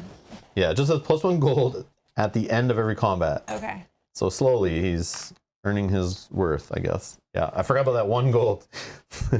I'm sure it's important. So Eileen says, boo. I say you postpone Gloomhaven and Imperial Assault and play this quicker. Oh. That said, I shouldn't watch so much of your channel. I keep seeing games I like and buying them. Haha. Double-edged sword it is here at Rob the Gaming Table. Definitely is. So a few things to combat that. So those who care, Gloomhaven, I play in the day while Mel's working 99% of the time. Sometimes she's able to work earlier and get off earlier if she needs to join us on Gloomhaven streams to cover for Cynthia or Kate if they can't show up. But normally I play Gloomhaven with KNG and gang because it's happening while Mel's working and it's just a solo stream basically, like I can play with others and it's only me required to play. So I'm not going to play Folklore by myself. So it doesn't compete with Gloomhaven Digital. Right. Unless I was off on a Friday, but then we would probably cancel the stream with Kanji, right, to play something Yeah. if I was off. But Yeah. We just wouldn't play if we had a Friday off. What you usually do, I'll tell Kanji I can't play so that Mel and I can, play something on the table because I prefer that over a digital game. Yeah. And Mel can join us for that. The other one is Star Wars Imperial Assault. That I guess we could technically cancel with Kyle to play Folklore that night, but that doesn't stop us from playing Folklore during the week, which is what I was saying, that I would love to just play one little chapter at a time or one rumor at a time to do evening streams that are like 2 to 3 hours, so we can get through this game faster and play more often. The only problem is we have some family vacation coming up next week, so that's why we can't play on the weekend. We won't, well, I guess we'd be around, but like our daughter doesn't play with us and I'm trying to spend some time with our daughter, do some family things. It's a long weekend, I believe, right? Yeah. In Canada. So yeah, instead of on long weekends, usually we have friends come over, we play like stream like 2 or 3 times on a long weekend. We decided this one, we're going to just, it lines up our daughters. We're going to go, do some family stuff and just spend some time with her. We're going to disconnect from the stream for 5-ish days, I think is the plan. But the problem is I was thinking like, oh, no problem. We just won't stream that weekend, but we'll stream like the Wednesday night or something. The problem is Mel's going away on a work trip as soon as we get back from that. So she won't be back till the following weekend. So we threw it off. We right? did not plan all this. No. Things came up in different orders. Like we planned the family thing first, and then the work thing came up, and that was bad planning on my part. So because I'm playing the game with Mel and not playing it solo, I can't play it as fast because it's only in Mel's free time. So we will, though, once we get back and we play it again, we're going to try to play like a stream on a weekend and then at least one weeknight stream and then again a stream on a weekend to play it more often. So it's like at least twice a week. Yeah. It's just the way it's lining up right now. We can't do that for the next week and a half or whatever it is. Yes, we just have to take one weekend off. Or 2 weeks, yeah. We'll speed it up after that. But yes, don't get me wrong. I've also been I do this every now and then on the channel, or as I'm working on the channel, sometimes I start playing too many games all over the place and I start getting fried. Like we're playing a game 3-player with Kyle. You and I are playing like 2 different games on the weekend, one on Saturday, one on Sunday. I'm playing a solo game, then I'm playing digital games, and it's just too much. And I start not diving deep enough in single games, remembering the rules, remembering the strategy, and enjoying my time just trying to memorize 1 or 2 rule sets. So this kind of game's beastly. I kind of want to just dive into this and enjoy it as like our only game we're playing for a little bit, but it's not realistic on the channel because then nobody's going to watch, or anyone that doesn't watch this just literally sits there for like what, a month or 2 months and just goes, oh, I can't watch Rob's channel because I don't want to watch any of this game and get spoilers, right? Yeah. So I at least need to still play other stuff so that other people can join in on less spoilery content or just stuff they like. So I try to always keep a couple games going at the same time, but I guess if they didn't want to watch live stuff, they couldn't because they don't like the games. There's always past content over the last 8 or 9 years we've been doing this that you could go back and watch. That's true. I'm sure that even the people that watch us the most still have content that they haven't seen. If they care to. I mean, some of the stuff's older games and nobody cares, and bad quality, like worse quality streams and worse quality videos. That's true. All this stuff from back in the day. You don't want to watch all that stuff. That's true. But I've been just debating, like, so not related to the vacation stuff, just relating to the channel. I've been debating going back to the, like, pumping the brakes on trying to do so many games at once because I've actually made pretty good dent in our backlog. Yeah. But when I say that, all of a sudden, then I go place a board game order 4 more games. Or pre-orders show up. Or pre-orders show up, Kickstarters show up, and then, I have pre-orders that are sitting there cocked and ready to come. Yeah, exactly. And then a Kickstarter will show up, and then a publisher will send us a game that I want, and then, then all of a sudden I have like a pile of games I can't see out my front door, and I'm panicking again, and then I'm streaming a different game on Tuesday, 2 games on Tuesday, 2 games on Thursday, and then we're playing a game on Saturday and a different game on Sunday.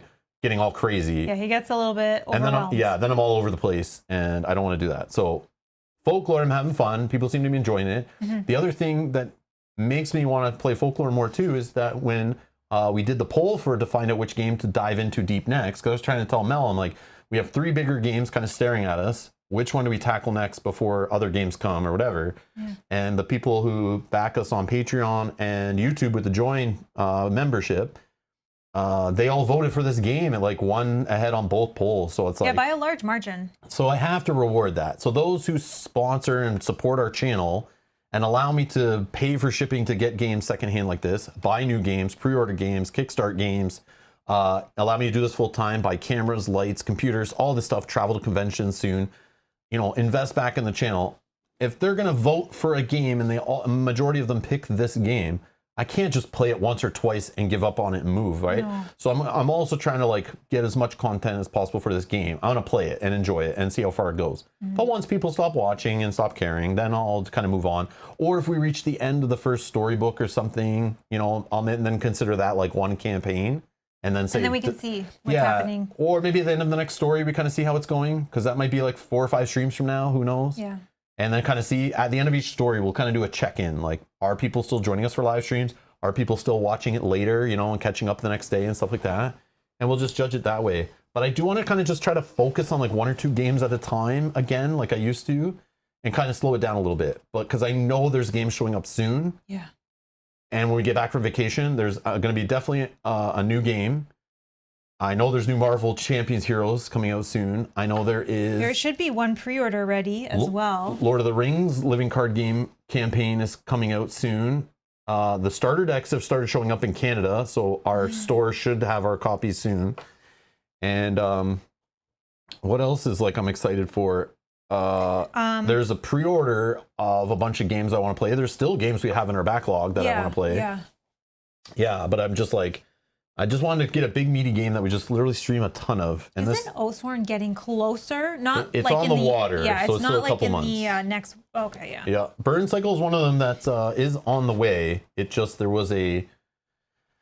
Yeah, we were one of the people that didn't. There was an issue with the shipping / order of our copy, so I had to reach out to customer service. They fixed it, and now it's supposedly going to be on the way. So we should have it within the next couple weeks.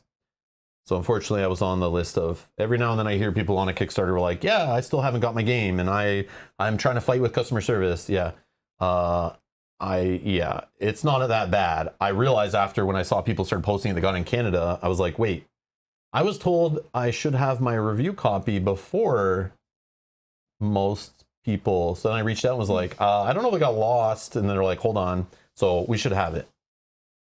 Daniel, I thought I answered your Bard Song question before that I'm not interested in that game, but maybe that was someone else who asked. Sorry, Daniel, if I didn't answer it, I'm so sorry. But yeah, I'm not interested in Bard Song. I looked into it. We spent a bit of time researching it, reading people's impressions online, looking at the rules of the game, watching instructional videos for it. And yeah, it looks like a snooze fest. I'm not interested.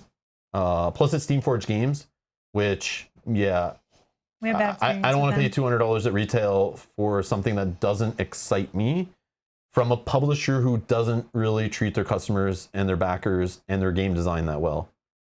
They know how to put cool miniatures in a big box, but they don't know how to make a great game from what I have experienced. Yeah, it looks like a lot of the same. Yeah, their fans know how to house rule and make a good game great, but they don't know how to make a great game, unfortunately. Yeah, I've still yet to be proven wrong on that. So, yeah. Yeah. Sorry, Daniel. Yeah. So Bard Song, yeah, I was waiting to see how that did at retail and when people actually got it and played it. And based on people who received their Kickstarter editions and stuff like that, just the way they describe the content, the story, the abilities, the sameness, it seems more on the level of complexity of something like a Massive Darkness, which to me, I was already not as interested because I'm trying to not, I'm not really interested in games that are at that zombicide kind of level of complexity. I do love to go back and play those type of games. every now and again. Yeah, every now and then. But I don't want to spend $200 at retail for another zombicide level dungeon crawler. Yeah. When I play games like this or Massive Darkness, or sorry, not Massive Darkness, Sword and Sorcery. Yeah, Star Wars Imperial Assault, Mansions of Madness, 2nd edition, all these other kinds of dungeon crawlers. I would just rather play something a little more complex and interesting. But it seems like Bard Song is very like generic fantasy, very boring combat, very boring abilities, very boring story from what I've heard. It's like kind of like the best part, but it's not even that great. And it's just a bunch of meh in a box. But again, I'll wait a little longer if for some reason somebody plays through it more and they're like, wait, it gets really crazy and super awesome. But everything I've heard is people compare it to Massive Darkness and say it's slightly better than that. If they had to keep one, they would choose Bard Song, but it's not much off from being the same kind of complexity and kind of game. And already like, yeah, just I know Massive Darkness and it's like, I would like to play that once, chill to try it. But again, it's like they're pretty pricey games. And if I already know, like, I'm not really going to be that excited for them, I'd rather spend that money on something that's more interesting. Yeah, Daniel's saying it's just generic. Yeah, that's what I mean. Which is a good word. And you're right. People that were doing reviews and playthroughs and whatever, they did the first mission or whatever, encounter, story, whatever it's called in that game.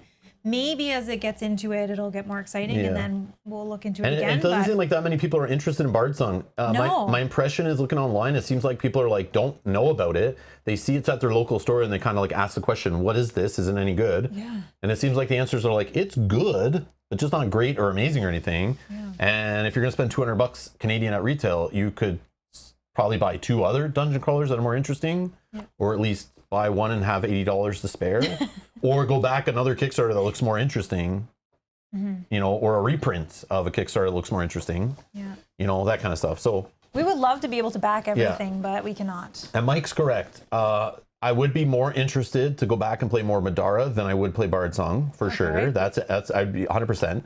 Machina Arcana, even more than that. I'd rather go back and play more of, and Dungeons and Degenerates. Both those games, 100% Mike, I'd rather go play more of than buy and learn Bardsong and play Bardsong. Yeah. At this point right now with what we know right now. Yeah, 100%. Yeah. So it's like I don't need a Bardsong in my collection because I could definitely play more of those other games. And we have other big beastly games coming, like Frosthaven, Oathsworn. We got adventure games like the Skyrim one and the Witcher. Oh yeah.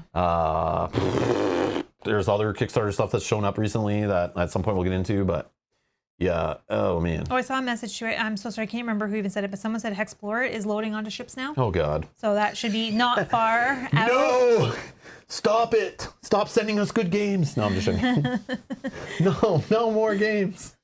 Going on strike. No, I'm just joking. Oh my gosh, could you imagine? Yeah. So again, we have no need for it. Now, if we had heard for a game like Bardsong, if it hit retail and we were notified, somebody notified us that it was out, go look into it, and we looked into it. If I heard it was like as awesome in my opinion and as cool and amazing, I love Sword and Sorcery. Or Madara, that kind of like Madara is very much an influence and kind of very similar to Sword and Sorcery. If it was on like that kind of level, I definitely would have grabbed it if there was lots of interest, lots of great reviews. Everyone was saying it was awesome, but too many people were saying it was just good and it's similar to Massive Darkness. Those scared me away for the price. If it was like around $100, yeah. If it was, maybe. We could get it on sale, maybe just to have in like. And more people were interested in it. More people backed it. It was more exciting. But again, who knows? We'll see. I feel like in a year, somebody will say Bardsong and no one will know what you're talking about. I feel like it's one of those ones that's just going to go forgotten in the background of mediocrity, of another Kickstarter box full of plastic with no substance, if you know what I mean. So that's where I get from that. But Cool looking minis though. yeah, just too many of those big $100 to $200, $300 boxes of plastic that just don't have a game attached to them that's worth the trouble. Yeah. Yeah. So anyways. And I think for us too, because we like to really dive into a game and play it all the way through or almost all the way through or as much as we can, it will get very boring, right? If you're going to play it one time, sure, if you like it. But for us, it might just get boring. Yeah. I don't know. Heather says, it's great that you explore older games like Folklore. Not much worry about spoilers. That's true, right? I've talked about that before. That's a hard balance for us. Yeah, I talked about not playing the new hotness. I like it because more people can join us right from the start. If we get it, like when we got Tainted Grail. Yeah. We got Tainted Grail from the publisher at the time. I didn't know it wasn't in anyone's hands really yet. I just reached out. I thought people had it already. And I asked, do you guys have a copy? I can't find it in retail. And they went, here's a copy. And we started playing it on stream and people are like, yeah, nobody had their copy yet. A lot of people are watching, but then I felt bad because I could have held the game for a couple weeks, wait for people to get theirs, and then more people can join us and we can go spoiler crazy. But the problem that happened with that series was we played live for a couple episodes. Then we realized, like, I'm just going to record the rest. We don't need to play live, and people can just watch it later. And then they're shorter videos. So I did that because it was full of spoilers, and not many people had their game yet. I felt bad. Yeah. So yeah, I just switched to recording instead of live streaming for the second half of that game or whatever, or last 3 quarters or something. But there are games we get now where I literally sit on them. I'll get a game and I'll be like, you know what? I could play this like right now, but like nobody really has it. I was trying to do that with the second run of Sleeping Gods. That game took forever to get to like retail. Oh yeah. Because I was hoping more people would join us for the next run and that kind of thing, but because it was full of spoilers. But it's like, just like lost interest, I guess. But you also wanted to do that with the Aeon's End Legacy of Grateful, but I was like, no, I really want to play so bad. So I was very pushy on that one. Yeah, Aeon's End, I was like, we're gonna wait a couple weeks to start it because I want other people to get it. And then Mel's like, we're staring at it on our table, and Mel's like, no, let's play it this weekend. I'm like, all right, like, it is just Aeon's End. Not everyone cares about the story, including myself, kind of either. So I just want to play more Aeon's End. It's a hard balance for sure. But Daniel's in the chat saying Explore It is an expensive game too. I'd argue that because in Canada, it looks like you can get that for less than $100, even close to 60, 75, for some copies of Explore It. I think he's saying expansive, not expensive. Like it's like a. Oh, it's quite Oh, I see. I read it as expensive. But it is expansive. Yeah, it is. It is. There's a lot here for sure. But again, they're not. You don't have to mix them all. You just buy one and then buy the one expansion. That's it. That's the end of it. That's done. Interesting that the latest one is the cheapest. Oh no, not the cheapest. Never mind. Never mind. Oh, just that one. So this was is most US. expensive. US Explorer. It's only like $70. Okay. And it's similar to like Folklore. It's the same like Wow. roaming around on a map, adventuring, random encounters, boss fights. It's just not like an endless campaign thing. It's like it's kind of like it's like one session, but you probably want to break it up.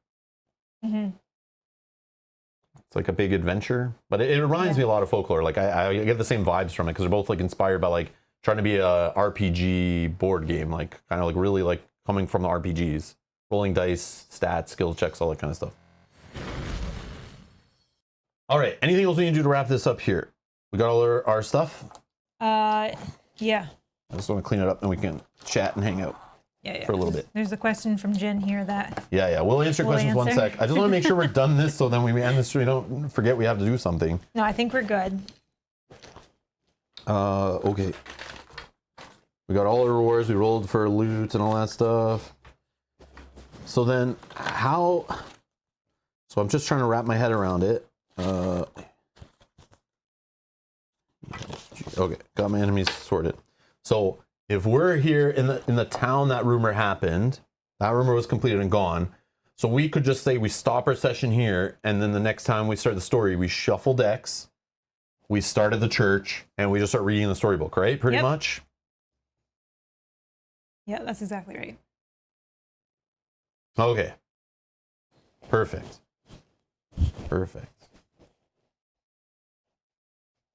So two things, but let's start with Stacy first. So Stacy says, just signed up for the Hexplore newsletter, and on their website, when they asked how I heard about the game, I entered Rob's gaming table.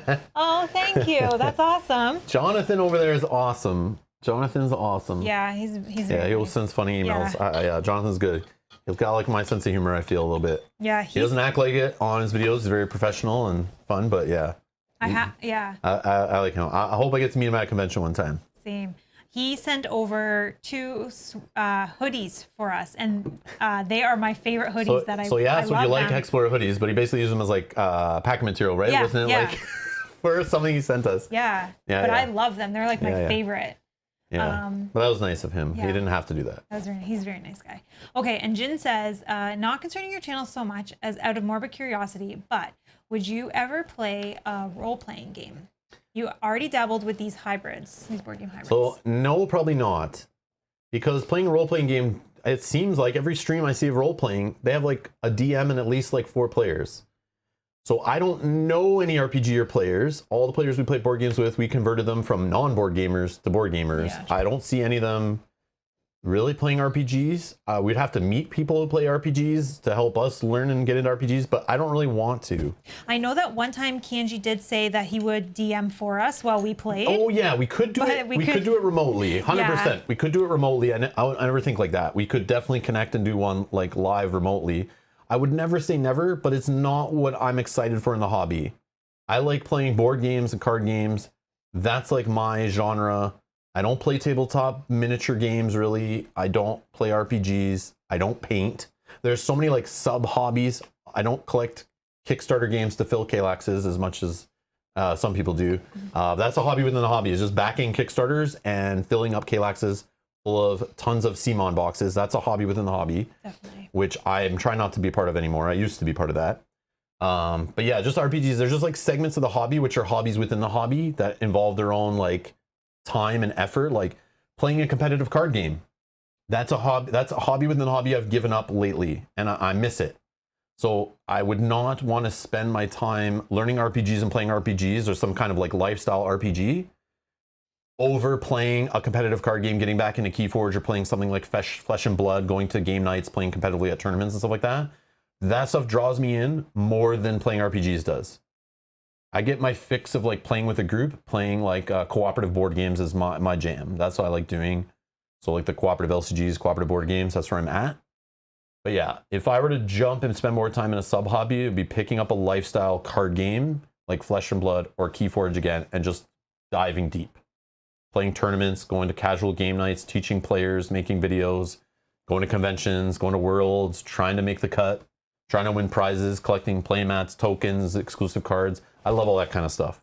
that's where I would spend that time. That I when I got that time back, I just dedicated it to more board games, basically, playing all these crazier, heavier board games. But I don't think I would spend the time on RPGs.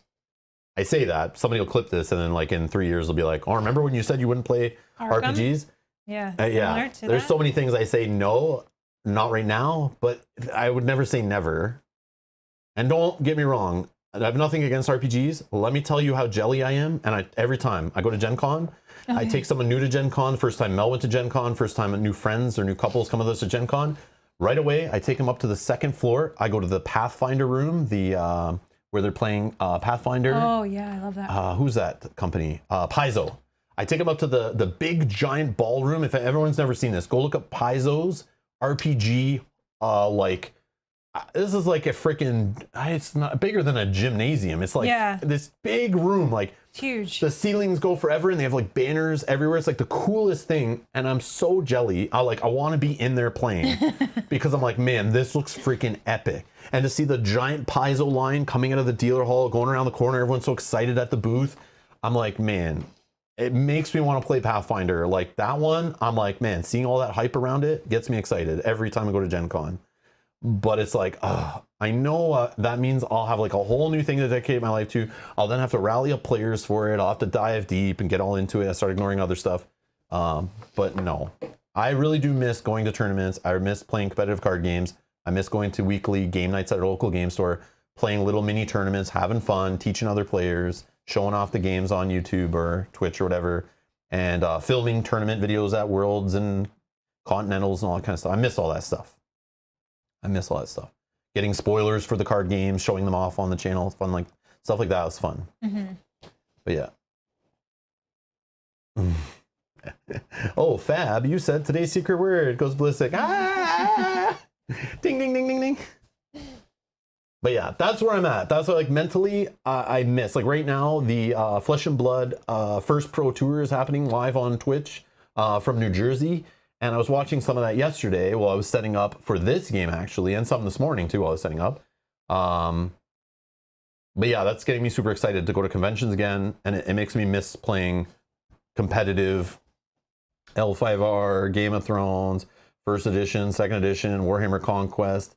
What else is in there? There's other stuff in there I'm forgetting. But anyways, yeah, a bunch of other card games. Like competitively, not just at home on my living room table. Like, I mean, like training, traveling, game nights, getting metas, practicing, going to tournaments, streaming those tournaments, but also playing in those tournaments. You know, I miss that stuff. He said it would be fun to watch you in a tournament. It is fun to watch him in a tournament. Yeah. You can see. Yeah, I think there's videos. Yeah. But again, Game of Thrones card game is dead. Yeah. But there's videos of me streaming a live tournament, but being in the tournament and winning the tournament, while also commentating the tournament. But then other people commentating while I'm playing. So it's kind of fun. But yeah, those are the fun days. Yeah. Lugging bags and bags of camera equipment and lights up flights of stairs and like, yeah, traveling, driving for hours just to film. Oh, it's so fun. So fun. Hey, Drew. Drew's here. Hello, gang. I finally made a stream. I need to find another job that lets me have time to watch y'all again. Oh, I'm sorry to hear that. You can't watch as much as you want, but good to see you I'm glad again, you're Drew. here. Good to see you. Darius says, so what's the next convention that you're actually going to attend? Probably Gen Con, but I'm still like, that's still up in the air. I'll lock it in like closer to. But again, we have a hotel booked. I have a press badge. I do not have a badge Mel yet, doesn't just have a in badge case. yet. Yeah, and Mel doesn't have a badge. I haven't booked any events. I'm okay if I don't book any events. We Again, I'm not playing it. Normally, the first event I book is a tournament I'm playing in, but I'm not playing any card games. Like I said, and I miss that. That's usually the driving force that gets me to these conventions originally. Now that I do the YouTube thing full time, the driving force is going to find interesting games, try out some demos, meet some publishers. Meet some of you. Just is that what you're going to say that? Yes, I was cut me off. Sorry. Yeah, I was like, and meet some, and you're like, meet some of you. Like, yes, she just fills in my sentences there. Sorry. Yeah, so, yeah. I was thinking of Origins, but I think I'm going to skip Origins this year. After seeing last year's Origins, there weren't many publishers there. There aren't usually many publishers there. Origins is like a baby Gen Con, like a very low key, like, it did get 1 point really big. Back in 2019 when we went, it was a lot bigger. It was. It was getting bigger. But then COVID and all that kind of shrunk it down, and more new games and more publishers show up to Gen Con, which is only like a month and a half after it. But if you're looking for a more quiet convention that still has a lot of the big publishers there, yeah, check out Origins in Columbus, Ohio, if you're in that area or are willing to travel for conventions. But right now it's possibly Gen Con. And then I still want to get to, I've been wanting to for many years since it's been running, is PAX Unplugged. Oh yeah, I want you to. In Philadelphia. So I'm debating going to that one. And then maybe like next year or the year after something, maybe UK Games Expo, maybe. I've always wanted to go there. One year we do want to go Yeah, there, we've been talking about that ever since that convention like was a thing. We've been like saying, I want to go to UK Games Expo. I do want to check that out. It's been that also is kind of getting bigger too. So I was kind of excited for it. But I don't know if COVID's like kind of wrecked that one a little bit. So, but Gen Con seems to be getting, the vendors are showing up again. Some of our publishers are going back again. So I want to go there this year. But if I can't, then I just save the money for the next maybe PAX Unplugged or maybe next Gen Con or whatever. We'll just cancel our hotel and then book another one for next year. It's like whatever. Yeah, we'll see. But again, Gen Con's primary because it's like our Essen. Anyone who knows Essen, it's like North America's biggest board game convention. All the publishers we love go there. Some publishers we don't even know that we haven't even met yet that make games we want to play we don't even know about. We're going to meet there. I found, like, that's why I found Chip Theory Games. Yeah. I wouldn't have known anything if I didn't go to Gen Con that year. I probably still wouldn't know what Too Many Bones is. Maybe. It's possible. It is possible. Yeah, if I didn't go there in 2019 and somebody tell me, go check out Chip Theory Games booth, I would have not gone to their booth, saw their cool stuff, demoed Too Many Bones, fell in love, and met their VP of marketing or whatever, or VP of I forget what Andrew's title was at the time. But anyways, vice president of something was Andrew's title at the time. And yeah, Andrew's so friendly, so nice. And yeah, hooked us up. And yeah, I didn't know the game I was taking home was going to be so addictive. Yeah. Well, I'll never forget the experience of just demoing the game. Yeah. So yeah, I loved it. But I do love going to Gen Con. I love going with an empty trunk and coming back with a full trunk. Yeah. And I love at the border when they're like checking you for trying to charge you taxes for importing stuff to Canada. And you say you just have a trunk full of board games. And in their mind, board games are like $20 things you find on the shelf at Walmart. But meanwhile, all my board games in the trunk are like $100 plus each. Yeah. And they're just like, go ahead. They don't even care. They have no idea. They don't even care. Hopefully they never catch on. Yeah. If they ever asked me how much I spent on those board games, I probably could lie a little bit. But usually they're just like, where'd you go? We're like, board game convention. What are you coming back with? Just a few board games. And they're like, go ahead. They're like, you nerds. Yeah. But yeah, anyways. So yeah, that's fun stuff. But yeah. Yeah. Normally they'd be charging us like, I don't know what it is, like 13% or 8% or something on each game. Yeah. And yeah, it wouldn't be fun, but. Now you're going to get the one agent that knows about games. I know, right?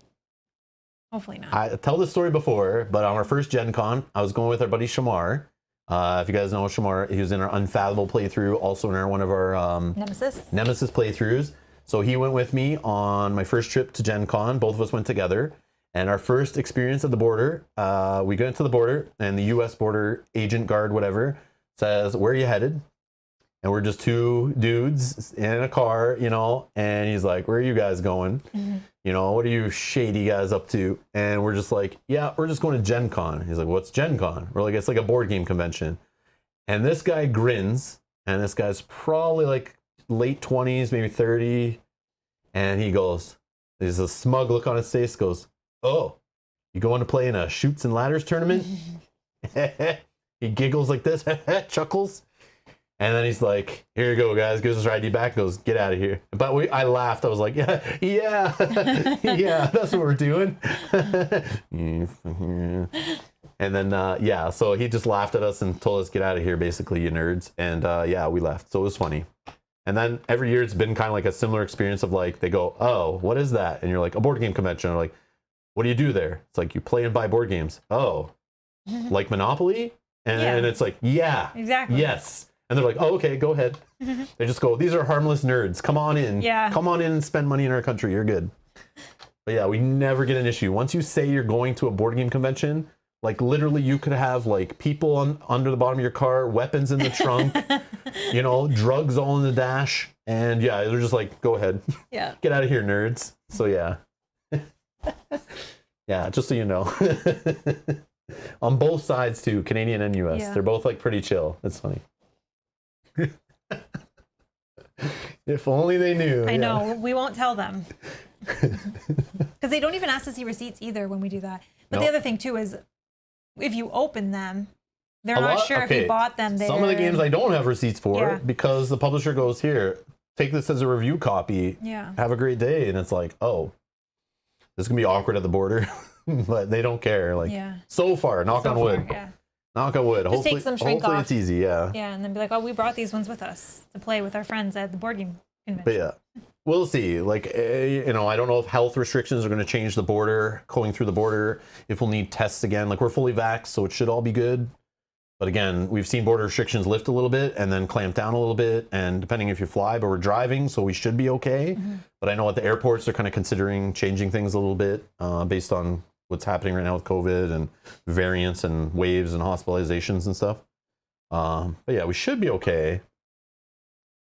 And then also, I know Gen Con is saying their health and safety stuff. They are talking about requiring masks, but they may change that, but it'll be very close to when the convention is because they don't want to change it and then retract it. Yeah, that makes sense. But they are requiring vaccination, fully vaccination and proof of vaccination, which I don't know what they accept, but we have like digital proof of vaccination. Yeah. I hope that works. Like, you know, a Canadian digital proof of vaccination. I hope they accept that in, you know, in Indiana, like at a convention. We can print it out though. No, but still, it's like it's from not a health I authority see. that's in the U.S. So I don't know if they'll recognize it. I hope I so. feel like they'd have to if they have international people coming in. Yeah, I just hope so. It's not a trouble. I hope we don't drive all the way there and find out they're like, oh, sorry, you need to actually go to some U.S. place to show that. They'll convert it to some card or some special thing, and they'll sign off on it. I don't know. I'm not sure. Yeah, see, Heather says in the US we get a card. Yeah, ours is all digital. It's like you download a digital PDF with like a QR code and all this stuff on it. And it like links back to like the Health Canada, whatever website and this kind of stuff. I don't know. I'm pretty sure. Maybe a note from your mom will be good, says Keith. Well, I know they're going to let fake ones through. Like I'm sure when there's like 60,000 people Yeah. descending on downtown Indianapolis, they're not going to be like, okay, one person please, let's take 20 minutes to do a background check to verify you're fully vaccinated. Okay, 20 minutes later, next. It's like we're going to miss the whole convention if we're like in the back of the line, you know what I mean? Like, Yeah. So are they checking? I'm curious. I have no idea. I wonder if they're checking this when you pick up your no, badge. they have to pre-check it before people even show up. If they don't find a system where you can submit it in advance, Oh, okay. kind of the same way they mail out badges and stuff, it's going to be a crap show. They're the worst with on-site stuff. Oh, Cynthia says we were fine with our digital vaccinations from the UK to the US last month. Perfect. Okay. That's awesome. Okay, that's good. And then just quickly, Stacey says, you guys have great advice from last year for my first con. I have a better handle on it this year. Will you do another Gen Con prep stream? Yeah. I mean, if we're going, I don't see it would be just in a Q&A. We can just discuss that stuff. Yeah. I know I could sit there and come up with a, like, if you're a board or card gamer going to Gen Con, like I've been 5 or 6 times now, I think. I could easily come up with like kind of like a generalized thing, but like I know every year like they make changes. So like maybe the hall is a little different. Maybe the food truck vendor isn't there that I describe, or the restaurant I'm talking about that you should check out that's great is not there anymore. Like I know they go in and out of business. There's all changes every year, but I could definitely do a general like here's some parking spots, and even that changes. Sometimes parking's not available. Sometimes there's other events, football games happening that change the parking. Yeah. But again, I could have all this info of our experiences, what we've learned about how to be cheap there, how to not be cheap, if you have tons of money, what you can, the crazy convenient stuff you can do, things to bring, you know, what to remind yourself, set reminders on your phone for certain things, the key things that should be in your bag, you know, how much you should spend on shoes, you know, all this kind of stuff. Like I could go crazy, like, how far in advance you need to start prepping yourself? yeah, how far your hotel should be away, and if at all, and the benefits of staying close versus far. Yeah. How to handle the floor, when to get there to go in the convention hall. Like I could go on all day. You know, how to plan your attack of the dealer hall. You know, all these kind of general tips. Like I don't know, I could go on and on. Yeah, that'd be a cool video to try to make, but I could just do it in a stream where we just hang out and ask questions. Mm-hmm. Yeah. I've been to Origins like 3 times maybe. Yeah, I think I've only been twice. Yeah. And Gen Con, I think 5, maybe 6. I feel like you went 6 and I've been 5. And we've been to a couple like Canadian ones where there's tournaments and stuff, but I forget what the one was called. Yeah, it was in Toronto. Breakout Con? Yeah, Breakout Con, yeah. I think it was called. I don't know if that still exists, but it's in like downtown Toronto, it was. And there was another one before that. I forget what that was called, but I don't think that one exists anymore. But yeah. But I love going to the conventions that are like where dealers are to see new games, try new games, play in tournaments, meet up with people I know. I'm not the type to go to a convention that just is about playing board games. I know this sounds so weird. Yeah. It probably sounds crazy to you. I don't mind playing games at conventions, but to be honest, I get very overwhelmed at them. I always feel like time is flying by and I have so much I need to get done. Mm-hmm. I do like book events. I do go sit down and play games, but it's usually a demo of something new and I play those with people. But actually meeting someone to play like an older game or an existing game, I don't have time for that usually.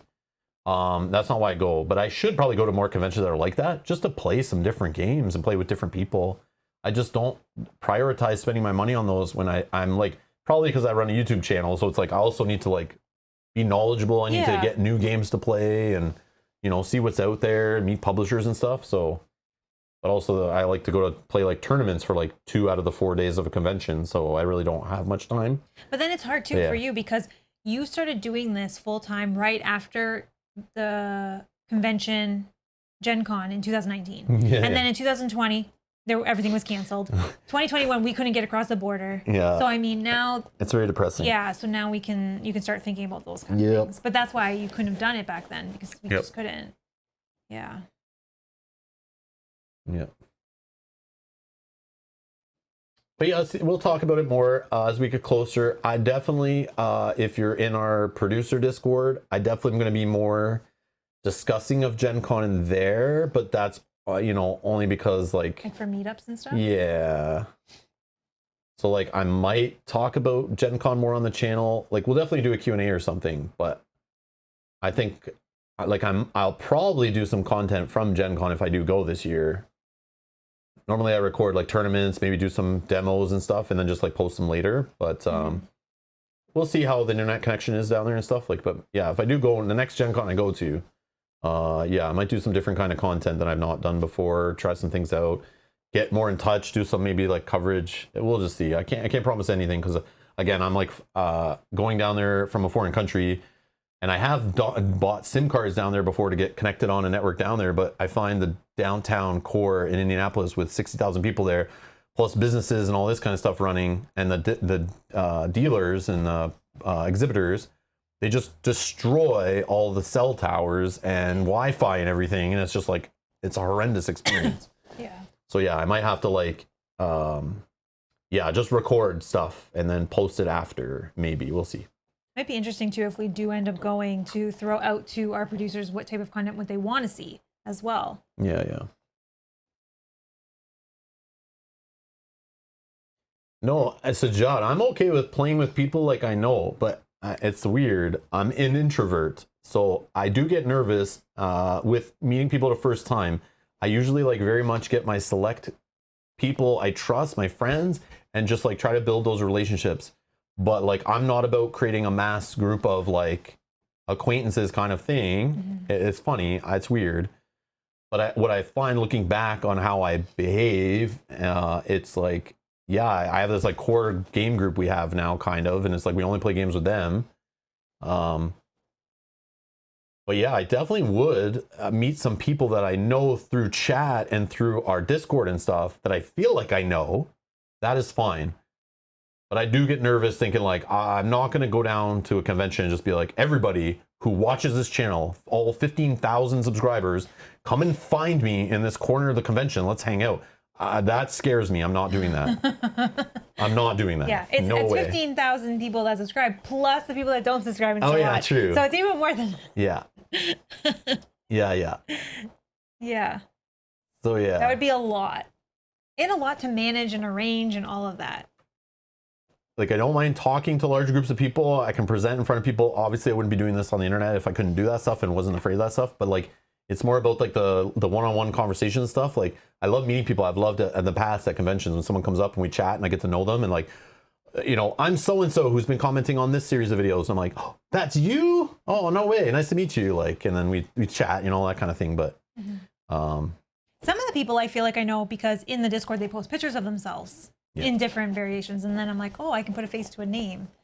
But yeah. But so John, I wouldn't mind meeting you, I think. I think. No, I'm just joking. Maybe one day, we'll see. But yeah. Yeah, no big pop star, no pop star. Mike says, you're safe, Rob. I won't be going. They won't let me in. No, I want to meet some of you. Trust me.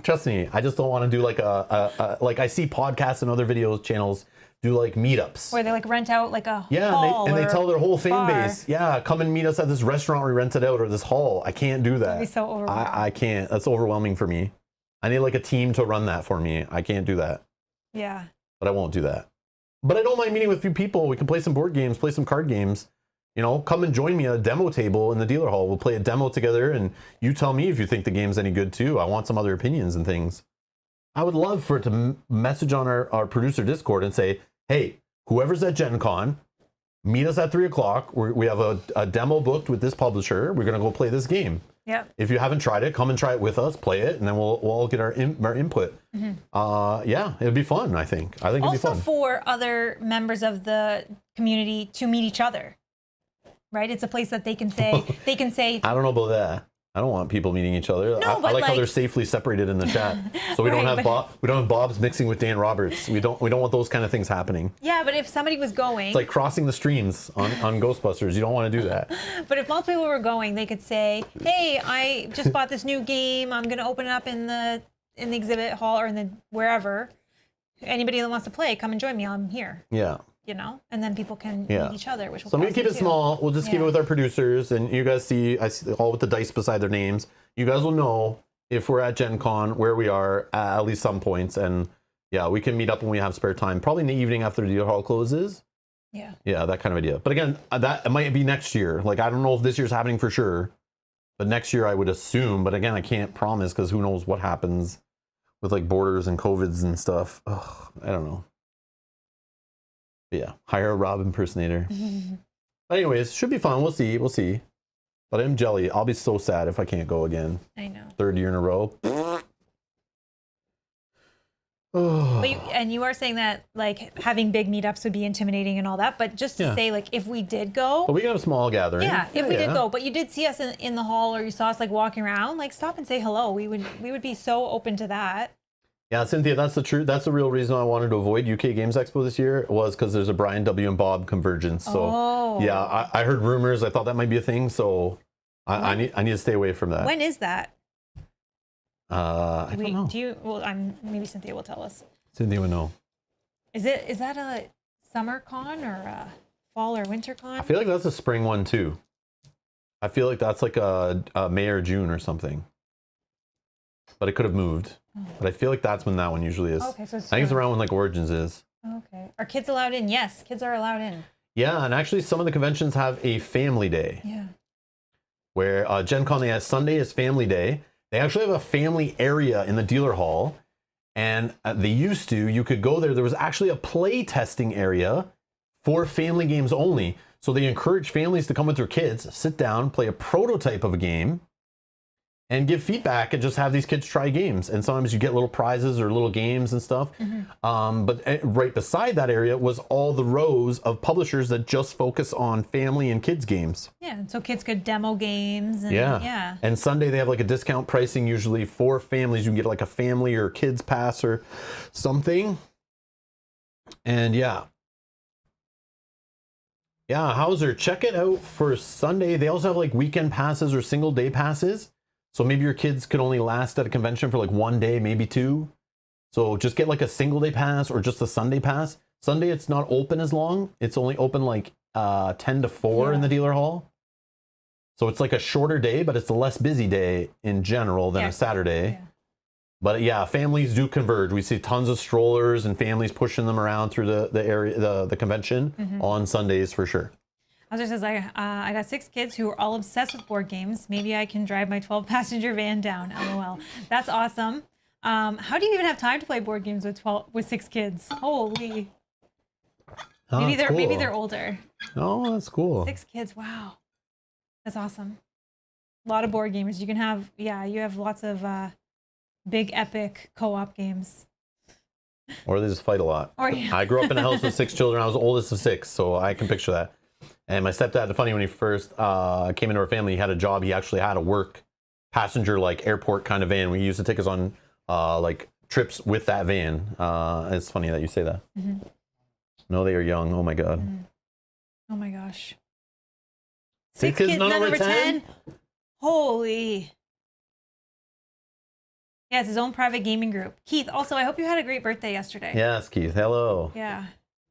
UK Games Expo June 3rd. Yeah, so it was around this time, like Origins, like June time. Cool, cool.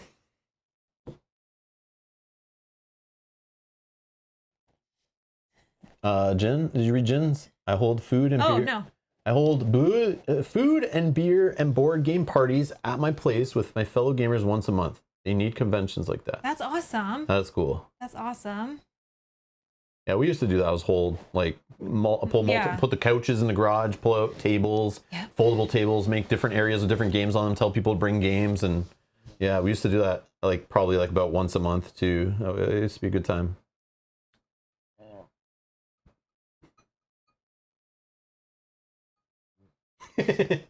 And Jen says, Hauser, make them play Game of Thrones, a board game together. That should call the weak ones. That's awesome that they all like board games, though. That is very cool. Yeah, that is very cool. Yeah, very cool. You're very lucky. However, the taste may change as they get a little bit older, but you're lucky right now, so enjoy it. Oh my God. My youngest is my CTG partner. That's cool. Oh, that's awesome. But Mike also does say, if I went, I'd have to bring Gabriel. He would be hot if I didn't take him to meet Rob Mel. I think like hot is in like mad. Like yeah, I would assume so. Yeah. Gabriel, it would be fun to meet you for sure. Fun to meet you. Yeah, I hope so one day. Yeah, we'll figure it out.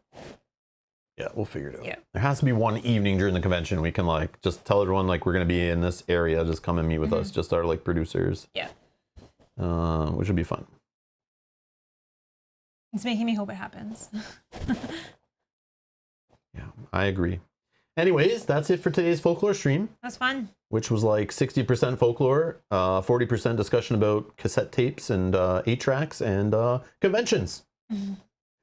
But it was all good. It was super fun. But yes, we are back on Tuesday playing more Star Wars Imperial Assault. I may be playing another game before we take our time off, but no promises. I have to see what this game involves and figure out how to stream it or how long it is. But yeah, I might pop up another stream this week before we're done. We might post a video too while we're gone from the channel. But we'll see if we get time to do it. Hopefully we do. We're going to try to do that tomorrow while we're not streaming. I just forgot and thought it was Sunday. It is not. We did it Sunday. Yeah, we're playing on Saturday today because tomorrow we want to actually try to put a video together that we can schedule for when we're not streaming next weekend. Which we hope you guys would like. Yeah, we'll see. If not, we're going to try to get it posted later. But and then we're back with Kyle again, playing more Star Wars Imperial Assault the following week. I've scheduled the next Folklore. And yeah, hopefully there's some burn cycle coming up soon if it shows up. I want to dive into that one nice and deep. We'll see. But yeah, then there's, I don't know what else there is. We'll see. We'll see. More to come for sure. Yeah. I need Mel to finish her work trip and then we can figure out some other stuff. Sorry. Jeez. Priorities. Anyways, thank you all for watching. Enjoy the rest of your weekend. And we'll see you in hopefully 2 weeks in the next Folklore stream if you're only watching that. So make sure you check out the playlist link down below. Hit the like button on your way out. Thank you to those who support us on Patreon and YouTube. We appreciate all the super chats, donations, members, supporters, fans, all that kind of stuff. Thank you for supporting us here. We appreciate it. And if you want to see more Folklore, share the video. I already posted it in the Facebook group. I'll post it on BGG. But if you know anywhere else that people might be interested in joining us for future Folklore streams, let them know. They can come and join us, hang out in the chat, have a good time. And yeah, we'll keep going as long as you guys are interested in it. But yeah, we'll see you later. Thanks for watching. Bye-bye. Bye.